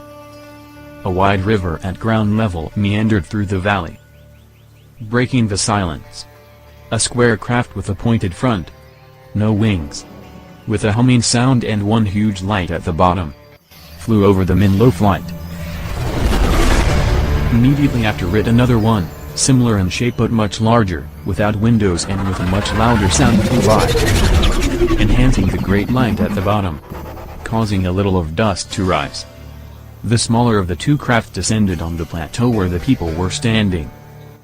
On one side, with the sound of sliding, an opening appeared from which human-like beings emerged. They had elongated skulls and pronounced bellies, while their arms and legs were rather thin and their feet long. They had skirts similar to the humans, with the exception that, unlike the humans who did not have their torsos covered, the latter had, from the waist and over the shoulders to the opposite side on the back and down to the waist, white cloths with a blue line on the edges and a belt around their waist. Both of them were holding some kind of blueprints and gesticulating with their hands pointing around the pyramid. Although it was more than obvious that the construction of one among the several pyramids was in progress, there were not many workers around the building. Those who were there did not look like they were working on raising a pyramid, but on starting something that at first glance appeared to be a pile of shiny metal on the ground. Suddenly it began to move, only to rise. Moments later, to its feet as a giant humanoid robot. The same thing happened on the opposite side of the pyramid. A bit further away, located on the nearby hill, lying down on their bellies, a group of people observed all this through binoculars. Remember when I told you that once, while trying out the time machine, I typed in the time and place where I wanted to go, where people were supposed to use horses and carriages, and instead something flew over my head? Enrico said to the others. And then I thought that something was wrong with the time machine because it took me to another, more advanced time. I see now that nothing was wrong with the time machine. It was these guys here. Blimey! Squeezed through his teeth Percy. I would have never thought this was the way how they built them. What do you mean? Asked Paul. I understand your confusion. I'd probably be confused as well. You see, in the present time, and when I say present time I mean my own time. Or, even if I would consider the time of the time machine inventor as a present time. We were not sure who and how they built pyramids. There is one official version that Egyptians did it, and dozens of different versions how they did it. And now I see that none of them were correct. You actually don't know what kind of a machinery we had back there at my time to build big buildings. But none look like this. This people, or whatever they are, they didn't bother to invent some complicated machines. They just made big and strong versions of themselves. And that's such astonishing idea. If you need to build something huge, you have to buy huge to do it. Simple as that. Fantastic. This does not fit in at all with what official science claims, added John. According to them, the pyramids were built some 6,000 years ago. But considering that first time we came here in 4000 BC, there was no trace of the pyramids. They are so wrong. Yeah. We actually haven't seen anything of what's claimed about our past so far. Regardless of who claimed it. Percy agreed as the others just listened. Considering it was either not their field of interest or nothing was known about it in their time. Either we don't know anything for sure or someone is hiding it all for whatever reason, or nothing was as we think it was. Continued John. Or we're the ones who changed everything. Enrico said. Easily possible. But didn't the inventor say? Even claim? How there's this local change that doesn't affect the rest of the world? Paul asked. Yes. But how can we know if we have made a local or a global change? Answered Enrico. Well, we can't. But apparently it's either what John said, or we're the ones who did it. Paul insisted. Okay people. Let's not jump into conclusions. Sophie said. Besides, why aren't we enjoying this sight in front of us now? But arguing. Leave the arguments for the cabin in the snow. Can we? I have to agree with Sophie, said Diogenes. But I just have to add now that you've already mentioned it. Now I'm not even sure that we Greeks built all those buildings. Come to think of it, I don't remember ever seeing anything being built. At least not in my time. As they were busy talking and observing, they did not notice the aircraft which, without any sound, simply hovered above them. At one point, a ray of light shot down from the bottom of the craft. Only then did the group realize they were being watched from above. The light was pointed at Max and his body was simply dragged by the beam of light towards the ship. John jumped to catch Max, hoping to pull him back, but it was too late, and a moment later, Max disappeared into the bowel of the ship. Oh no! Cried Paul. What are we going to do now? Quick, down the hill! Into the jungle over there, Percy shouted. But Max, Paul said, looking up. John and Percy grabbed him under the arms and dragged him towards the trees as he gestured towards the ship. No. We can't just leave him like that. Max. Max. Max. Paul. Paul. Calm down. You're drawing attention to us. John shouted. But it was too late. A group of armed men had already surrounded the plateau. Enrico, take us back!" John shouted. "And Max? What are we going to do with Max? We can always come back for him." Not knowing what to do, Enrico hesitated. And before they could do anything, the newcomers quickly tied everyone's hands and soon a small column headed towards the pyramid. "Why didn't we bring weapons this time?" Percy muttered. They soon found themselves in front of a huge building that looked even bigger from this proximity. One of those creatures with elongated skulls stood in front of them. Around him were several men with whips in their hands who looked like some kind of overseer or guardian of the construction site. Although the pyramid was built by huge robots, there were workers who served them and performed other activities around the pyramid itself. One of these with a whip headed towards Enrico's group. But the one with the elongated skull slightly raised his hand at elbow height and the one with the whip just retreated back to his place. "Hurry, sign me up," he said, looking at the one with the whip. "Hrush?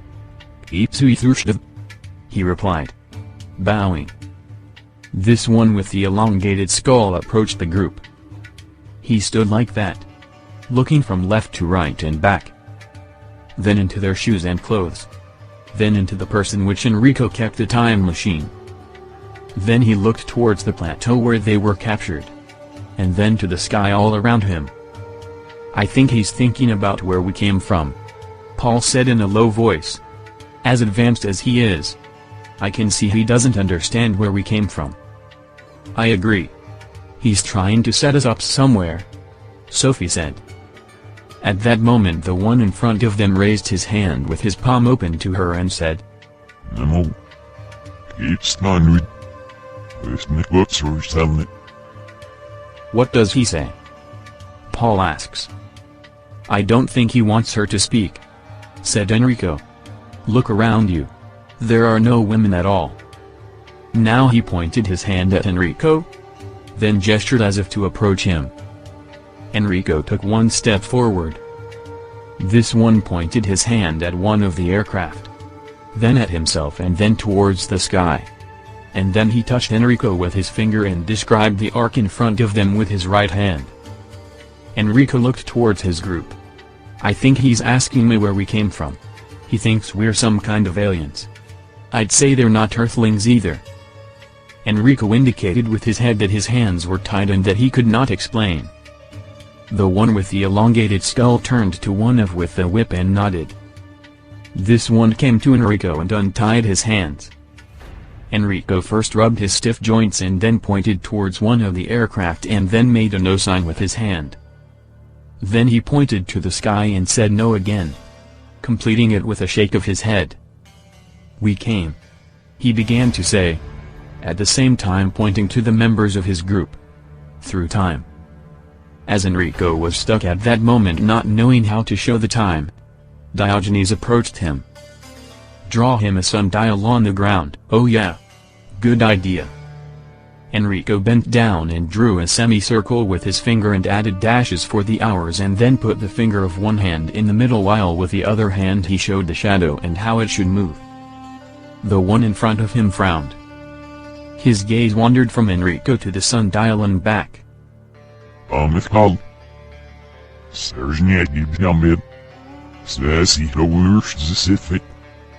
Said the elongated one. Immediately after tying Enrico's hands again, the four guards led them to one of the rooms inside the unfinished pyramid. Once they were alone in the room, Enrico said, "I don't like this. They can decide to kill us at any moment. Why do you think we were locked up?" The one with the elongated skull didn't look unintelligent to me? Paul asked.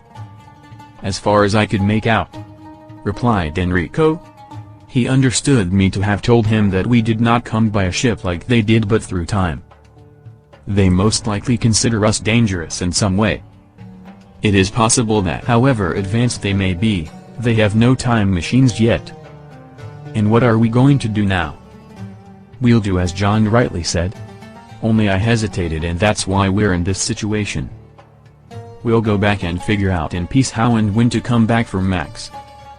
It's lucky they didn't take my bag. Sophie. Can you somehow reach the device?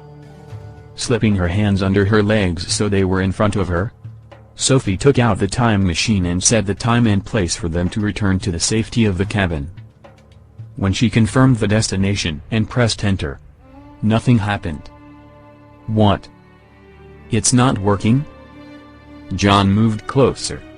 I think I know why. First time I entered one of these pyramids that is yet to be built. How strange to say that. Anyway, I felt it. They hold some kind of energy field. All sorts of strange things happen inside. I'd say that's why it doesn't work. So we have to go out. How to do it? Enrico mused aloud. I don't think that should be a problem, John said. Since there's no door and we're guarded by 2 or more guards. I don't know what you mean, Enrico asked. You don't mean to fight with them, do you? Out of the 6 of us here, only you and Percy are ready for something like that. And that's about enough, John said and headed for the door. As soon as he came to a corridor going out, one of the guards pounced on him. John bent down and picked him up with his shoulder, tossing him onto the other one. The third guard swung his short sword at John. But at that moment Percy hit him from behind with a clenched fist on his neck, making him stagger. Percy snatched the sword from his hand and at the last moment defended himself from the attack of the 4th guard who wanted to stab him with a spear. The first 2 guards rose and charged at them again. 2 more came running from outside. One raised his spear and took a swing to throw it. John and Percy both had their backs turned to him at that moment. At the moment he was about to throw the spear, a fist flew from his left and he fell to the ground as if he had been cut down. The other one who came with him turned towards the entrance. But immediately afterwards he was hit in the middle of the face and flew backwards, hitting his head against the wall and collapsing to the ground.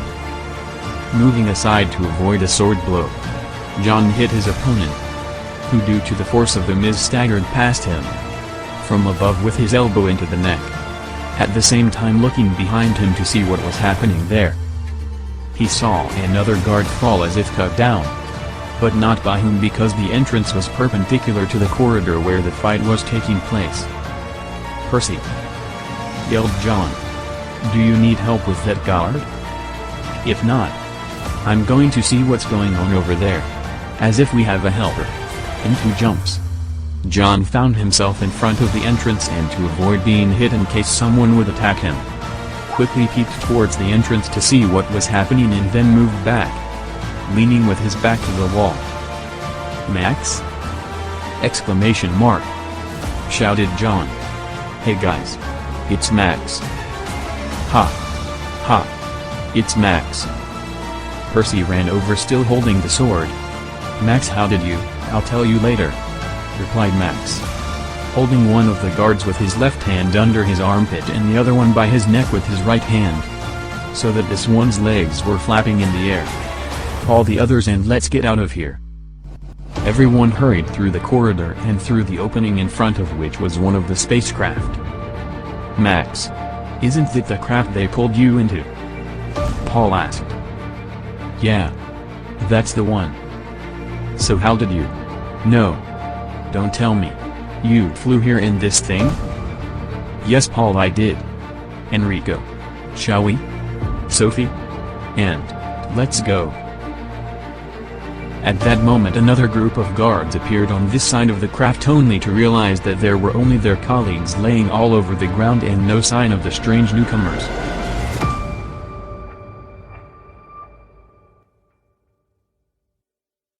Chapter 21. 2 pubs. Cabin in the Alps. As every time they returned to the safety of the cabin, they enjoyed the warmth coming from the fireplace and various beverages. Lighting his pipe, Enrico thought aloud. When I look at us like this, it occurred to me how each of us partially participates in the mutual reality and at the same time lives completely separate from the rest of the world in their own head, regardless of the time and place. I watched John take a sip of coffee and think to myself how he can be both present physically and absent in spirit, at the same time. The moment he sips coffee, His senses focus on the taste and aroma of coffee. And at that moment he must disappear at least a little from this material part of the world which we live in. Not to mention that coffee can remind him of some event or situation from the past so that he can completely wander in his mind. Is that right, John? John? Huh? John jerked. Ha ha ha. What did I just tell you? Said Enrico, puffing on his pipe. Sorry guys. I got a little lost in my thoughts. I remembered how a man where I lived opened a pub across the street from an already well-established existing pub. Although the street was quite wide, everyone at the time thought it was not a very smart move.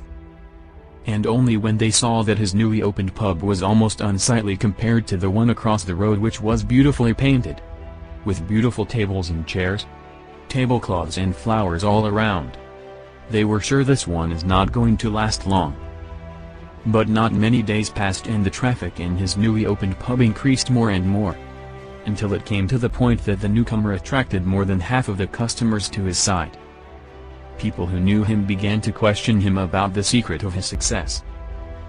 When he probably had enough of those questions, he gathered a few of them and said, "Come with me." Then they all went together to his competitor across the street and ordered drinks. The man then said, "Now that you're sitting here in this nice pub, what do you see on the other side of the street?" Without waiting for an answer, he continued, "You see my unsightly pub, right?" Confused by his question, they just stared at him as he paid the bill. Then he said to them, "Now come with me again." Then they just walked across to his pub. After the waiter brought the drinks, he said, "And what do you see now when you look from here?" Of course, they were looking at a nicely decorated and tidy pub. So, do you understand now?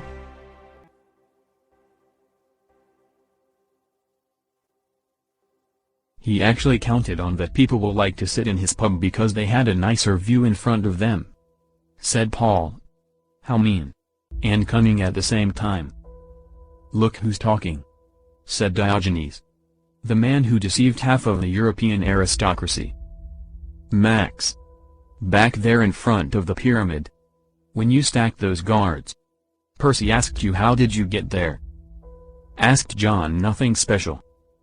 When they dragged me into the ship, they probably thought that I would be frightened and simply let them do whatever they wanted to do.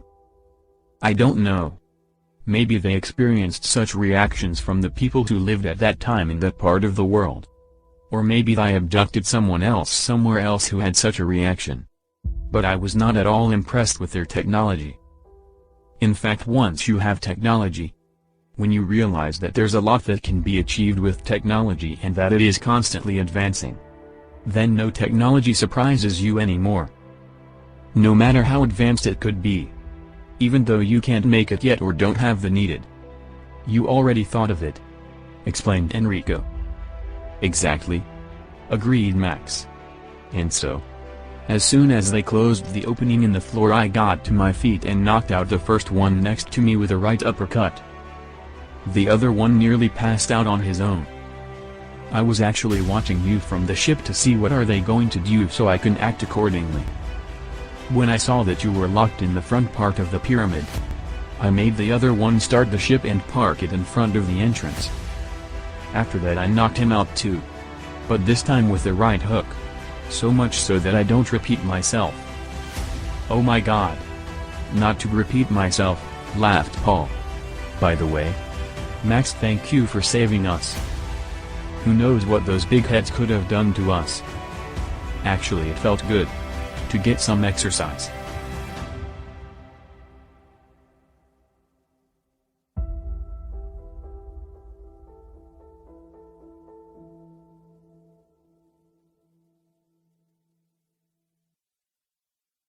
Chapter 22. Dead Man from the Future.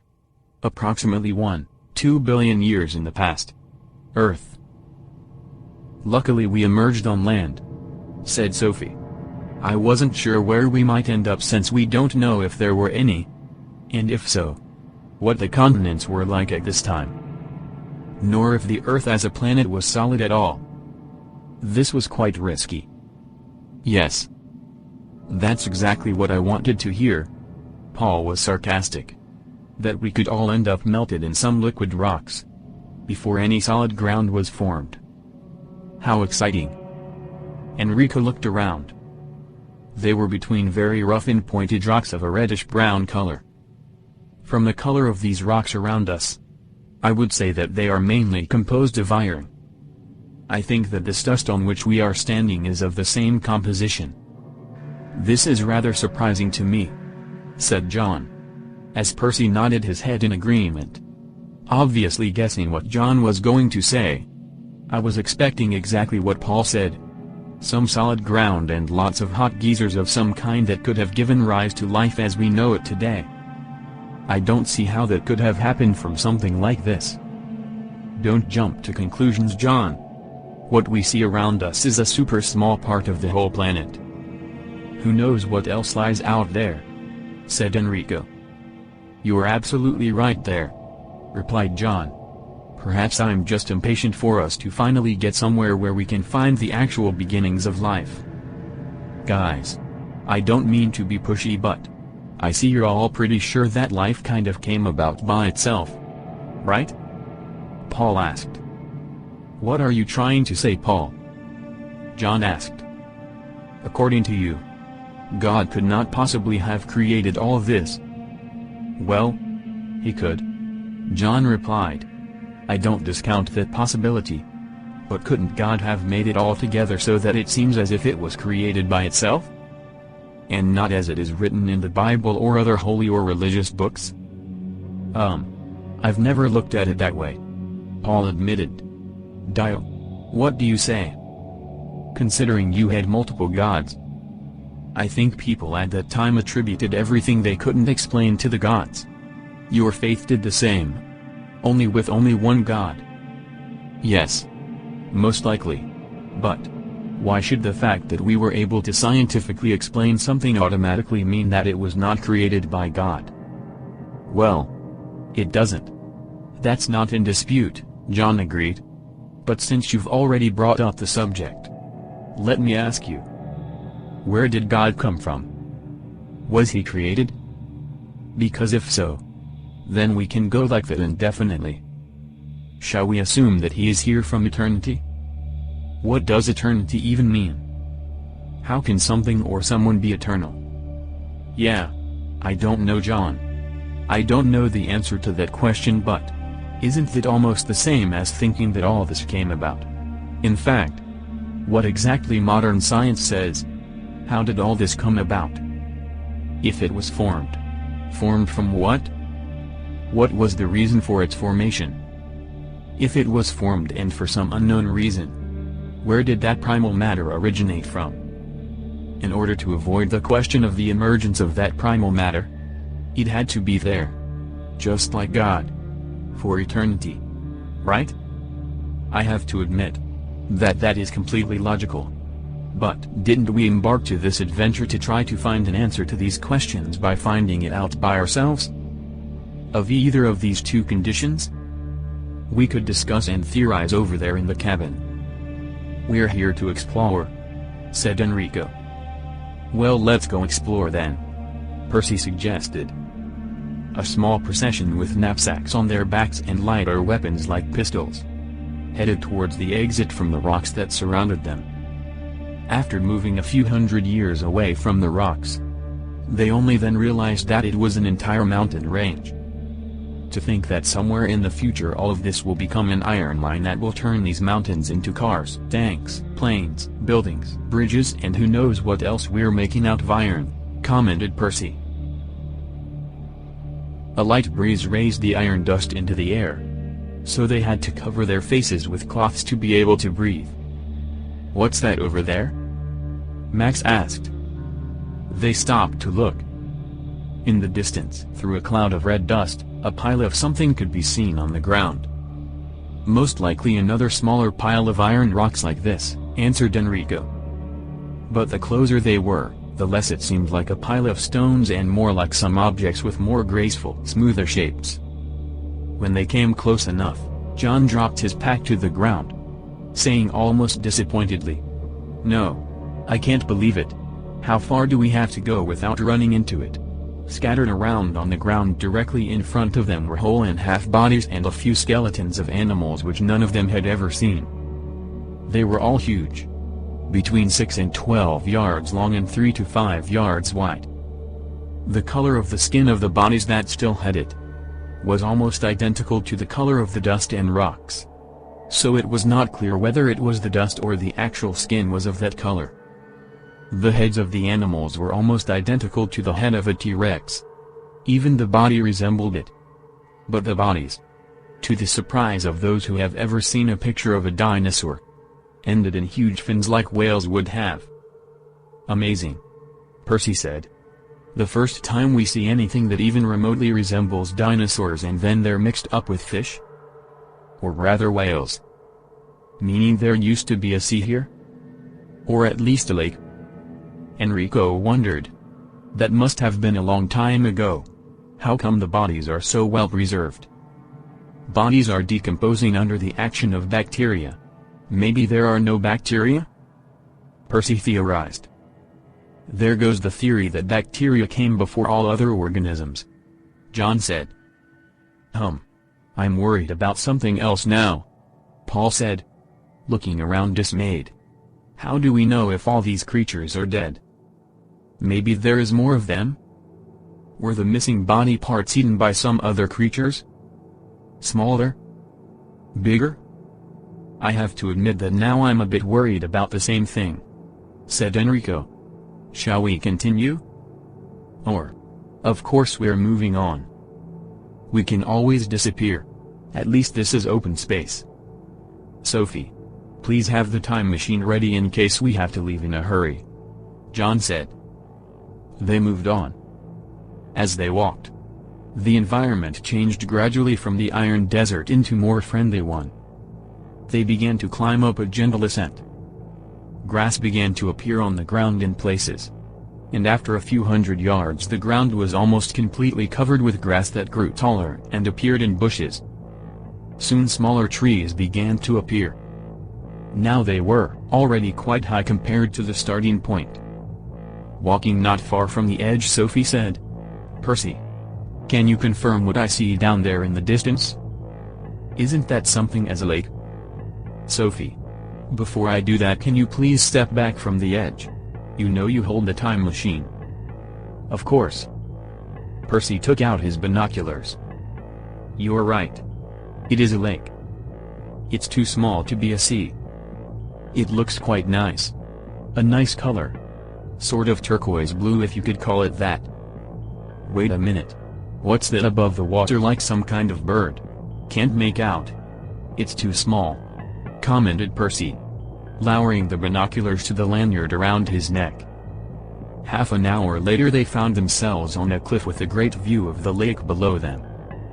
They were all standing a few yards from the edge of the cliff. From somewhere came the humming sound. And only a few moments later, below them, as if from the inside of a cliff they were standing on, an aircraft, with two pointed wings in the form of elongated triangles with a base attached to the fuselage, flew out. On the front part of the fuselage were two cylindrical objects that looked as if there should be propellers on them. But they were just continued by two pipes that narrowed towards the tail of the aircraft, and eventually merged into one. At the end of that tube was a smaller two-bladed propeller that apparently powered the craft. On the front part between the two cylinders, a little towards the front, there was another one whose half was made of some transparent material. Something like an antenna protruded from the front.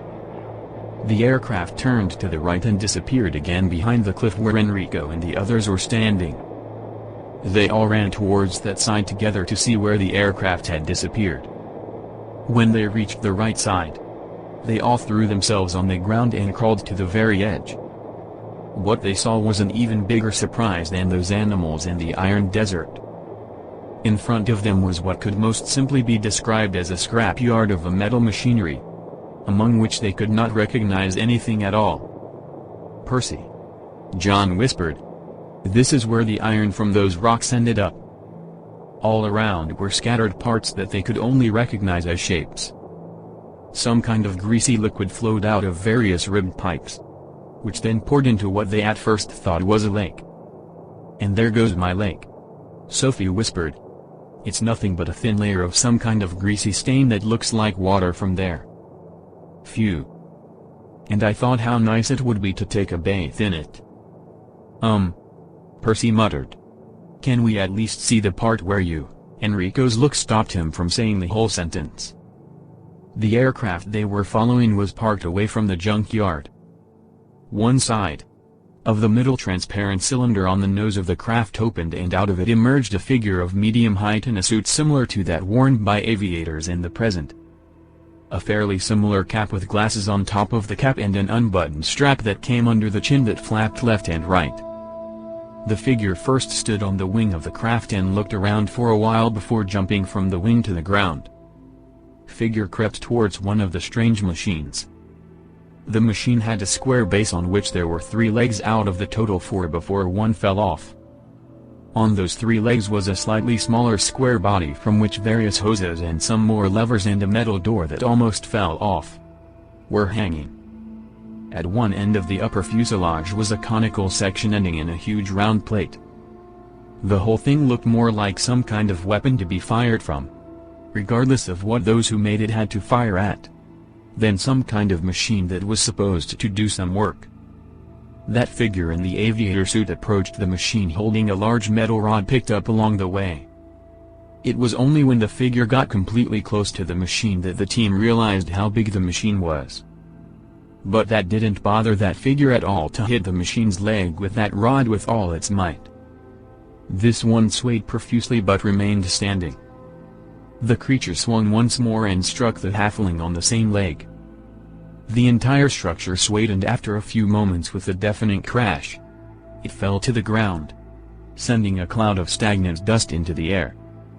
There was a strong smell of old engine oil and rusty metal parts. A person in a flight suit climbed onto one of the fallen pieces and drove a stick into what looked like a door. With a few strong jerks, the door came loose. The person dropped the bar and reached into the section that had just opened and pulled out a piece consisting of 3 one-foot-sized cylinders. Completely contrary to the previous behavior towards broken parts, the person carried this piece with great care towards the craft. Climbing onto the wing, the figure opened one of the 2 cylinders and pulled out of it the same type of object brought from the waste.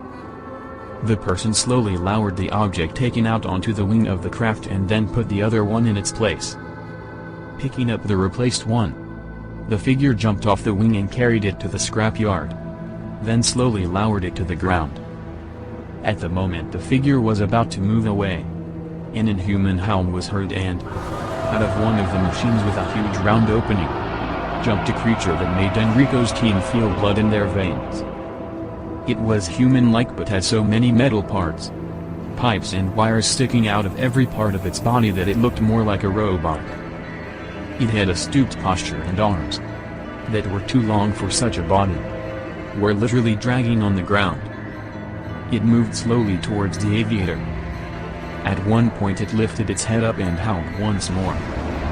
From one of the distant machines with 4 huge pipes that jutted into the sky like factory chimneys, 2 more similar creatures and what looked like a dog jumped out.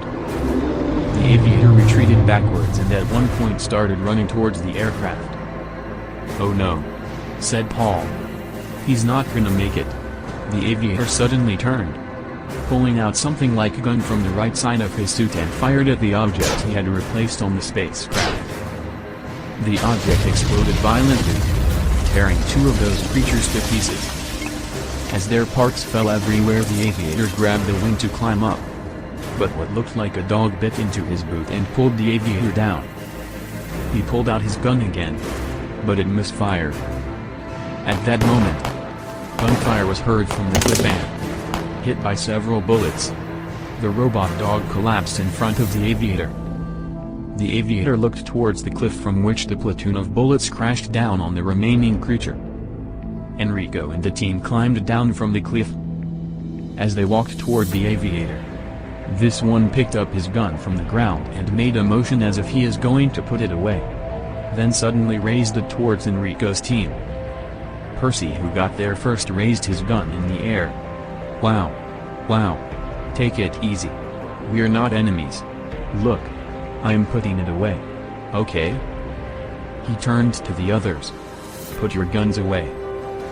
The aviator looked at them for a while and then tried something on his gun, and when it didn't work, threw it towards the scrapyard, mumbling something that looked like a curse. In one move, the aviator removed the cap from his head and the cloth that covered his face, which most likely served to protect him from the dust, revealing a delicate female face and a long blonde hair. However, what the rest of the body showed meant that this was either a beautiful girl without breasts and usually more defined hips, or a young man with a completely feminine face.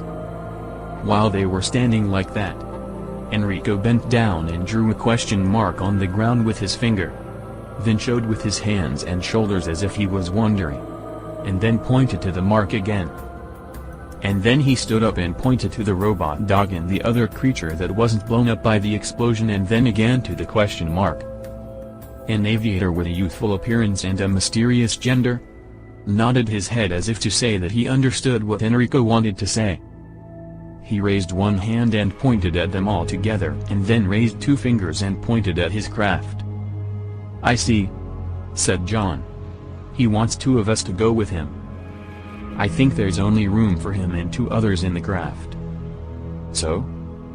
Any volunteers? I'm certainly one of them. I will go too if the others agree, Percy suggested. Enrico looked at the others. I think you, John, should stay. Percy and Max can go. And you? Percy asked. We will wait for you here. How long? I don't know.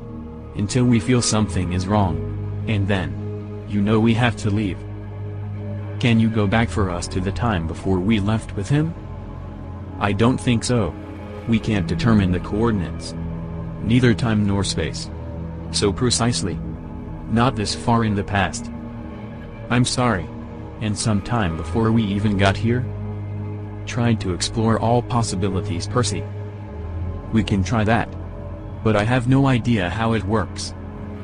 Going back in time as we know it, where we can determine the coordinates quite well in the small distances between which no significant changes could have happened due to our actions, I would say that it would work.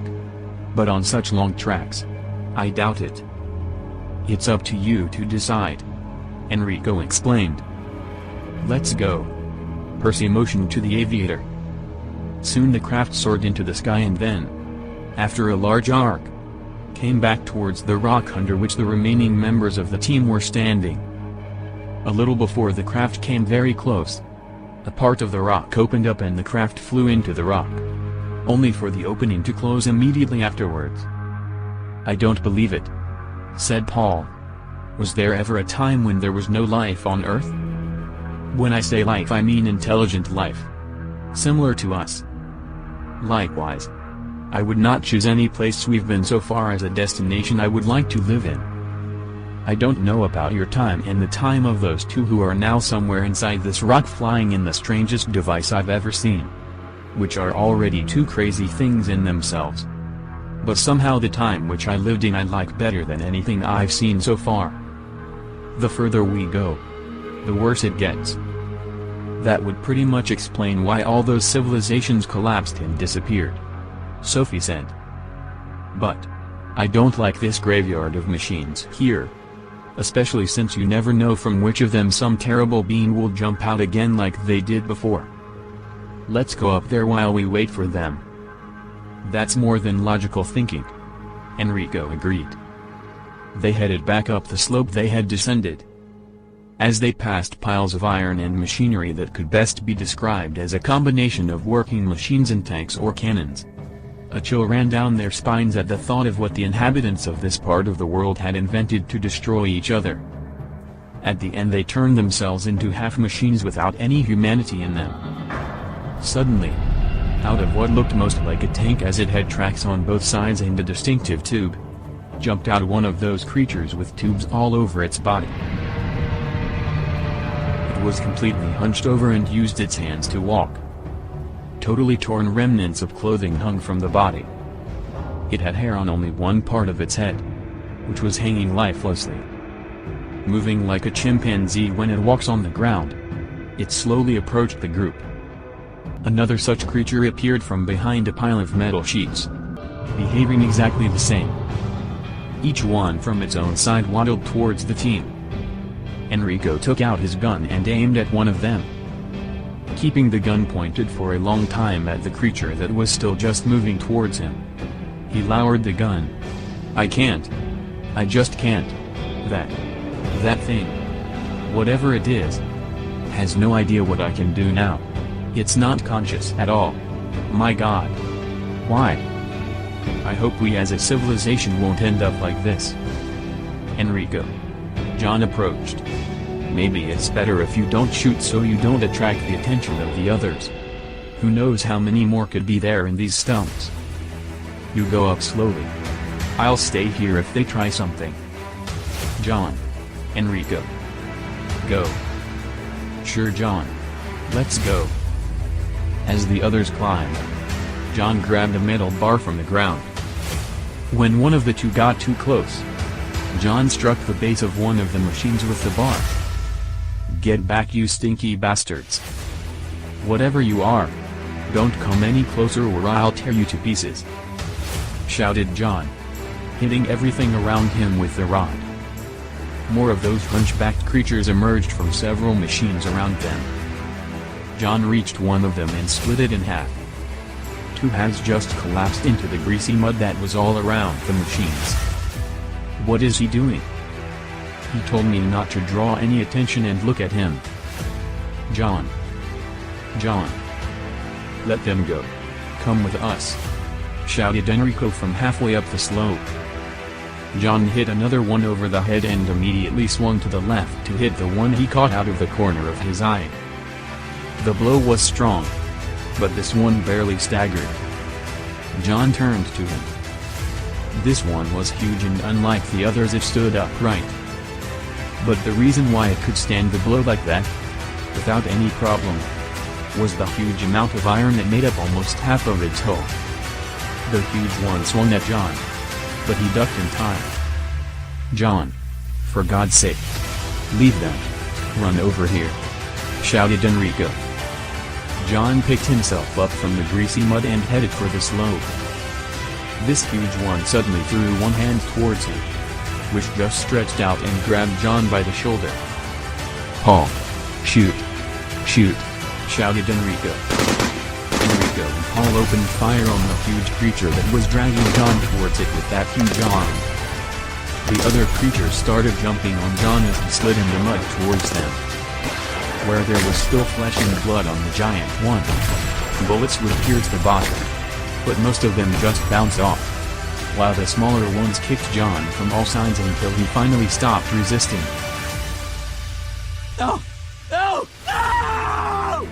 Enrico roared, heading down.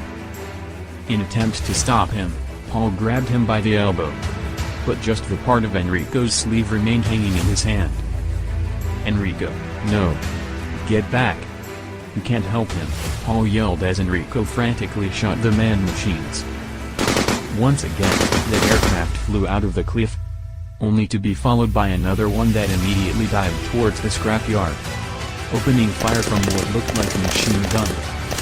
All those smaller men machines were blown to pieces while the giant one was still standing with the bullets just bouncing off him. Then that other craft flew over, dropping some kind of object which they then shot to make it explode. The huge one lost one of the legs in the explosion, and after falling into the greasy mud, crawled into a hole in one of the machines. Enrico ran to John, but then just held his head. John's body was unrecognizable. Those two craft have now landed on the plateau. Percy and Max got out of the craft along with the aviator. "What the hell happened? John? Oh no, man. Shit. Shit." For a while they just stared at the place where John's lifeless body lay. "We've got to bury him," said Percy. "Here. In this part of the world. He's gonna stay like this forever. There's no bacteria. They've cleaned it all out. That's why those half machines half humans down there. Even though they look like they're half dead, they do not decompose. No disease attacks them.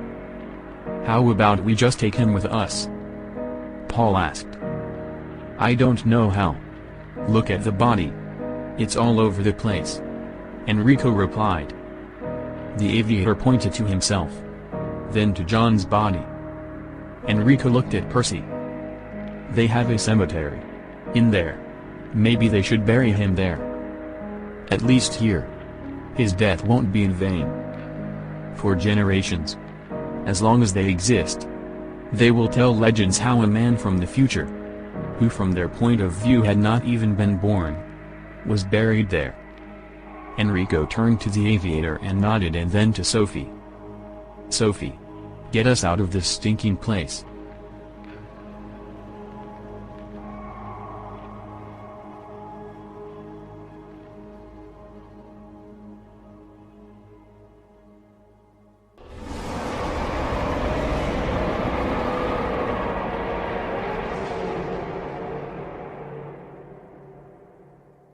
Chapter 23. 3 Sixes. They found themselves on a wet street paved with stones that were almost completely covered with algae. It was night and everything around them looked dark gray-green. It was constantly evaporating from the ground. They were surrounded by towers of all possible shapes that seemed to be competing to be the tallest. Around each tower, building, a metal fence was erected, parts of which constantly dripped with condensation. Each tower ended with 2 or more spikes that protruded into the air. At the top of each tower was a window with 1 or 2 sachets illuminated by orange flickering light. As far as one could see into the distance from the heavy moisture in the air, the towers could be seen. What the? Where are we? Sophie. Weren't we supposed to be at our hideaway? The cabin on the mountain? Paul asked. We did. I don't know. Was it me doing something wrong? Or, sometimes this screen doesn't respond immediately when I tap something and then I want to tap again. But it changes in the meantime and I then tap something that I didn't want to. Sophie explained. What is this place? Everyone looked at each other. Where is everyone? Or at least someone? Yes. That's right. There is no one anywhere. But I hear usual sounds, but there's nothing visible. Do you hear these voices? It's like someone is talking but then disappears in the middle of a sentence. I hear as if some children are trying to call for help. Now I don't understand anything. Are we still in the year of that aviator or in some other? Sophie tried to figure out. I don't think so, said Enrico. This is definitely something else. I don't know people, Paul said. I don't like this at all. I'd like to get out of here. I kind of stopped being curious right away. Wait until we look around a bit, Enrico insisted. This doesn't look so different from some of the Italian cities of my time. Man, where did you live? I don't know about you, Sophie chimed in, but I also hear a sort of constant hum, at some very strange frequency. By the way, you two never told us what happened there, when you left with the aviator. It's not like we really had time, Percy said. We just landed here. So now you have it. Nice and cozy place to recount events, Paul resented. I would also be interested. What John lost his life for, said Max. It's my fault, Enrico interjected. I told John to stay. After all, I shouldn't have let us be separated. It's all my fault. Enrico. I don't think you should blame yourself. After all, you called him to come after us. Can we now hear who those aviators were and where they flew in and out of the rock? Paul said again. They are the remnants of an ancient civilization. Those who did not allow themselves, at the beginning, to be persuaded and later not to be forced into one of the 2 options which are equally terrifying and monstrous. After one world government was established by force and as they were quite technological advanced civilization, they decided that humans did not obey enough and they were not mentally and physically advanced enough, so they needed to be perfected. One group of scientists was in favor of achieving this goal by merging humans and animals. Hence the combination of dinosaurs and whales that was carried out as an experiment. And the other, for improving people by replacing weak body parts with mechanical ones. The first option had too many problems and victims, and even where they succeeded, for example, by joining horses and humans, and fish and humans, those individuals did not live long and were not something particularly improved. So in the end the second option prevailed. But even there, unpredictable things happened. Those with more, so to speak, robotic parts rebelled against those who were more human. All those machines, weapons you saw there at the scrapyard were made by those more robotic ones. In the end, these robots won, but since they killed all the more human ones, there was no one to maintain the entire population. The technology itself had no sense of when something needed to be done. So over time they all eventually went nuts and turned into what you saw there. That group from inside the rock used that natural cave and just upgraded that moving entrance to protect themselves from those animals and those technological creations. They have evolved into a fairly small race of sexless creatures that reproduce under controlled conditions in incubators. They don't know how it is with the rest of the world, but they assume that some groups similar to them have survived in some of their own ways. Those tanks that they change from time to time, those are gas reservoirs that drive their aircrafts, but also everything else. I think they stop using electricity. Or they simply don't know how to produce it anymore. Maybe they even never had it. I don't know. They're pretty neat. The cave is huge. Percy finished. Wait. How did you find out about all that? I mean, they speak some language of their own, Paul asked. They have books. Books with pictures. They didn't really explain much to us. If there are no more questions, Enrico, I want to go take a look around, said Percy. Anyone else want to come? I'll go with you, said Max. Nice. Both people who know how to use their fists are going to leave us here, complained Paul. Come on, Paul. Don't you see there's no one around? Asked Enrico. Percy and Max left and Enrico started walking slowly down the street and the rest of them followed. After passing several towers, everyone stopped in front of one of them. The double doors on the ground level were open and a faint light was coming from inside. No, Enrico. Don't even think, said Paul, but Enrico was already walking towards the entrance. Just as he was about to step inside, the wall clock started striking.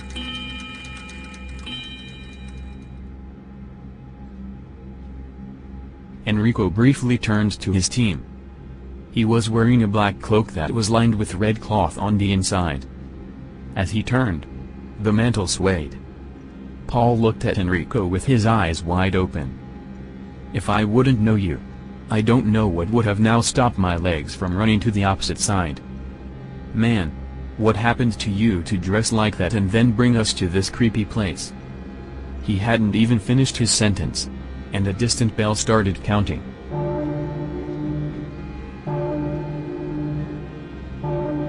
And it struck 6 times. Now everyone was waiting to see Enrico's reaction. What is it? Don't tell me you chickened of a bit of fog and the ticking of the wall clock and, at that moment, the whistle of released steam interrupted him and whistled. 6 times. Brrr, Paul mouthed as his back shook with discomfort. If this isn't the sign that we should get out of here, I don't know what is. Nevertheless, Enrico turned and entered the room. It was spacious. To the right was a bookshelf that spanned the entire wall. The books were quite scattered as if someone was frantically looking for a book. Opposite the bookshelf was a 3-seater with 2 armchairs and a small table in the middle. There were several candles on the table, whose faint flickering light illuminated the faces of the terrified members of Enrico's team. Meanwhile, Percy and Max were walking away from where they had left the rest of the team. Everything smells so damp and the air is so stale. I don't know how long there's been no one here, but I'd say quite a while. All the houses that nobody lives in smell like this," said Percy. "But how? Who built all this?" Max wondered. I wouldn't be surprised, considering that time travel is already an incredible story in itself, if we ended up in some other dimension of existence." "What do you mean by another dimension?" "A dimension of what?" "I have no idea, Max. I'm just rambling." "Wait, stop." Max stopped walking. "Do you hear this? It's like a child calling for help." They both ran towards the house where the voice was coming from. Running into the house, they suddenly stopped. The whole house inside looked like everything was burned. The voice was not coming from anywhere particular. Max ran up the half-burnt stairs, only to have the entire structure collapse after only 3 steps. Percy ran over and threw the charred remains of the stairs off Max. "Are you okay?" "Man, that wasn't a very smart idea. You can see that everything is half-burned." Max stood up and shook off the remaining ashes and cinders. Both realized that the voice was no longer heard. Instead, there was the screeching of car tires and a loud crash into the house in which they were standing. They both ran outside, but there was nothing there. There was only a crackling, like when a fire is burning. "It's like some invisible inhabitants live here. I wonder, since we can't see them, do they see us? Imagine if they see us. We come to them like ghosts." I always thought when I went to explore various remains and ruins of old civilizations, whether I will come across some of their ghosts somewhere, but not what it would look like if I were to be someone's ghost. "Percy, let's go back. Who knows what's going on over there?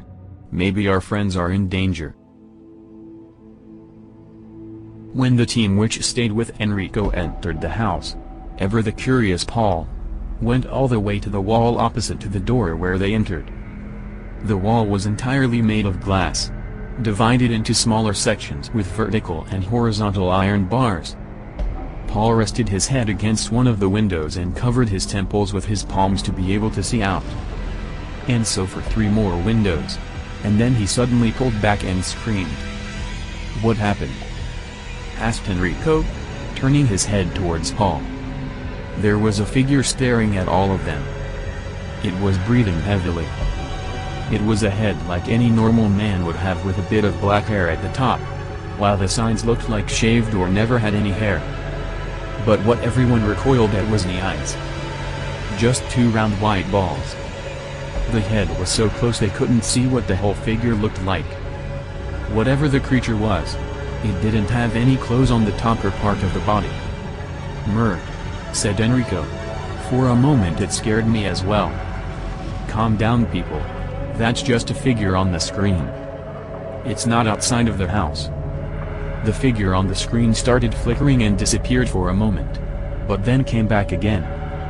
Some incoherent voices and constant drops of water could be heard around the character on the screen.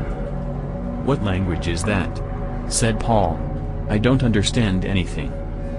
"Anyone else?" "Me neither," Enrico replied. "Me neither," said Sophie, flipping through one of the books. "I don't understand what he's saying, nor the text in these books, but I understand this here." "What is that?" Enrico asked. "The math. The signs are different, but the way everything is written. This is definitely a math book. And this is definitely chemistry," joined Diogenes, "although I have never encountered chemistry. But there in the hut while I was waiting for Enrico to gather the whole team, I found a book in Latin." The figure on the screen moved away from the screen, only to reveal it's not alone. What took everyone's breath away was the fact that the figure only had the upper part of its body and it looked like it was floating in the air, showing a part of the body that was missing. The creature clutched its head with its hands, while walking in circles. The sight was terrible. Similar creatures were walking all around. Or at least, to the people watching them, they seemed to be walking. Some didn't have the lower part of the body. Somewhere only the legs were walking without the torso. Somewhere only the torso was floating in the air without legs and without a head. Somewhere a head was floating high above the legs. Not a single body had any clothes on. All these body parts were wandering around. Those with arms were flailing in the air, while those with heads looked like they were screaming. The strangest thing of all was that there was nothing else besides them. No buildings, no trees, no objects, not even ground to walk on. They looked like they were in nothing. The screen flickered a couple of times and turned into a normal window. The wall clock struck again. Enrico's entire team flinched at the repeated striking of the wall clock. Everyone except Sophie. She was sitting in one of the armchairs and scribbling something on a sheet of paper. Paul just slumped into the other armchair. "If I didn't die now. I never will," he said, clutching his chest in the heart area. "This is the creepiest thing I've ever seen." Puffing on his pipe, Enrico said, "What happened here?" Beside the voices that kept coming up, a few moments passed in silence. Sophie slammed the book onto the table. Paul jerked in the armchair and just stared at her. "I think I know what. That character on the screen is most likely some kind of their scientist or someone who understood what happened to them. Or I can freely say, what they did to themselves. That recording, judging by the state of everything here, is quite old, and all those on it are most likely either dead or still trapped there." "There? Where there?" Paul asked. "On the other side," Sophie answered. "On the other side? On the other side of what?" "Of this one. Where we are now." Blowing out the smoke, Enrico said, "I have to admit I don't understand either. I'd say, if the locals were, if the inhabitants or whatever you call them, of this place, world or civilization, I don't know how far this goes," said Sophie, gesturing around. "I'd say that, with somewhat clumsy or an inexpertly performed experiment, they displaced themselves from this reality. I'd say that their spiritual existence is still here, in a way, but their bodies are there, in that nothingness." "What do you think happened?" Percy, who, in the meantime, came back, asked. "I mean, what were they trying to do?" "What I think they may have tried to do is transfer themselves completely to what they apparently thought was their real world. However, something obviously went wrong. I don't know. This is all too complicated and too advanced for me.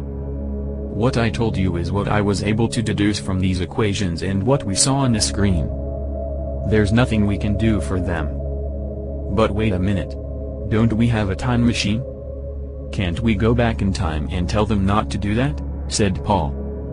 "I'm not sure we should get involved," said Enrico. "I think Enrico is absolutely right," said Percy. "It's already happened and it's over now. And besides, we are not here to fix things. We are lost as well. We need to fix us first. People, look what I found." At that moment Max, who didn't come back along with Percy, appeared at the door holding in his hand at head height a piece of stiff paper about 24 by 12 inches with string on the top, and a picture of a cabin and a lake below the series of numbers. "A calendar? Look at the year. 1666. What the hell?" Percy couldn't believe what he was seeing. "How is that possible? I was sure that either we are far in the past at the time of some totally unknown civilization or in the far future. Although the latter sounds impossible considering that we concluded that we cannot go into the future until it happens," said Enrico. Paul just rolled his eyes, collapsing back into the armchair. "Aw. Your thoughts are making me dizzy, Enrico." Wait a second, people," Percy interjected. "Maybe this wasn't an actual calendar but something like, I don't know, a museum piece or who knows what. I wouldn't say. Look at how the days are crossed out. Someone used it every day. This is interesting. Look at this date. All the other days are crossed out. Only this one is circled. September 2nd, 1666? What happened that day?" Enrico mused. "The Great Fire of London. That's what. Almost 80% of it was burned down," said Percy. I don't know just how it relates to that house. He continued muttering. What house? Enrico asked. A bit away down the street. Max and I rushed into the house because we heard cries for help, but when we got in, there was no one there. But the whole house was burnt inside. Later we heard a car crashing into the house and ran out to see what happened and, let me guess. Paul interjected. There was nothing out there as well? Exactly. But there was a constant crackling of fire. So that's why I'm trying to figure out. Is that somehow connected with this on the calendar? Wait a minute, said Sophie. Look at the picture below the calendar. This wooden cabin in the lake. The year is written right below the picture and the number is reflected in the lake's surface. Paul screamed with excitement, making another number to appear. 1999. Sophie continued after looking away from Paul. Is it possible that this was done on purpose? Percy wondered. You know. The same way as Leonardo da Vinci would insert numbers into his paintings that to this day we don't know what they mean. Just as we don't know who the mystery woman is on the painting everyone calls Mona Lisa, which, by the way, became popular only after it was stolen from the Louvre in Paris. It was stolen? Interesting. I didn't know that. How do you know so much about it? Enrico asked. My wife. She's the one who studied art. And what did she conclude? I don't know how I would explain it. With all due respect, Sophie, but I couldn't understand how she as a woman thinks. I would look at whatever art just with my eyes, without really thinking about who was who and what the artist wanted to say or why they did it in the first place. I guess the urge is the same as the one that made me research lost cities, John, to join the fight of the Greek partisans and the like. Most likely curiosity, passion, the feeling that there is something more in it. I believe that everyone has their own story. That could be one way to explain it. But what did she say about it? She claimed that the person on that picture wasn't a woman. Then who was it? If it wasn't a woman? Exactly my reaction too. However, I changed my mind a bit when she read to me what a contemporary of Leonardo who knew him personally wrote. I quote, "There is one nowadays who has so fixed in his conception the image of himself that when he wishes to paint someone else he often paints not the subject but himself. And not only his face, which is beautifully fair according to himself, but in his supreme art he forms with his brush his manners and his customs." End quote. Ahem. That sounds like he painted himself? Said Paul. Could be, but, agreed Enrico. Let's focus on our thing here. Max, is that the only page in the calendar? Asked Sophie. No. There are other pages. Although not all months. Some are ripped off. Wait, let me see. I didn't even check. When I found it I came straight here. So, there are other pictures. Waterfalls. Frozen lake. The sea and the ship on it. A river and a Viking boat on it. Again some pond. Whoever made the calendar obviously liked water. Wait. Said Percy. Go back to the boat. This one? Asked Max, showing the Viking boat. No. The other one. Yes. That's not just any boat. It's a caravel. It's the type of ship Columbus came to America with. Wait. Look at that. There's a name of the ship on the picture. Max, allow me. It's too small. I need some kind of magnifier. Can anyone read this? They all tried but with no avail. Why don't we go back and take it with us? Asked Paul. You're not saying it because you want to read whatever the name of the ship is, said Diogenes. You just want to get out of here. Is it so obvious? Paul wondered. Of course it is. Look what you did to a cushion of the armchair. Although not on purpose. Their loud laughter in this creepy place made it even creepier.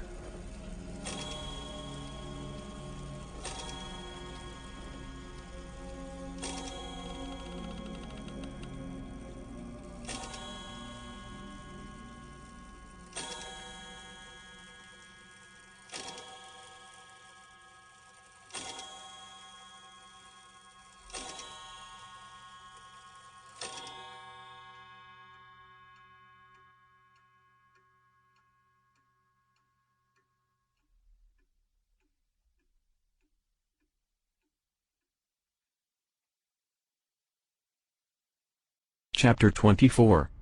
Potato Head. Unknown year, unknown territory. The valley was huge. From the plateau from which he observed the valley, the view stretched endlessly. He had never experienced so much free space in front of him before. It has been months since he have had a moment of clarity such as the one he was experiencing now. He felt calm and at peace.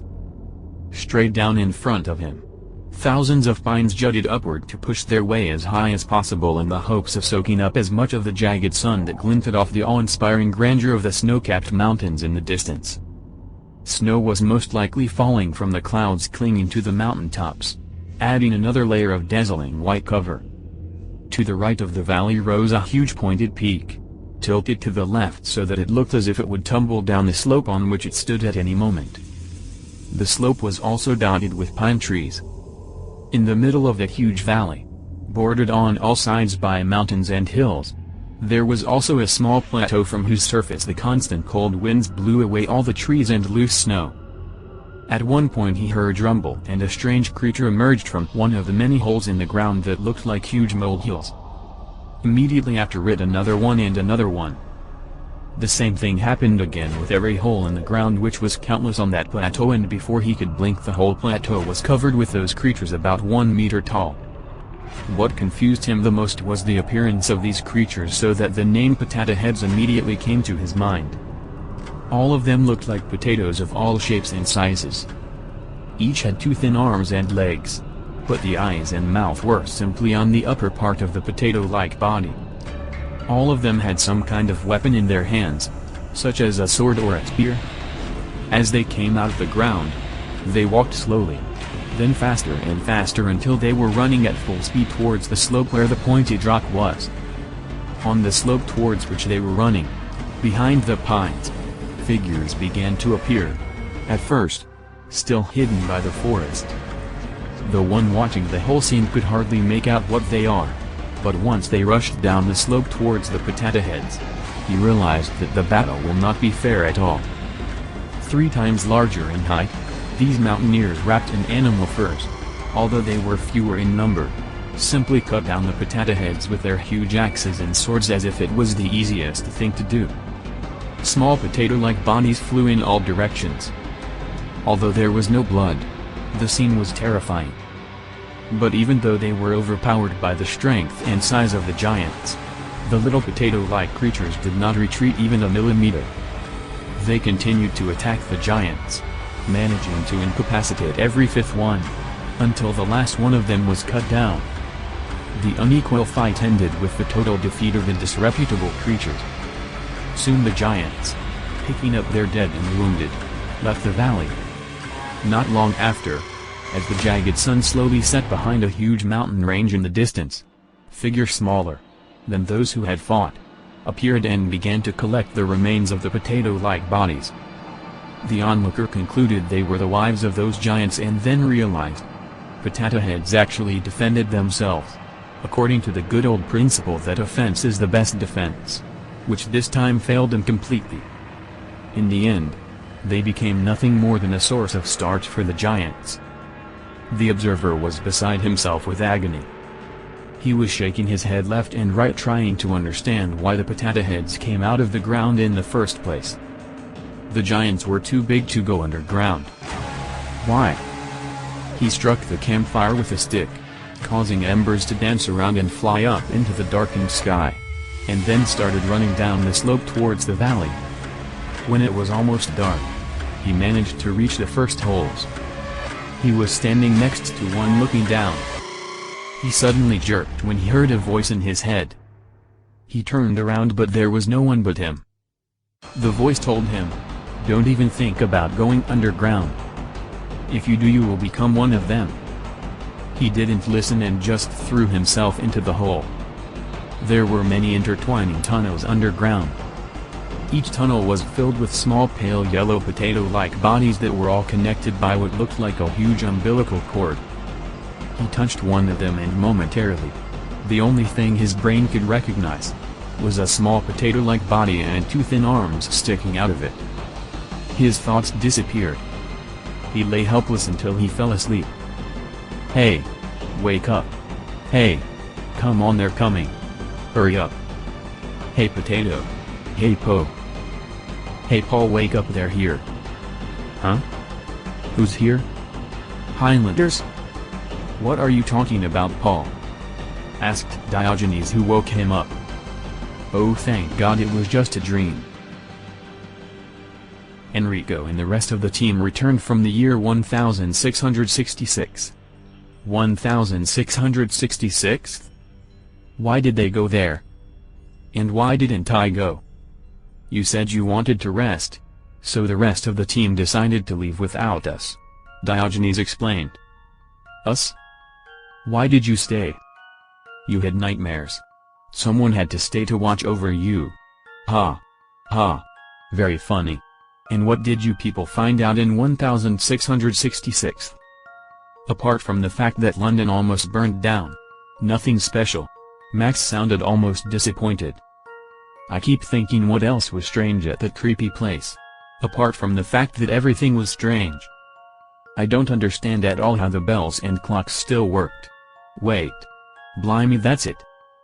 Screamed Percy. That's 100% that. Remember. First the wall clock struck 6 times. Then the church bell or whatever bell struck 6 times, and then, the factory. Steam whistled 6 times, and finally the clock struck 1 time. Enrico continued. 666, then 1. Or 1666. It's a good thing we're here, Paul commented. Because now it looks even creepier than before. I almost agree with its statement. So definitely the year 1666 has something to do with the whole thing. Everything points that someone made it all on purpose. But what was the reason? Enrico mused. I think you can speculate forever, interjected Diogenes, who normally didn't talk unless he had something to say. We should go there. To that year. To that place and see what happens. Which year? 1999. You've been to 1666. You saw the Great Fire. Wait the seconds. Maybe the year 1666 was there just to point us to the fire. Not the actual fire in London, but some other great fire. We should definitely check were there any great fires in 1999, said Percy. Yeah, but where? The whole world? Asked Paul. Are there any other cities in the world with the name London? Probably. But if there's more than, let's say 5, how to know? Hold on a second. Let's recap what we have so far, said Enrico. We have 2 different years. A fire in London in 1666 and year 1999 with unknown event if there is any at all. We have sounds that show the same year. We have a lake in which the year is reflected as in a mirror. We have, hey, where's that calendar? Did anyone check the name of that ship? I don't think so. We totally forgot, said Percy. Do we have anything to zoom into it? A field glasses? A field glasses? Here you go, said Paul. But isn't that faux? It is. But if you take it apart, you can use one of the lenses as a magnifier. So just unscrew this. And this. Press here and voila. Okay. Let's see. Yes. Exactly as I thought. Santa Maria. One of the 3 ships Columbus came to Baja? Mass Islands. Confirmed Percy. Do we still have that map we used when we visited Germany? Here it is, Enrico said, handing the map to Sophie. Thanks. Wait a minute. Didn't the creator of a time machine say somewhere in his diary that it is not only a time machine but also contains a lot of data? After all, how would it work without a map? Percy asked. Yes. You're right. I completely forgot about it. What do you want me to check? Asked Sophie. Well, now we have all that Enrico mentioned and one new clue or fact. The ship with which Christopher Columbus sailed to America. And we don't know whether the clue is the ship, the explorer or something else, continued Enrico. Okay. But I think now we can exclude the rest of the world. The clue obviously points to North America, said Sophie. So let's look for some fire first. Just a second. Okay. Here you type in fires and blah, blah. And there you go. So, we have dozens of fires. Mostly during the summer months.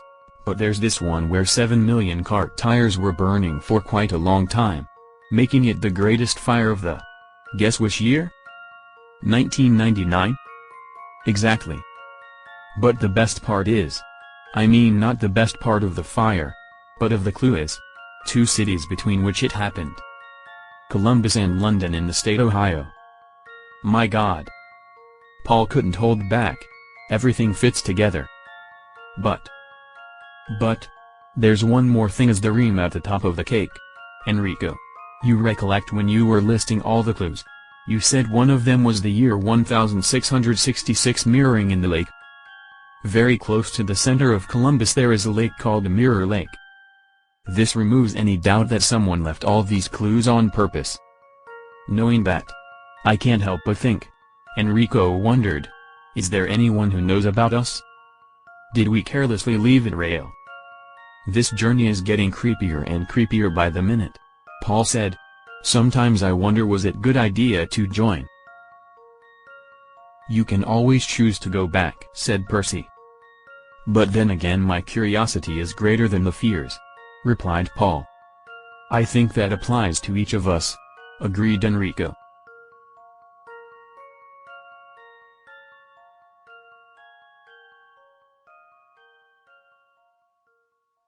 Chapter 25. Deja Vu. Columbus, Ohio, 1999. You think we're in the right place? Enrico asked, tipping his hat. Everything points to this town and to this year, and the Mirror Lake is the only clue that pretty much pinpoints a location within the city itself, Percy said. And if this isn't that location, then I don't know based on what would we determine some other. There is no doubt all the clues point to this small town. But I am starting to wonder, is this a work of someone who knows more about us than I'd expect from a stranger? Sophie said, looking at Enrico. I beg your pardon? What do you want to say? Enrico was stunned. Besides us and the late John, no one else knows about all this, right? Who brought us together? You. None of us could have planned anything like this but you. And now I remember yesterday you were like wondering if we hadn't left some careless trail. Sophie said. That makes perfect sense. Percy joined Sophie's thinking. It's not that I'm not grateful to you for saving my life, but somehow everything points to you. How do we know that you don't have some secret goal of your own and use us to get to it? Ahem. People. Paul chimed in. You Max and Percy weren't there, but you Sophie were. The man literally wanted to give his life to save John. And then, isn't the time machine all the time in your hands, Sophie? I don't see how he could do any of this. Paul, don't be so naive. He could have done all of that long before he even picked us up, Percy said. Enrico looked at Diogenes. Dio, you as the moral pillar of this team. What do you say? As a matter of self-preservation, a man needs good friends or ardent enemies. For the former instruct him and the latter take him to task, said Diogenes coolly. What's that supposed to mean? Said Percy, who had already had a small skirmish with Diogenes when they were introduced. Which of the two are you? Asked Diogenes. The man saved each of your lives. He promised you nothing but experience and knowledge. Even if he has some secret agenda. If you don't like it, I don't see him keeping you here by force. I totally agree with Dio, said Paul. And if you have any doubts, ask him, instead of accusing him. Trust me. As an experienced forger, I know best what it feels like to be accused. Paul, you were charged for a reason. For forging documents and who knows what else, Max said. Exactly my point. I was being accused of something I did and I felt bad about it, and you only know the good that Enrico did and you don't know if he did anything bad. He must feel betrayed now. People, let's calm the tensions, Enrico said after patiently listening to everyone. I can only tell you that I don't have any secret agenda and that I am, with everything I see and hear in every situation we've been in so far, as surprised as you are. It's up to you whether you believe me or not. I don't know how to prove it to you because there's nothing to be proven. Enrico. Sophie said. I'm sorry. I didn't think it would turn out like this. If you don't want me as part of your team anymore, take me back. Yes. I don't want you. There was silence. And then Enrico said, what's wrong with you people? I'm not some boy who will find himself insulted like that. Of course I want you, and everyone else to stay. Unless some of you don't want to stay anymore. I'm in, Max said. Me too, Percy confirmed. I don't even need to ask you to, I suppose? Enrico looked at Paul and Diogenes. Okay, that's settled. Now, any ideas why we're here? Well, everything confirms that we are in the right place, said Percy. I just don't see how we should know why we are here. Should we just ignore the whole thing and just go our own way?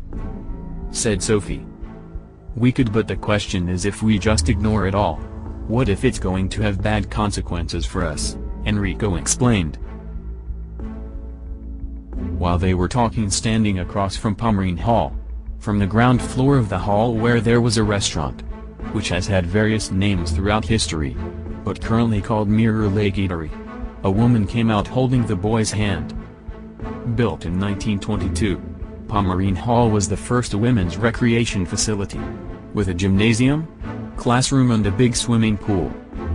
Women would stay until late in the afternoon for various activities and then they would move to a restaurant where they would stay for several hours talking and eating. The building was on the north side of the South Campus, which was one of the student residences at the time. South Campus bars were the center of campus social life. During the weekend evenings, starting already on Friday, students would rush from the dormitories to the bars. And not only from Columbus, but also from Central Ohio would flock to the block in search of action. In front of the bars, such queues would form that the police would tie thick ropes to street light poles and traffic lights so that the young people wouldn't end up under car tires. The crowds on the roads themselves were terrible. There were also drunken young men who would steal their dads' cars to show off in front of the girls. It was pretty much the same situation now. There were a lot of tipsy students staggering through the streets around campus. Coming along the path to the pedestrian crossing, the woman with the boy stopped to let a couple of cars pass because no one paid too much attention to the traffic rules. At that moment, Enrico's entire team was behind them on the same crossing in front of the Pomeranian Hall. I'm having a déjà vu, Percy said. What? Paul said. Déjà vu. It's a French loanword for the phenomenon of feeling as though you have already lived through the present situation before. You know what's gonna happen. Sort of. Me too. I mean not now, but I had that feeling before in my life. I just didn't know there was a name for it. Speaking of which, Sophie interjected. Me too. More than once. After some cars passed, the woman holding a kid headed across the crosswalk across the Neil Avenue. When they were halfway to the other side, a car came speeding down the John Henry Herrick Drive, followed immediately by another car. The woman pulled the boy by the arm to get him out of the way of the first car that was to the high speed carried onto the left sidewalk. But in the very next moment, that other car appeared in front of her and the boy. Being the closest to them, to save them from the impact of that other car, Max jumped towards them in an attempt to push them to the opposite side. However, exposed in the middle of the road, a second later, he was hit by an oncoming bus that was trying to avoid a collision with the other car which at that moment hit a woman and a boy. In no time, a crowd gathered around the three people lying on the street. Jesus Christ! Screamed Paul. Max! Max! Oh my God! This is exactly what Max and I heard there in that creepy place. A child wailing and the crash of a car. Max rushed in to save a child and almost got killed. God, Max! What is happening? Has fate started to play with us? Said Percy. Was that it? That déjà vu thing? Asked Paul. Percy! Get back here. You're drawing too much attention to us. We must not be exposed. Pull back. said Enrico. After they pulled back to the crowd, Enrico added, I don't think this was what Percy's déjà vu was about. This already happened to Max. What do we do now? We can't go back to the moments before this happened in front of all these people, said Percy. It's not just that. We can't do it. Remember? The time's under 1 hour?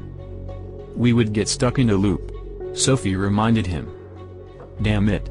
You're right, I totally forgot. We'll have to wait until they take him to the emergency and then go and get him, said Enrico. So we cannot leave without him and come back to previous time when he was still alive? Asked Paul. Here, he is not the part of this time and place. None of us is. If we go back without him, he will stay here in this moment and not be there.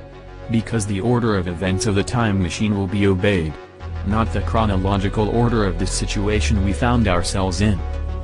If that's so, then how could you go collect younger Dio? He was already the part of the time machine chain of events. Yes, but the older one, not the younger one. Max is dead. He has to come with us to the previous state and the order of events of the time machine. That's the only way. There they are, taking him to the ambulance. How are we going to follow them? Wait, I'll go ask, said Percy. While Percy was there, Enrico said, this is exactly what I was thinking but didn't say it. What if someone or something wanted to trick us into something like this and then we create even bigger tragedy? The problem with preventing an event is that you're not only preventing that exact event, but all the events that happened as a consequence of the one you prevented. You simply cannot know that preventing a tragedy with good intentions does not lead to an even greater tragedy. Percy came back. I have the name of the emergency hospital. It's less than 20 minutes from here. We'll take a walk around a bit, said Enrico. At least 1 hour has to pass. I would say, maybe even 2 hours, said Sophie, just to be on a safe side. I don't even know what it means to be stuck in a loop.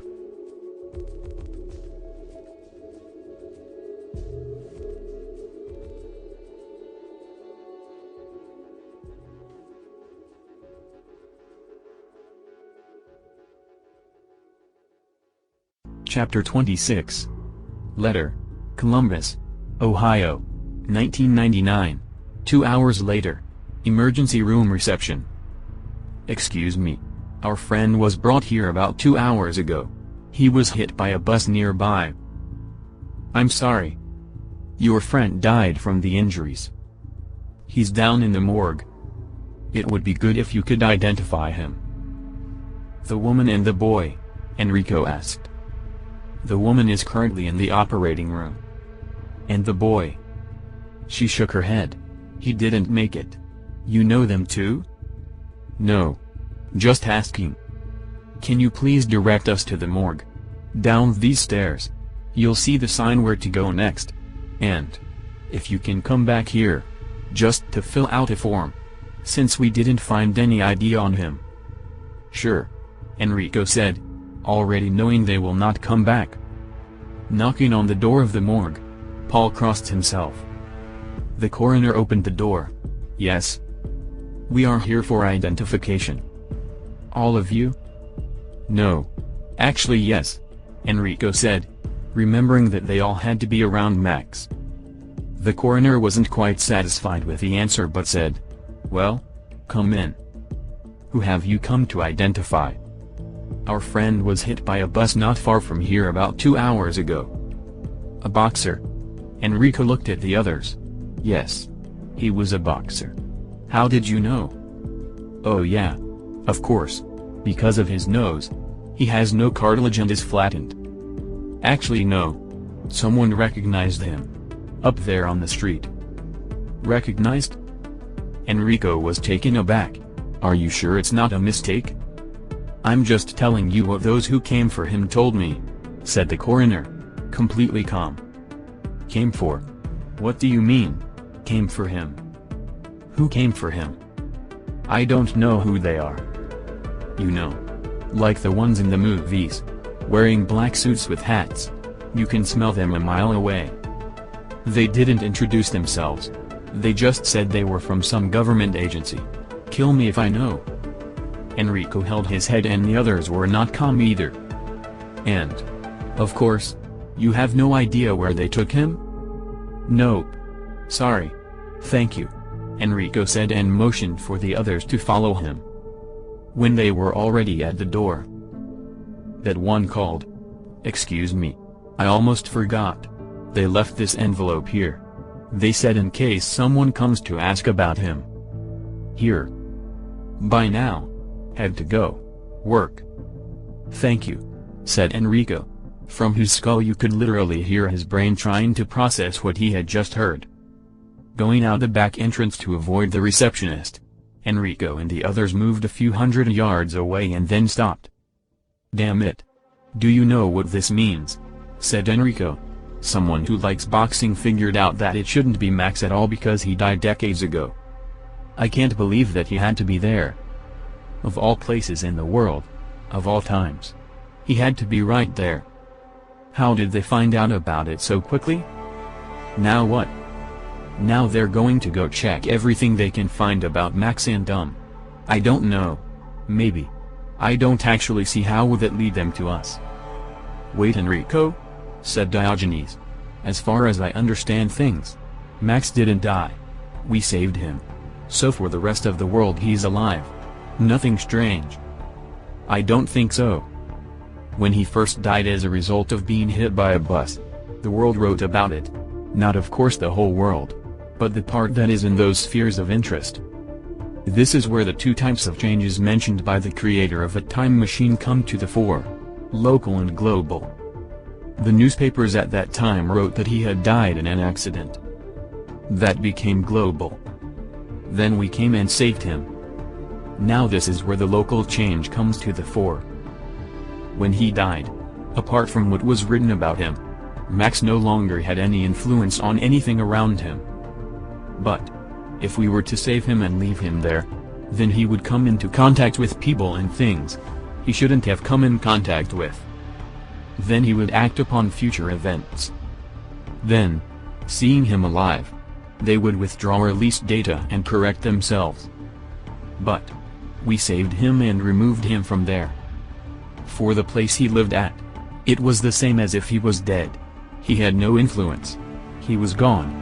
The inscriptions in the newspapers remains. The same for the rest of the world. He was dead. Enrico explained. Yeah. That totally makes sense, Percy agreed. And the envelope? Sophie reminded. Ah, yes. The envelope. Let's see what it is, said Enrico, opening the envelope. To whom it may concern, fortunately for us, your friend lived just long enough to tell us who you are, and how is it possible that he was alive given that we checked when he allegedly died? We don't know much about that device you have, but our physicists know enough to understand that you need to take your friend with you in order to go back to the time before he died. So if you want your friend back, then you're going to have to do what we're going to ask of you. They're bluffing, Percy said. Max couldn't survive that kind of blow. Wait, Percy. Let Enrico read everything and then we'll draw conclusions, said Sophie. Besides, remember what the guy who worked at the morgue said? Someone recognized him. I'm 100% sure they're bluffing. Percy was consistent. Okay. Whatever. Please, Enrico? Could you continue? Sophie insisted. Since it is now 1999, you must have come from the future. First, let's introduce ourselves. Contrary to what you most likely think, we are not a government organization. We are not a non-governmental organization that supports the government. We are a private organization that wants to save life, in general, on the planet. Before you characterize us as another crazy movement that thinks that people are destroying the planet with their actions, we want to tell you that you are almost right, but not in the way you think. Contrary to the general attitude of the public of the entire planet regarding the pollution of the Earth with fossil fuel products, where it is claimed that life on Earth is destroyed by excessive release of carbon dioxide into the atmosphere, we think exactly the opposite. that life is destroyed by abandoning the use of fossil fuels. Which, by the way, are not at all fossil fuels. If we look back a few 100 million years, we will see that plants, which, along with water, are the most important condition for the existence of other life forms, simply flourished, thanks to the fact that volcanic activity on Earth was far more intense than today. For two reasons. One is fertile soil that is full of minerals and nutrients. And the other is the increased percentage of carbon dioxide, which is just as important for life as oxygen. It is wrongly thought that carbon dioxide is harmful to humans. It is no more harmful than the oxygen. Have you ever wondered why people feel so good around fire? Controlled, of course. Not only because of the heat or light it gives us, but also because of the carbon dioxide we breathe in, which makes us feel powerful. Of course, there will always be some smart people who will say, too much carbon dioxide will kill you. Of course it will, just like too much oxygen will kill you. Just like too much of anything will kill you. Both elements must be in balance. Deficiency or excess of either leads to tragedy. If we look at the plants and animals that lived on Earth when the percentage of carbon dioxide was higher, we cannot help but notice that the plants and the animals were huge. I mean really huge. And the Earth was much greener than today. Humanity is rushing into the abyss of its own stupidity. By reducing the emission of carbon dioxide, we are sawing off the branch we are sitting on. We are digging a grave into which we are slowly and surely sinking. By placing the first satellites in orbit around the planet, we got the first pictures of what our planet actually looks like, and with the appearance of the first computer maps, we got the possibility of seeing the Earth in an unprecedented way. The scientists of our organization noticed something that is not visible at first glance when looking at a map of the entire territory of the Earth. As the Earth is scanned in various light spectrums, they accidentally realized what was happening. If you are looking at a normal world map on a computer screen, which is usually light-toned to better see details such as the names of mountains, cities, or the lines of rivers or borders, then the light green color indicates forest areas, while mountain and desert areas are usually some light green color. Seas and oceans are light blue in color. Nothing unusual, you'd say. Nothing looks alarming. But when you look at that same picture through some filters, then in one of them you get a terrifying picture of the surface of our planet. The seas are still blue, the forests are green, but the deserts are black. Black as the lungs of someone suffering from lung cancer. Our planet, which needs both oxygen and carbon dioxide to function, has a lung cancer. By reducing carbon dioxide, instead of curing the cancer, we are nourishing it. Look at the world map. Almost half of the territory of the United States of America is desert. The northeastern part of Canada is eroded. A good part of South America is dry. More than a half of the largest continent, Africa, is desert. The entire Middle East is desert with no exceptions. All countries between India, China and Russia are either desert or the treeless mountain ranges. Large parts of India and a good part of China are all like that.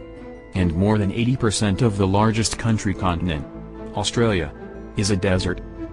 All those parts, plus the frozen surfaces, plus the seas, oceans and lakes, none of them produce oxygen. None. We want you to help us prevent disaster. We understand that you can simply leave your friend and go back to where you came from. But this is not about saving one man, but all of humanity. And is there any point in saving him if we all have no future together? If you are ready to help, leave a message at the mortuary and we will leave you further instructions. We hope to see you soon. I don't know what to make of this. Enrico said. What if they made it all up just to get their hands on the time machine? That's right, shouted Percy.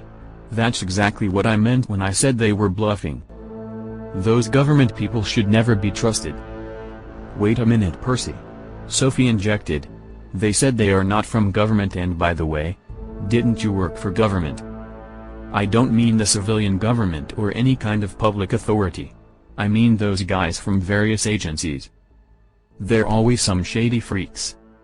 I have to agree with Percy, said Paul, having been to various courts. Although there weren't quite the set agencies Percy talks about back then. But there was always something shady brewing. Okay. So you two are in favor of leaving Max behind? I'm not in favor of leaving Max behind, Percy replied. I'm just saying the situation is tricky. We need to be careful and come up with a plan to take Max and leave them empty-handed. And the world? What if it's true what they say? Sophie asked. What if it is? One way or another. We can't go further into the future than when the machine was made, plus this little bit of time that has passed since it flew into Enrico's hands till now. They obviously think we can go any direction. I think we should leave a message saying we'll help them just to see what their next move is, Enrico suggested.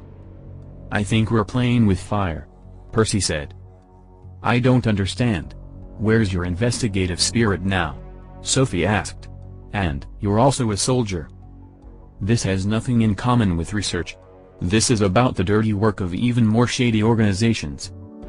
What if they get hold of time machines and screw up the whole world? What then? And we handed it to them on a platter. How the hell did we get into this? Muttered Enrico. Whatever we do. Not good. Dio? I agree with what you suggested earlier. If we go and leave everything as it is now, we'll always be biting ourselves and wondering why we didn't do it, Diogenes said. You mean we should leave a message? Yes. We'll find some boy on the street to deliver the message to the coroner. Good idea, Paul agreed. I guess if it's all a trap, we don't fall for it. And how are we going to pick up their message? And how are we even going to know they delivered it? We will write to them in our message the exact time when they have to deliver it, and we will send some other boy to get it again, answered Diogenes calmly. But they can follow him. They can. But they won't. I think that even if it's all just to trick us into coming somewhere where they'll forcefully take the time machine and break our necks, they don't need publicity. They would rather let us get the message and then fulfill their intention somewhere hidden from the public eye so that they have to explain as little as possible. And if all they say is the truth, then they won't make scandals. There's a point to all that you're saying, but, said Percy.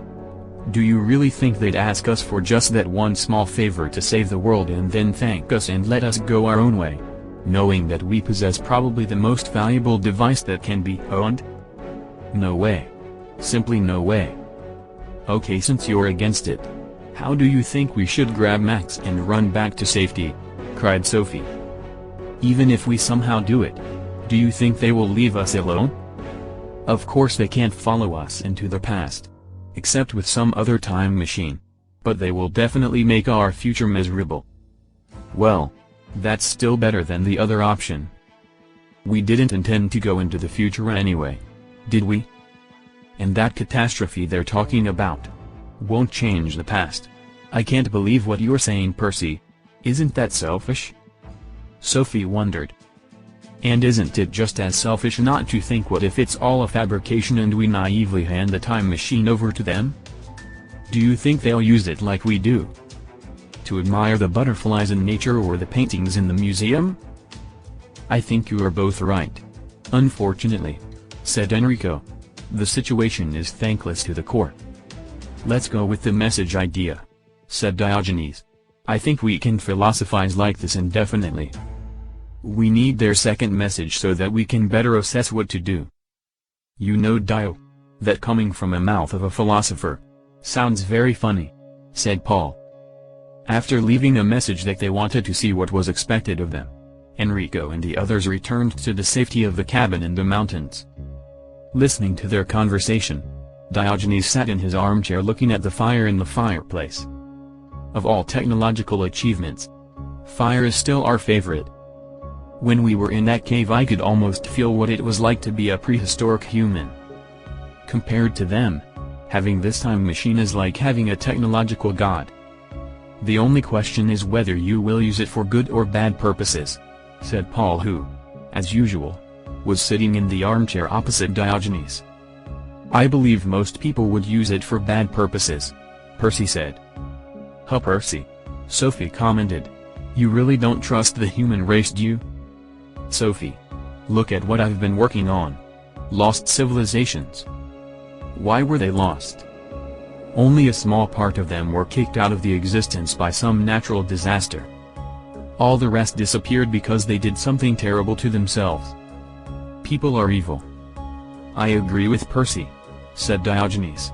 Every human has the capacity for evil. We were all cute little kids at one point. Throughout our life, at any given point, we are nothing more than a collection of data, according to which we behave. How's that possible? Paul said. How's what possible? Being evil? Enrico asked, lighting his pipe. Number. How it is possible, and I don't know how it didn't occur to me until now, that he built a time machine in 2064 if he died there in the past. I see you're confused. The one who died in explosion was not him being younger in the past, or some relative of his, from whom he was directly descended. It was him 65 years old and he already made a time machine at that time. From the point of view of the time machine, from the beginning of its existence, everything that happens has a direction towards future events. The fact that someone will go to the past from the calendar perspective, for the time machine, that is the future, something that is yet to happen. If the one holding the time machine dies, it is irreversible. What I understood about the time machine is the following. You can only go into the future as much time has passed since the creation of the time machine. You cannot go into your own past before the creation of the time machine and keep the time machine.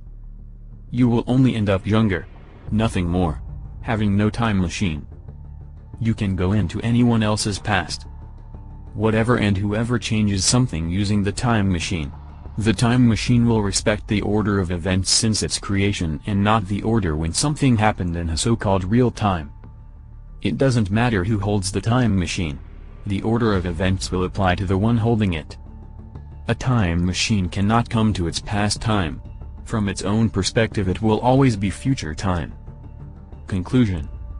Everything that happened before the time machine was created, and led to the creation of the time machine itself, cannot be changed by going back in time and in any way changing the course of events that led to the creation of the time machine and or its creator. All of the above applies as long as there is only one time machine. All of this would happen just as well for someone holding another time machine.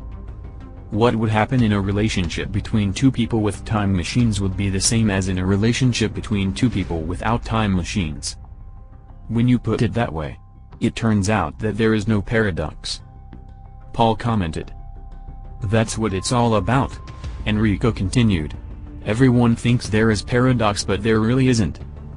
For example, I picked you all up before you died and there's nothing wrong with that. He built a time machine before he died. But unlike you, his sequence of events went in the opposite direction from the normal flow of time. From the time machine point of view, he first built a time machine and then died. The real flow of time is completely irrelevant here and only we understand it the way we do. If you have the opportunity to travel through the so-called time, then the change itself, which we understand as time, is not important, but the order of events is.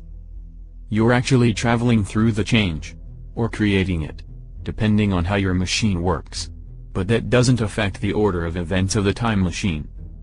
The moment he went from his present to the past, he did not leave in a way that he ceased to exist. He simply left that place and time and went to another, just as you travel by train to the other side of the country or city. You are simply not where you were before. And if at some point you die and you use the time machine alone, there is no one to take you back to the time before you died. In order to use a time machine to save someone from an accident, you must have a shared past with that person, either before the time machine or with the time machine.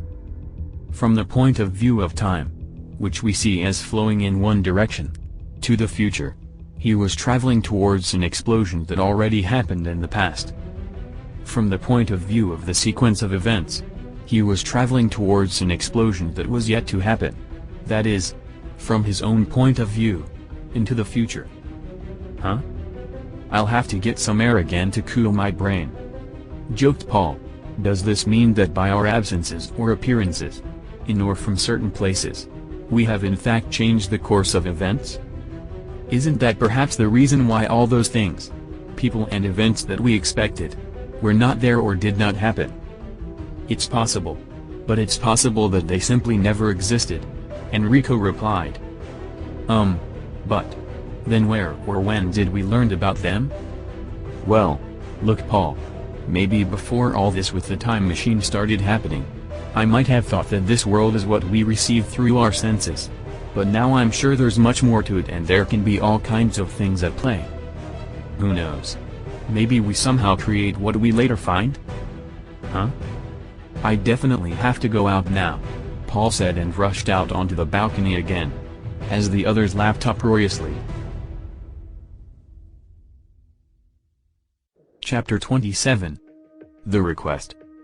Returning after a couple of days with a new message, taking every precaution not to fall into a trap, they gathered around the fireplace again. I can't tell you how much I want to see what they want from us, said Paul, who as usual did not hide his feelings. Read Enrico. After giving Paul the look of surprise, Enrico starts reading.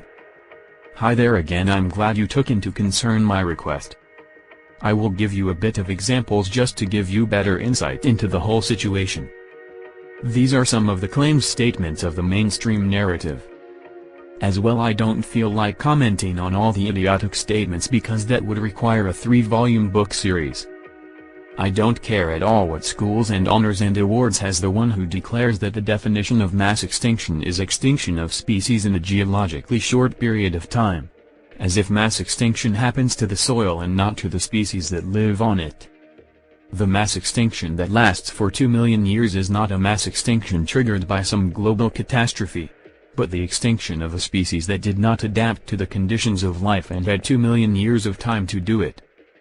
A mass extinction caused by a global catastrophe is when something happens that allegedly happened to dinosaurs and other species of animals that didn't have time to adapt to something that happened relatively quickly compared to the length of their life and not the geological period. Or statements like those that the global temperature before the 1800s was 1 to 2 degrees lower than today and that now we need to panic about it. Hello?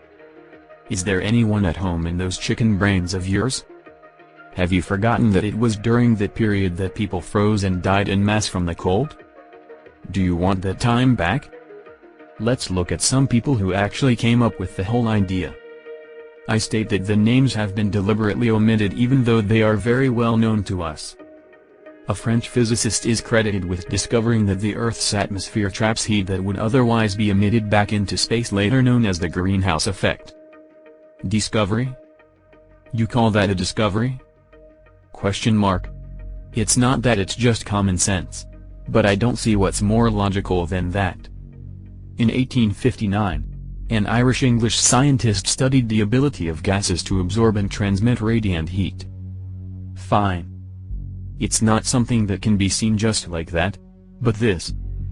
A few years later, another scientist noticed that dark surfaces like soil, rock, and water absorb heat from the sun, while snow and ice reflect it, which can affect air and ocean currents. Really? No way. We are not talking about BC time or Neanderthals. These are all people from the modern era. What's with these conclusions at the level of children's age? I could go on forever. My point is that through the Earth's geological and atmospheric history we see that CO2 levels were 10 times higher than now and that life flourished. We have concrete evidence for that. There was a time when the entire Antarctic was green and full of life. Saha. Ratu. There is no evidence for the events they claim will happen. None of the panicked predictions about rising sea levels and grades have ever happened, nor will they ever happen. There's simply not enough of water for it. If there are any drastic changes, then they did not happen because Tom, Dick and Harry drove their cars, which are parked 90% of the time anyway, but because those ones at the top drove their private planes and yachts. because they conducted nuclear explosions for years, and now the negative effects of such thoughtlessness and selfishness they would like to attribute to the common people, most of whom do not even own cars. Pathetic slobs and spineless parasites. And what are their reasons for a panic if we don't do anything? Sea level? For which you have been talking for 50 years that it will rise. Rise from what? There is not enough ice on Earth for such a thing. When you say that the sea level used to be like this or like that, it is not because the sea level changed drastically, but because the height of the land changed drastically, which has nothing to do with the amount of water mass on the planet. Possible floods? So what? There were always floods and will still be floods. If you are afraid of floods, don't live where there are floods. There be severe weather. So what? I don't even know what to say to such a statement. Some species of insects will die out? Keep the bees safe. The rest are all pests anyway. Ice-free Arctic? So? What's wrong with that? Just more land to live on. People exposed to extreme heat waves every 5 years? This only means that we will be able to have a nice swim in the sea, unfortunately. Only every 5 years. If you can't stand the warm weather, don't go out. Or move to colder places like the mountains and the like. Not a single serious reason to panic. None. And with what they plan to do, there are plenty of them. What we are talking about here is not a question of science and scientific evidence. None of us have been on Earth long enough to be able to witness with our own senses whether this information is correct or not, without some intermediary who has gathered information that he presents in one way or another for their own reasons.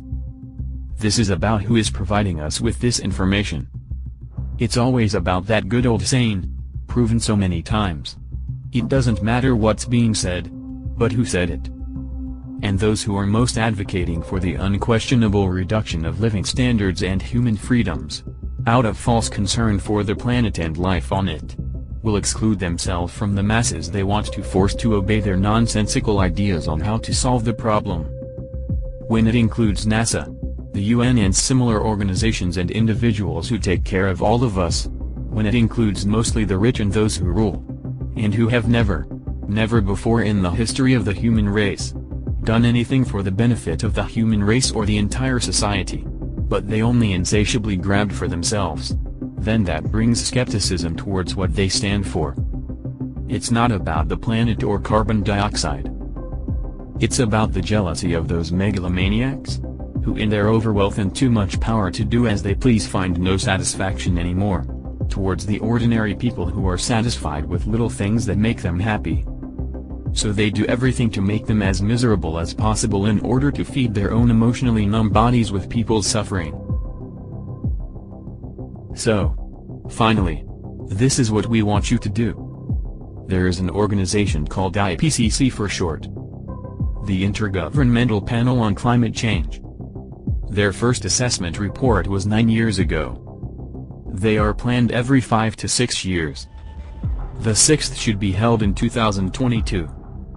Since our scientists, contrary to their predictions, calculated that nothing significant will happen with the climate, we want you to go to that year and bring us that report back to this year and record the state of affairs as it really is. As well as bring us a bunch of evidence that you brought it all from the future. I will write you a letter which you will take directly to my own future self, and as well you will get further instruction when and where exactly. Lady Avalanche of Truth. Wait the seconds. There's nothing about Max? What about Max? Jumped Paul. Enrico blew up a smoke and shaking his head, continued. P.S. Regarding your friend, my colleague will tell you about him. Good luck. Hello. Use the name to get to the book title. Once you have found the book title, convert the letters into numbers using a specific code where each letter will represent a certain number. You will get the code by continuing the array after you get the first letter until you have 11 letters of the Latin alphabet. The first letter will be the designation of the sixth element. Once you have a series of numbers, add them up. The result will be the sum of the latitude and longitude of your friend's location. Of course, any two combinations of numbers can add up to a number. In case you thought to get your friend without completing the task. Even if you somehow discover the coordinates without additional information, know this. Your friend is currently frozen and located in the crematorium. In case of any fraud on your part, the only thing you will be able to do is to scatter his ashes. In your case, anywhere in time and space. With respect to Manita Muscaria, so it was 9, 11 and, said Sophie. No. 6 and 11. Corrected Enrico. Oh yes. I was looking upside down to it. Is that name Italian as well? Asked Paul. It is actually Latin, said Percy. But it's not a human name. I mean, I don't see why someone wouldn't use it, but that's a Latin name for fly agaric, one of the poisonous mushrooms in the world. These people, they are really mysterious. Secret names. Codes. They couldn't just say do your task and we'll give you the coordinates. Thought Paul. I think it's actually better this way, commented Diogenes. I agree, said Enrico. This way we can at least try to solve the riddle and see what we have. So it says, use the name to get to the book title. Which name? Well, we have two names, Avalanche of the Truth, and this mushroom name, said Percy. Are you already thinking about the coordinates, Sophie? Why not? She replied. I in fact wanted to suggest something like that. Let's break the code, fetch Max and get out from wherever he is. With all due respect, fuck them. I don't think we should involve at all. Too damn dangerous. You think some chick there in the future will just like that accept that we are traveling around with a time machine? Anyone to whom you'd mention it, their pupils would immediately dilate. I agree, said Paul. No more dangerous stuff, please. For now, let's not jump into conclusions. Let's try to find out the coordinates and then we'll see, said Enrico calmly. So, are there any books about the mushrooms? Said Paul. Plenty, replied Percy, but I don't think that book will be about mushrooms. Maybe it is. But somehow knowing who's behind all this, I'd say it has to be something political or psychological? Said Diogenes. What do you mean? Asked Percy. Maybe I used the wrong term. Mental? Oh, you mean something that affects your mind? Yeah, something like that. Why? Asked Paul.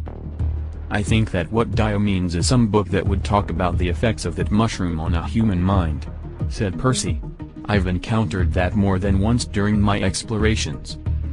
Natives would use any type of meaning to get to different states of perception. That's good.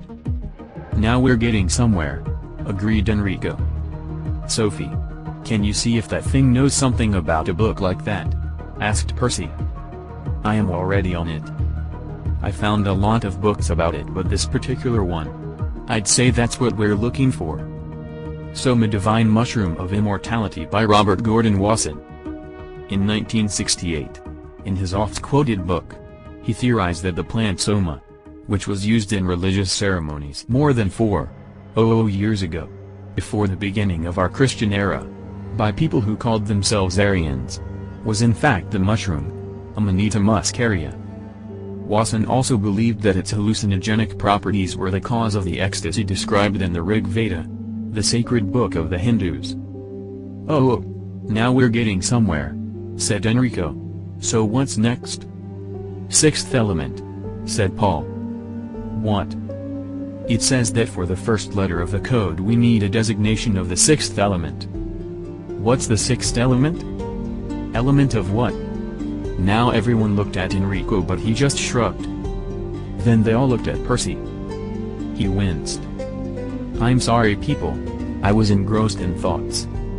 What was the question? The sixth element. What is that? Paul repeated. The sixth element. First is hydrogen, then helium, then beryllium, then sixth element is carbon. I have no clue what you are talking about, said Paul. Now I get it. said Sophie and Enrico in unison, and then Enrico said, "Please go ahead. I know the elements. Not all of them, but I heard about the discoveries. Not my area of expertise. I just didn't know that there's some order of them. Yes. It was established by some Russian scientist at the second half of the 18th century. So the letter we're looking for is C. Okay. Now we need an array of 11 numbers starting with C. So it's C, D, E, F, G, H, I, J, K and M. Ahem. Sorry. K, L, and M. That's the code. According to the letter, said Sophie. Now the hard part. If you'd please give me some time alone to solve this. Sure, replied Enrico. Take all the time you need. And so while Diogenes and Paul fell into a nap, while Percy read a book and Enrico meditated with his pipe, Sophie combined the letters from the code with the letters from the book's title. About half an hour later she shouted, "I got them!" and then looked around. Everyone was sleeping. So much for enthusiasm. I guess everyone is tired. I'd say our constant change of climate plays a role in that. Well, then I'll go and lie down for a bit. With the wind blowing outside and the fire crackling in the fireplace, the members of Enrico's team slept like children, while he, true to his unusual way of sleeping, sipped on some gin, looking at the numbers Sophie wrote down on paper. When I think about it, now we have 3 sixes again. The 6th element. The 6th assessment report to bring back our number to make us 6 again. I don't know if it's coincidence or some wicked fate is playing with us, he muttered.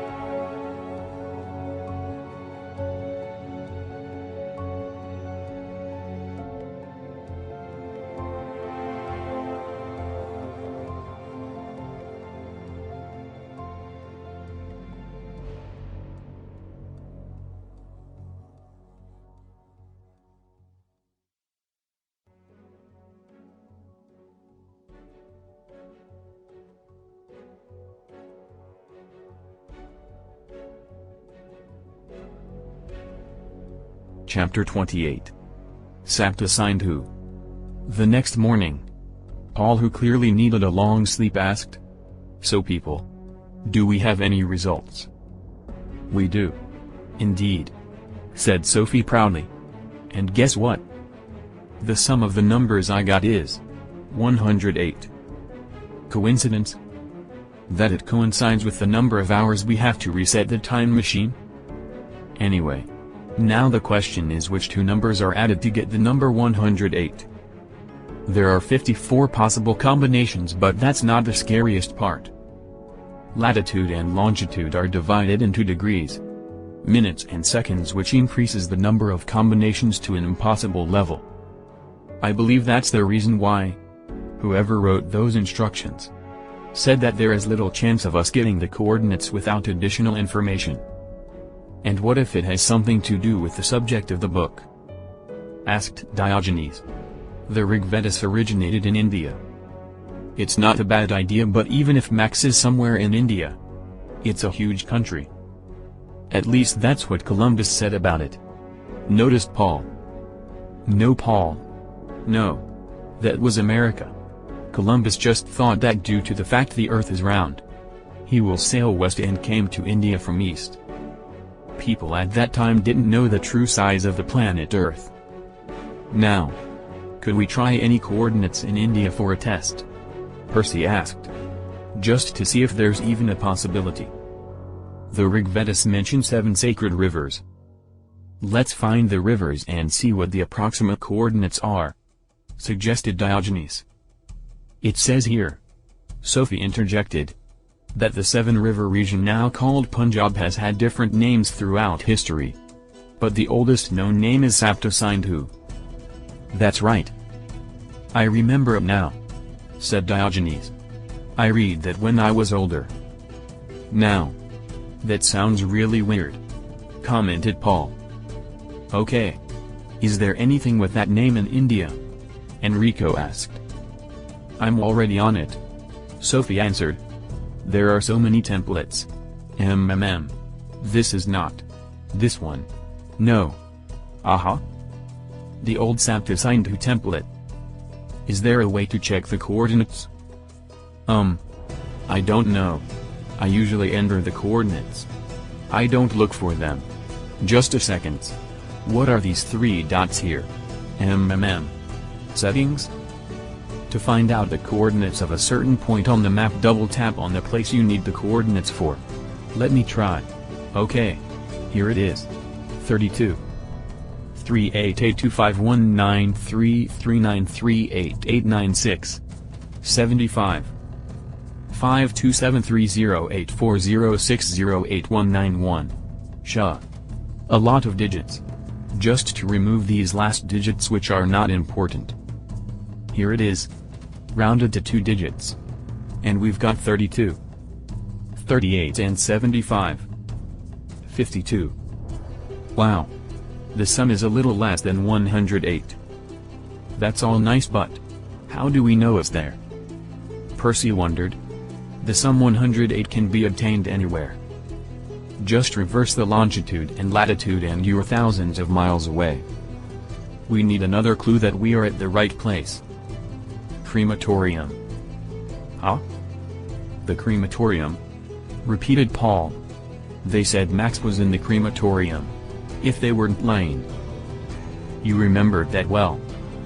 See if there's a crematorium nearby, Enrico said. I'm trying, Sophie answered. You know this device has a screen that's only a few inches long? It's hard to see this tiny font. We have confidence in you, Sophie. That's why we gave the machine to you, said Enrico with a smile. Aha. Here we go. If I go up, the numbers increase. Aha. Here's another temple. Let's see the coordinates. A little bit above 108. How do we know it's exactly 108? Asked Paul. Maybe it's not? Well, we don't. But we hope they weren't lying. Sophie answered and then jumped off her chair. There it is. The crematorium halfway between these 2 temples. It doesn't add up to exactly 108 in every spot because there are 4 buildings, but that's it. Somewhere it's 107. 998 and somewhere it's 108. 009. But that's it. And we have to understand that I'm taping with my finger, which is not precise. I don't believe it is possible that anywhere in the world there is another crematorium whose coordinate sum gives 108. And apart from that, other info adds up as well. Well done, Sophie, Enrico said. But kudos to everyone else as well. Every question or suggestion, even a doubt, helps to discover a solution. Now there's only one thing left to decide, Percy said. Do we do what they asked or do we go straight for Max? If you ask me, you know the answer. I agree with Percy, said Paul. Let's go get Max and let them forget they ever met us.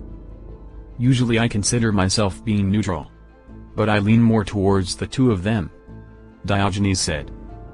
Sophie? Enrico looked at her. After a short pause she said, let's go get Max. But I'm not saying it because I wouldn't like to help solving the things they were talking about, but because there's always the possibility that they made it all up. Though they put some effort to it, to get hold of the time machine, and they had no intention, not only to let Max go, but none of us. Good thinking, Enrico agreed. So, shall we? Sure. But this time I'm not going anywhere without being heavily armed, Percy said, walking towards the gun cabinet. With thoughts in their head of their friend John who gave his life to save them. They thought of Max and how they couldn't let another one of them go just like that. Percy was loading his belt with bullets while the others were looking at what to bring. Even Sophie was determined to arm herself. Somehow now I think, who are they to blackmail us with our friend's life? They could have asked us nicely. But no. She muttered, shoving a magazine of bullets into the handle of her gun. Only Diogenes did not take any weapons. Paul looked at the gun in his hand and then at Diogenes. Are you not going to take any weapons? Paul. You really don't know me yet. You know my strongest weapon is in my head. Okay. Are we ready? Asked Enrico, and after a short glance towards them, who were armed to the teeth silently looking at him, he just nodded to Sophie that they can go. It is a densely populated area. But right near the crematorium there is a small grove. It is ideal to land there. Confirmed? Enrico said, encouraged by their appearance and determination to get Max back.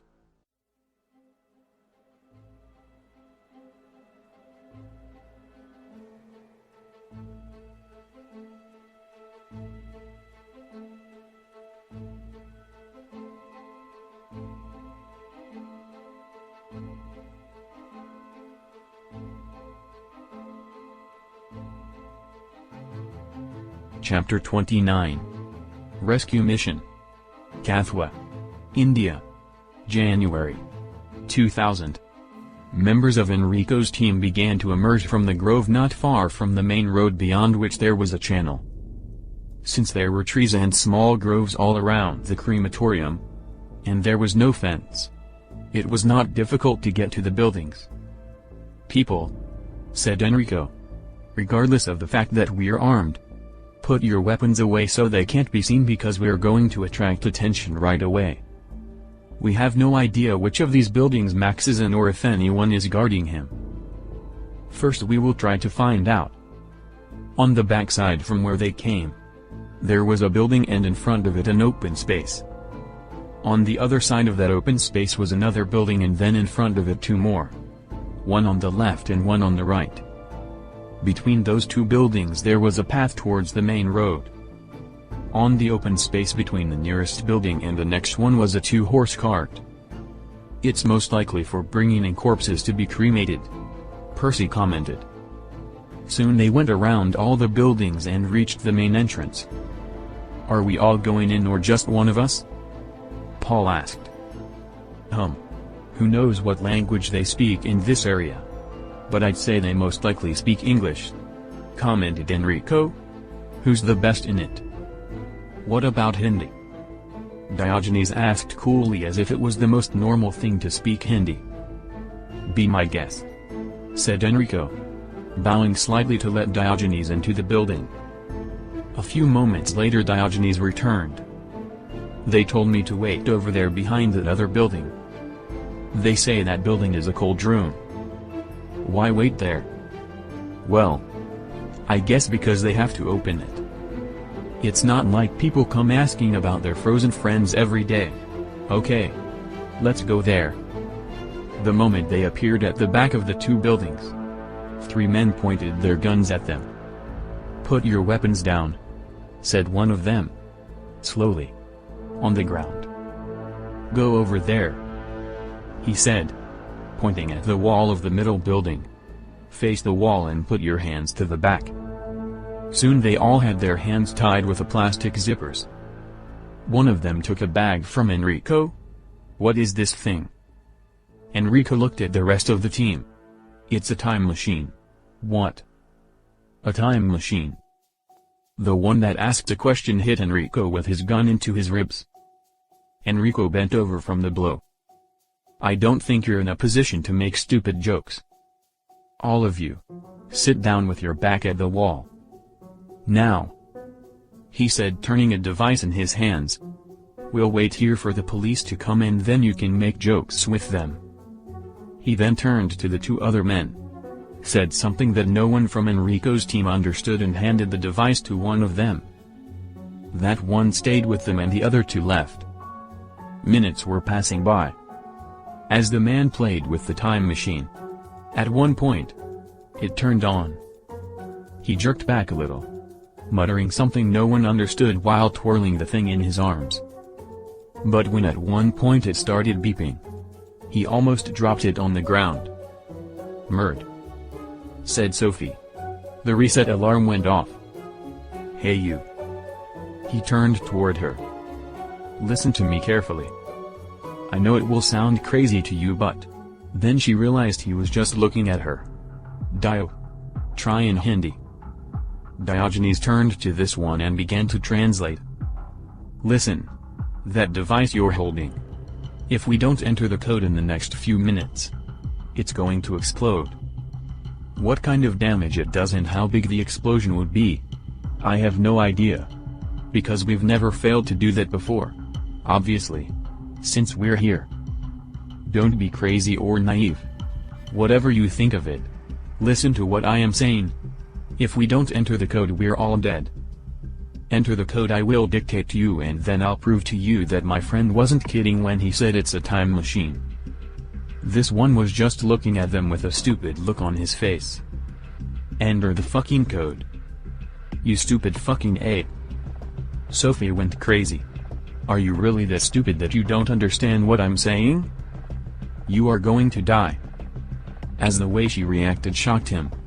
The man finally realized that someone who is not serious would not react like this and following her instructions. Enter the code so that the alarm stopped beeping. Suddenly, a man crept up between the two buildings from the front and, while the guard was facing them, hit him in the back of the head. The guard just slumped to the ground. He then freed Enrico's team. "Are you one of them?" Percy asked. "One of them?" The man asked. You mean one of those who blackmailed you into getting Max's body?" "No. I'm actually there. Let's say, enemy.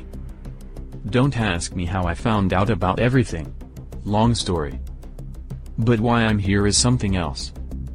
I didn't actually come to free you. This happened quite by accident. I came to ask you to come with you. Yes. I know you have a time machine."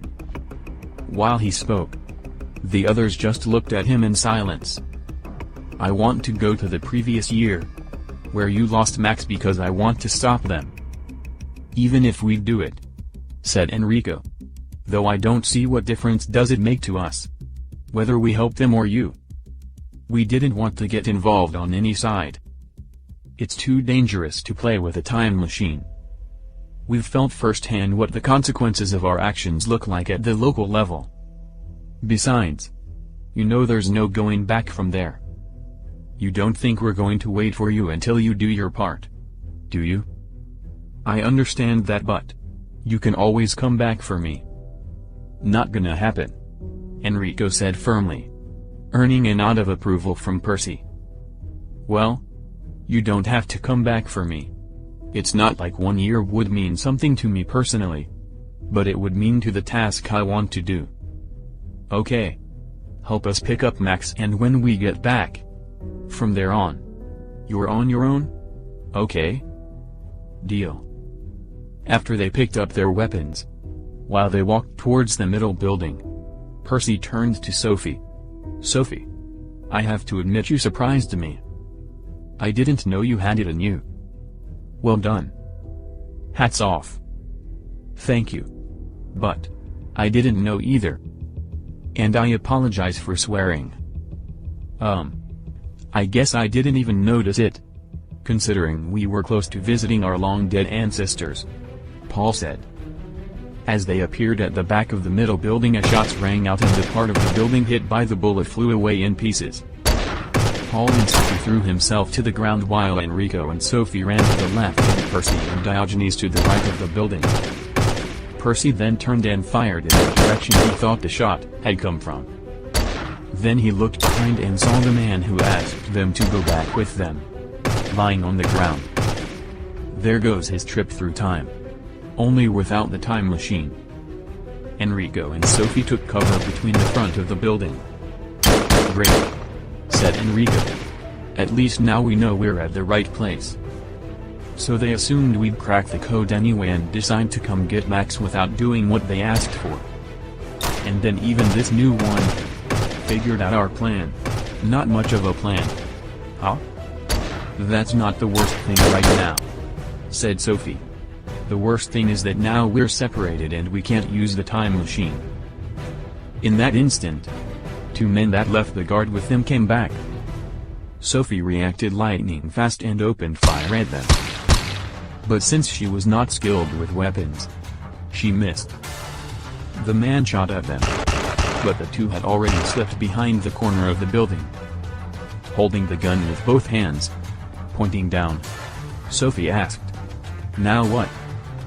"You make sure this one doesn't get through. I'm going to see with Percy to force our way into the building. Be careful. You too." As he walked to the other side with his back against the wall, Enrico heard Sophie open fire again. When he appeared on the other side, there was no one there except the body on the ground. "Great. You didn't last long." 2 shots rang out again from the building across, and then he realized they were firing through the open window at Paul, who was lying under the carriage, while the horses, tied to the post, were propping on their hind legs, trying to break free. "Paul! Paul!" shouted Enrico. "Where are the others?" "Paul." Paul pointed backwards with his thumb. At that moment, Enrico realized that the window of the building was broken. "Why don't you shoot at them?" shouted Enrico, overpowering the shots. "I dropped my gun when I threw myself down," Paul shouted back. "Catch!" shouted Enrico and tossed him his gun. Then in 3 steps threw himself through the window into the interior of the building. To his horror he found Diogenes and Percy looking down at the Max's dismembered body. Dear God! Why? Why did they do that? Can it work like that? Can we take him like this and have it be in one piece when we get back? Percy asked. I have no idea. I'm not sure what to do. I think we need to defrost him first and then connect the parts. As stupid as that sounds. So what are we going to do? There's a cart outside and a coffin on it, Diogenes suggested. Yes, they are. But there are also bad guys with guns, said Percy. Dio, you don't have a weapon anyway. We'll open fire on those over there and you bring the carriage to the side where Sophie is. Go. Percy. From whatever you brought. As the 2 of them rained bullets towards the other building, Diogenes climbed onto the carriage and turned it to the left towards Sophie. He found her crouching there with a gun in her hand. Halfway between the 2 buildings lay 2 bodies. Diogenes jumped off the carriage. Sophie, are you alright? I killed them. I killed 2 living beings. Sophie, look at me. Sophie. Please stay strong. We'll be out of here soon. While Percy still held the other house under heavy fire, Enrico and Diogenes brought in the coffin and began placing Max's dismembered body inside. Done! Yelled Enrico, after coffin was lifted onto the cart. Percy. Let's go. Get on. Sophie. Let's go, Sophie. What about that man? Asked Percy. Nothing. He's dead. We can't. We have no time for him. We have to leave him. I'm sorry, said Enrico. Let's go, people. Move. They set off briskly along the field path that led to the grove from which they emerged. Enrico was whipping the horses as shots rang out behind them. Soon the police siren was heard. Shit, said Percy. The last thing we needed.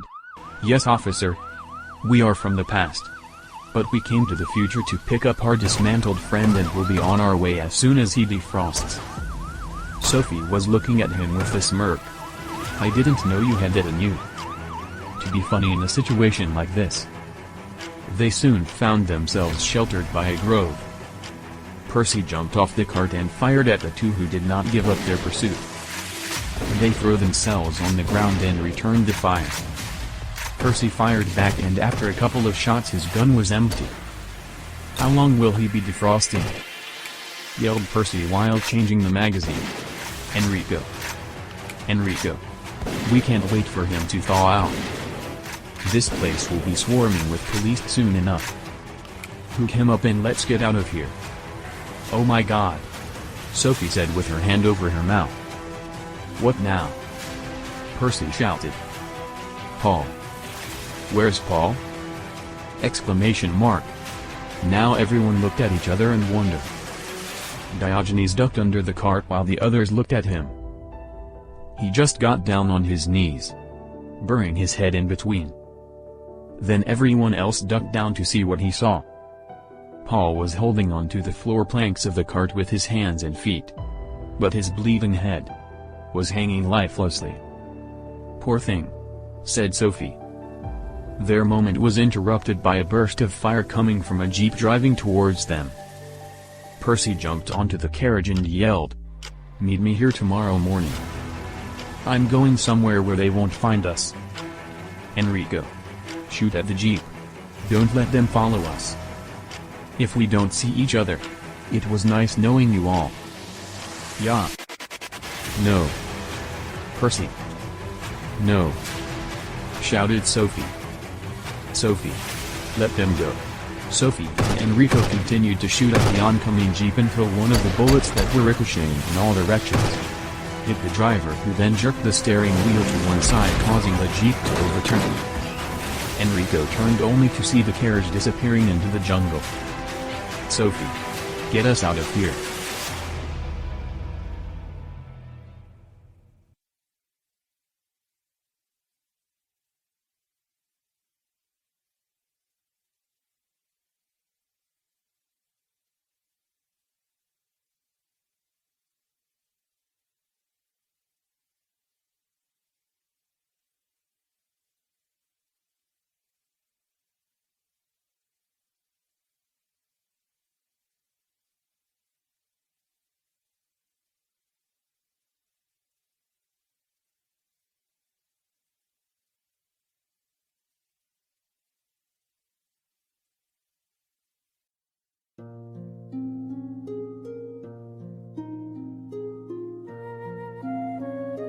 Chapter 30. Inevitable Destiny. Despite the fact they did not have to wait for the day to pass, Enrico and Sophie needed a break. They sat opposite each other in the armchairs where Paul and Diogenes normally sat. "Gin? Or whiskey?" Enrico asked. "Whatever is stronger."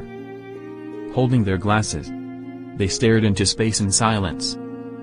"How did this all happen? I don't understand." "All at once," muttered Enrico. "I don't think we went into the whole story seriously enough and cautiously enough," Sophie replied, taking a sip. "Experience. We weren't experienced enough. But I really thought we were. That's why I chose all of you. But most likely, you're right. Who knows where they are now?" Enrico couldn't forgive himself for how everything turned out. "I think if all goes well we should pick them up tomorrow and then either stop the whole thing for a while or stop altogether." Looking back, there were more bad things that happened than good, Sophie lamented. "We are all scientists. Philosophers. Well, except for Max. We were not made for this shit," Enrico said suddenly. "Oh no. No. Sophie. Oh no. I bet we won't find them tomorrow." "How come I didn't notice it before?"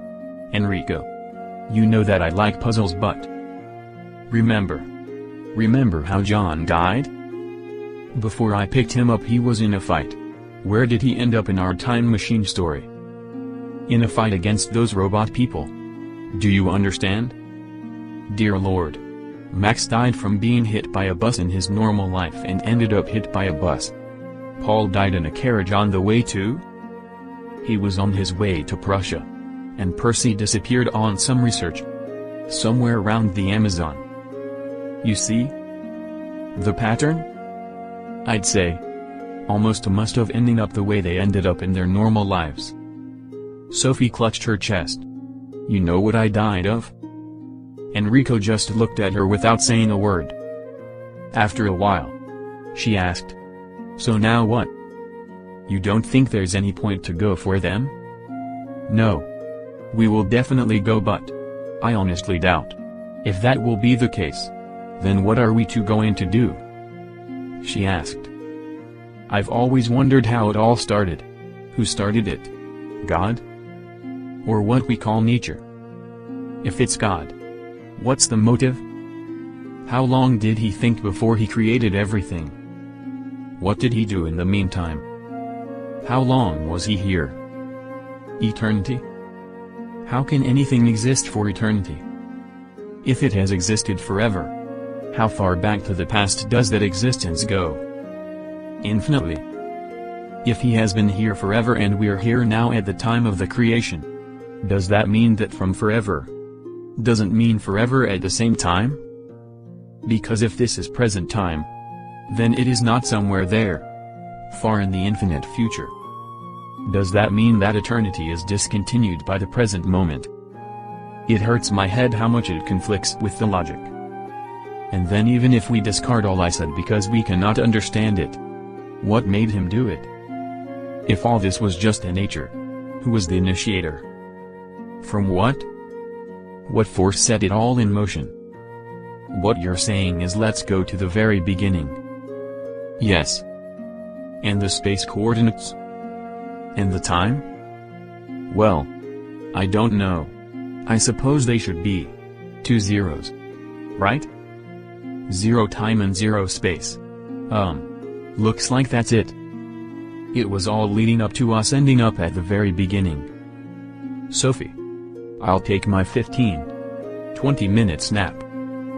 You sleep as long as you need. Tomorrow we challenge fate.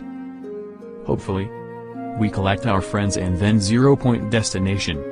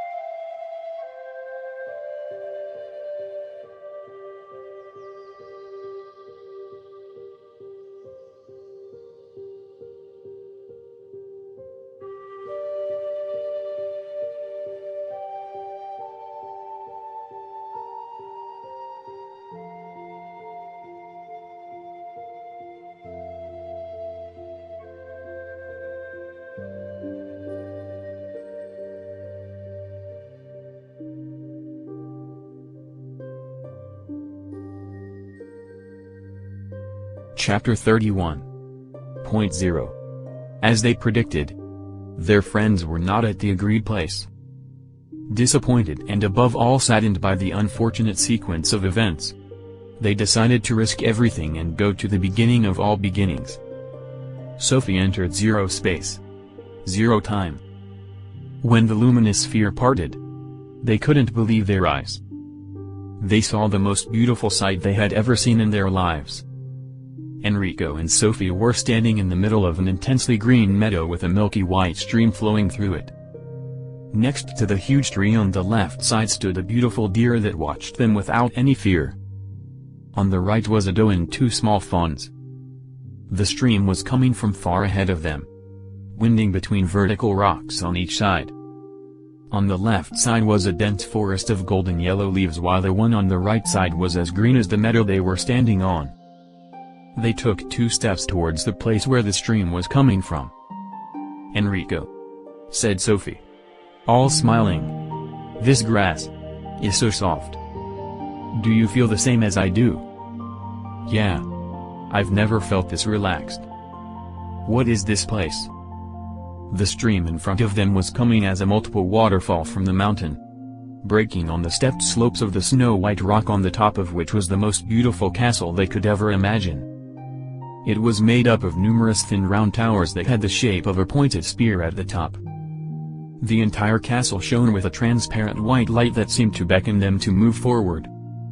Far from the castle stretched a chain of mountains whose peaks were covered with the purest white snow ever.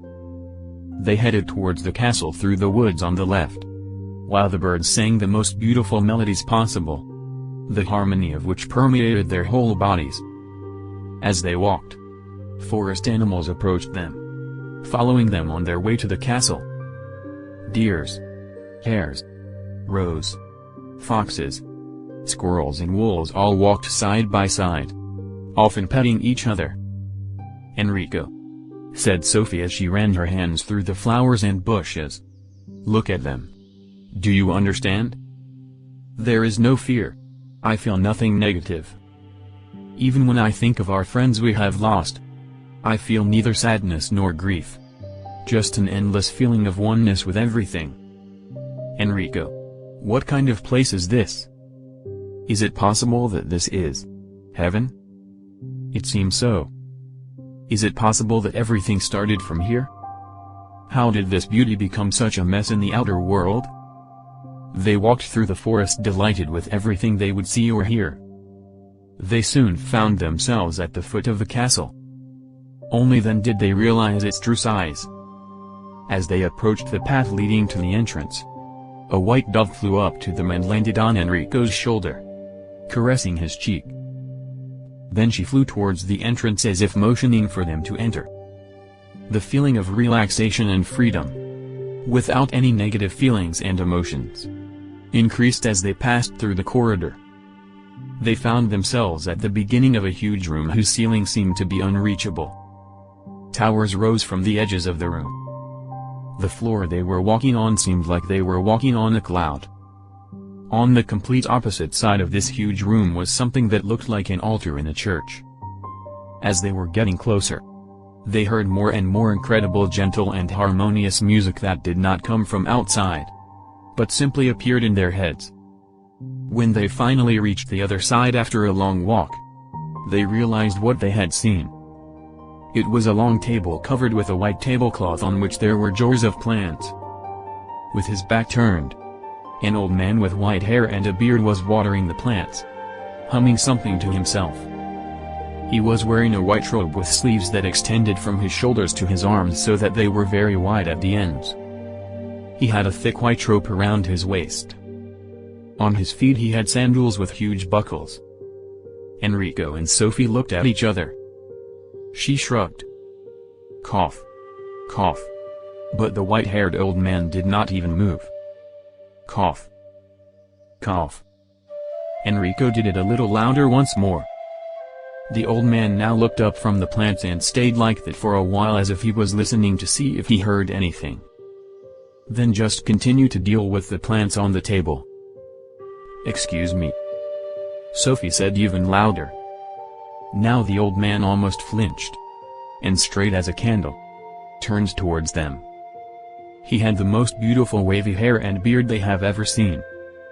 He looked at them with beautiful blue eyes from which incredible energy emanated. Seeing the two of them, he first raised his hands and then clasped his palms in front of his waist. He did it accompanied by a smile, then slowly walked towards them. Given that Enrico also had slightly longer hair in his beard, not yet so impressively white, the old man went first towards Sophie. He stood in front of her, and slowly put his hand on her cheek, looking at her with his soothing gaze. Then he turned to Enrico and motioned for him to come closer. When he came closer, he put his hand on his shoulder. The old man now moved a little away from them and measured them from head to toe. The two then realized at the same time, he has most likely never seen a human being. All the while that harmonious gentle music played in their heads. The old man now approached Enrico again. In a deep bass baritone he said, "You are a great mind. Your imagination is almost limitless. Your desire for knowledge as well. I am almost surprised by your abilities." And then he turned to Sophie, and placing his hand on one of her breasts, he said, "Whatever it was, it is gone. In this place, there's no place sickness. Your body will end its journey by natural death. Your spirit will return. Who are you? Sophie said, trembling. I am a supreme being. A god? I mean, the god? Said Enrico. If you wish to call me that. Yes. Tell me please. Began Sophie. I want to know if it just seemed to me. You were amazed when you saw us. You've never seen people? Number. I did not know they exist. Wait. So how? Didn't you create the world? Create the world? No. But now that you mention it, I might. So how then your son? My son? The one you sent to Earth. The one for whom religion began. Religion? Sophie and Enrico now looked at each other again. And Enrico asked, do you know what year this is? If there is such a thing here at all? You mean which time in the whole existence it is now? Yes, please. It is the end. Huh? The end. Of what? Enrico wondered. Everything. There is nothing more ahead. I am the last thing that could happen. If that makes any sense to you. I am the ultimate product of the evolution. What? How is that possible? Evolution? Was Darwin right? Enrico was surprised. But we weren't supposed to be able to go into the future.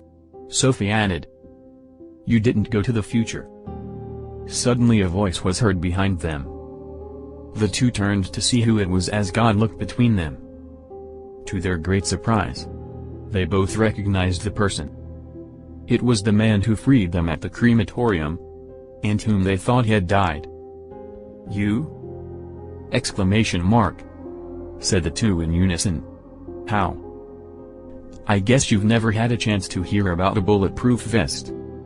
As the word says, it protects against bullets. Sophie and Enrico just shook their heads. Yes. About traveling to the future. You didn't travel to the future, but to the past. But you went a little too far into the past. Why? You will find out a little later. What I mean by a little too far. It would be like a river that would flow in a circle. But it would have a place that is both the beginning and the end. If you go from any place on that river in the direction of the past, at some point you will cross that 0 point and end up at the end. Like a clock going back past midnight and came to the very end before midnight. The moment evolution ended with that end result of evolution. He pointed to the white-haired old man. And continued. The circle closed. You just came from the direction of the past and past the initial starting point and instead to find yourself at the very beginning. You found yourself at the very end. How do you know that? Asked Enrico, and then his pupils suddenly widened. No. No. Don't tell me. You are. Oh my God. Sorry. He briefly looked towards the god. You are. The creator of the time machine. Well done, Enrico, or should I call you by your real name? Sophie now looked at the man she knew until now as Enrico Naldo Diva. Funny thing, Enrico. Your team never learned who you really are. I don't understand. What does he mean who you are? Said Sophie. Ha ha ha. I have to laugh even though nothing is funny to me right now. Come on. Enrico. Tell her your real name. Well? What are you waiting for? There was a moment of silence. My dear lady. It is sad your friends never found out. This here is none other than the most known painter, draftsman, engineer, scientist, theorist, sculptor, architect, anatomist, astronomer, botanist, serigraphist, paleontologist and much more. The greatest genius of all times. Monsieur Leonardo da Vinci. Sophie was looking at him with her jaw open. He cunningly made an anagram of his name. And I must admit that it really sounded like an original Italian name. Sophie was still looking at Leonardo. Why? Why did you hide your true identity? I don't understand. I guess I was carried away by the whole thing, replied Leonardo. Enrico. What the hell, man? She blabbered and then looked at God. Oops. Sorry. Or should I say Leonardo? I'm sorry, Sophie. I wanted each one of you to give your best. If you'd know who I really am, I figured out, you'd expect more from me and give less of you. Maybe there's some truth in it. So, Emmett, said Leonardo looking at him. How did you know we won't come look for you? I knew all the time where you were. I had another time machine. The two were connected all the time. You don't think I didn't come up with almost every possible scenario before I started the journey? I guess you did, said Enrico. So, why are we here? Why are you here? Why did you want us to go to the year 1999? To lose Max so you can come with us? To do what? It makes no sense. Why didn't you go there yourself? Why did you need us for? I really don't understand. Sophie was struggling. That woman and the boy your friend Max tried to save. Someone yours? Your wife and son? No. My mother and my 6 years older brother. I was born a few months before they died. Then I was adopted by a couple who came to the country as immigrants from Italy. It wasn't until I graduated high school that they told me what happened and how they are not my biological parents. They were wonderful people, but blood is not water, and since then I have had only one thought in my mind: how to go to the past and prevent the accident. When I finally made the time machine, my only thought was going back and prevent the accident. But to be sure I will not fail, I first wanted to see if it works as predicted. I went to yesterday, and as you know from my diary, I ended up being there but without the device. What I didn't say in the diary is that I made several more attempts by going a couple of days back into the past. Not too far. And every time I've ended being me. But without the device. Which was obvious part. But then I thought, is it just that I don't have a device, or I am actually younger for a couple of days? So how do you check if you're younger? Let's say, for 4 days. There's no enough change to see the difference. Some men have a thick beard which grows very fast. But not me. I didn't have patience to wait for long. And then it just came to me. I deliberately cut myself in the present time. Guess what? When I went back one day, the cut was not there. My first thought was, wow, this is awesome. Until I realized a bitter truth. If I'd go to the year they died, I would be a couple of months old baby. There was nothing I could do about it. At least that was my first impression. Then I realized something else. If I can't do it, I have to make someone else to go there and do it for me. For that, I needed 2 time machines. I couldn't hand it to anyone personally. And whoever finds it must think I'm dead to prevent them to come looking for me. I had to guide the one who would find it towards the realization of my plan. I faked my own death and made everything look like a random accident. I hope you will save them. I was not allowed to tell anyone exactly what was expected of them. Everything had to look natural. I wanted to beat fate. But it didn't work. It was as if everything was happening according to a predetermined scenario. I could not agree more with you, said Leonardo, thinking how the rest of the team ended up. That was plan A. Since it didn't work, I had to undergo plan B, which was you taking me there as a guest with the other time machine. That way I don't change into my younger self and I keep my own time machine with me. As you know, unfortunately for me and some of you, neither plan B worked. Not only did you not take me, but you also forgot one of your own team member. So, I had to consider plan C, which was my less favorite one. The rest you know, more or less. Wait the seconds. You're saying that. What about the climate agenda? That group of people fighting to prove there's no danger for the planet and humanity, and the other trying to save the planet from pollution and whatever you put in that letter. Assessment reports and so on. I made it all up. You only wanted for us to take you with us. That's all? Pretty much. And when I think we actually fought about it, said Sophie. What was that creepy place? Did you somehow make it? Number. I just set the clock, the bell, the whistle and the calendar as clues for you and set the time machine to send you there.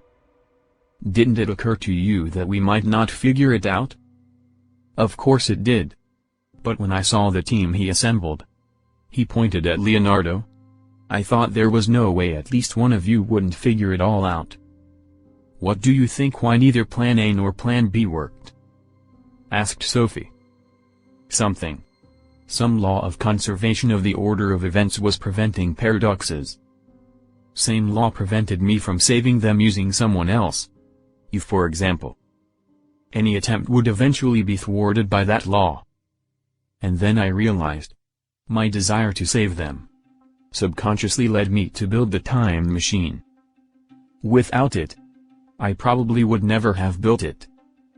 But because I did build it, as a direct effect of them dying that day, to preserve the chain of events, they had to stay dead.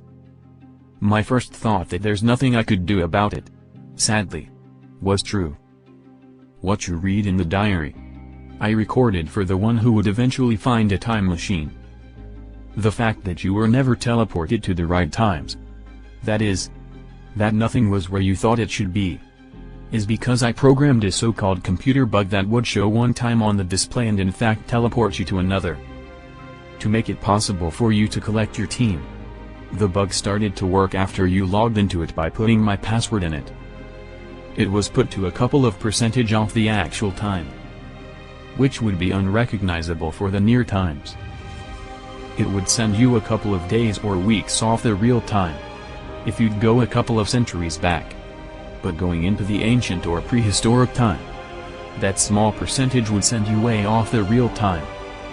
I wanted you to think that none of what is thought to have happened throughout history happened. But why? Sophie wondered. I didn't want you to mess with the past events too much. If you would appear at the time of important events which shaped our whole existence, by interfering, you could change our whole history. This way you were most of the time disappointed or baffled with what you experienced and didn't have any intention to do anything but leave. Remember, you came into a possession of that device only because I wanted to use you to save them. That's the only reason. Why did you follow us here?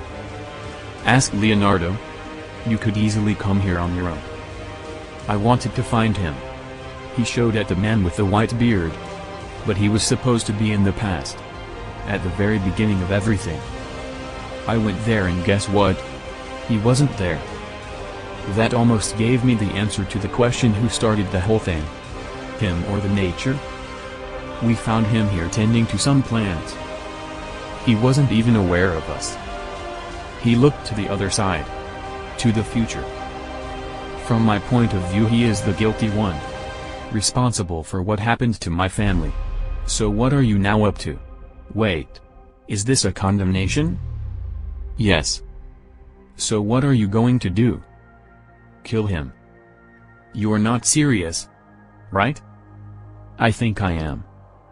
But he is immortal. Have you noticed how someone else always dies of some lingering illness? Or do all your friends die before you? Or do they perish in one way or another? Each of us is immortal from our own perspective while everyone else is mortal. Contrary to all the others. Now he pointed at the man with the white beard, is the only one immortal from anyone else's perspective. In any place. In any time. In anyone and everyone else's life. Except his own. From his own perspective. Only here. And now. He is not immortal. Emmett raised his revolver and as Sophie yelled. No. You don't know. He didn't do anything. We have talked to him. He didn't even know we exist. He's not to blame for your fam. A gunshot rang out. Everyone saw the bullet slowly come out of the barrel and push the air in waves in front of it as it traveled towards the old man, who was watching it happening completely calmly. Reaching him, the bullet slowly began to penetrate. As it was passing through, his snow-white, almost transparent body and robes slowly became darker, until finally, with the exit of the bullet, he became completely dark. The entire room, floors, towers and ceiling sky became gray. Leonardo had a vision of 11 men and 1 woman. Sophie grabbed for her chest and collapsed. The whole surrounding sank into grayness.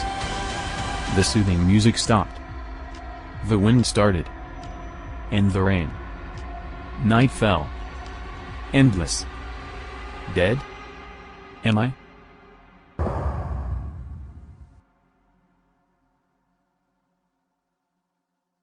Chapter 32. The Beginning. In the beginning, God created the heavens and the earth. Now the earth was formless and empty, and the darkness was over the surface of the depth. The End. Chapter 33. Time Traveler on the Orient Express. Serbo-Croatian border. Winter 1935. Steamy locomotives slowly pulled wagons across the border towards the next stop. Snow was falling with no signs of stopping any soon. Trains piped. Metal front end was pushing snow to the left and right of the rails. As the train was slowing down, the steam was rushing through the chimney, making a huge whitish cloud above it. Eventually, the train stopped. The doors started to open and passengers began to exit the train. Women with long gowns had to lift the ends of their gowns in order to be able to make their way through the snow paths, which were, despite the fact that they were regularly cleaned, getting covered with snow very quickly.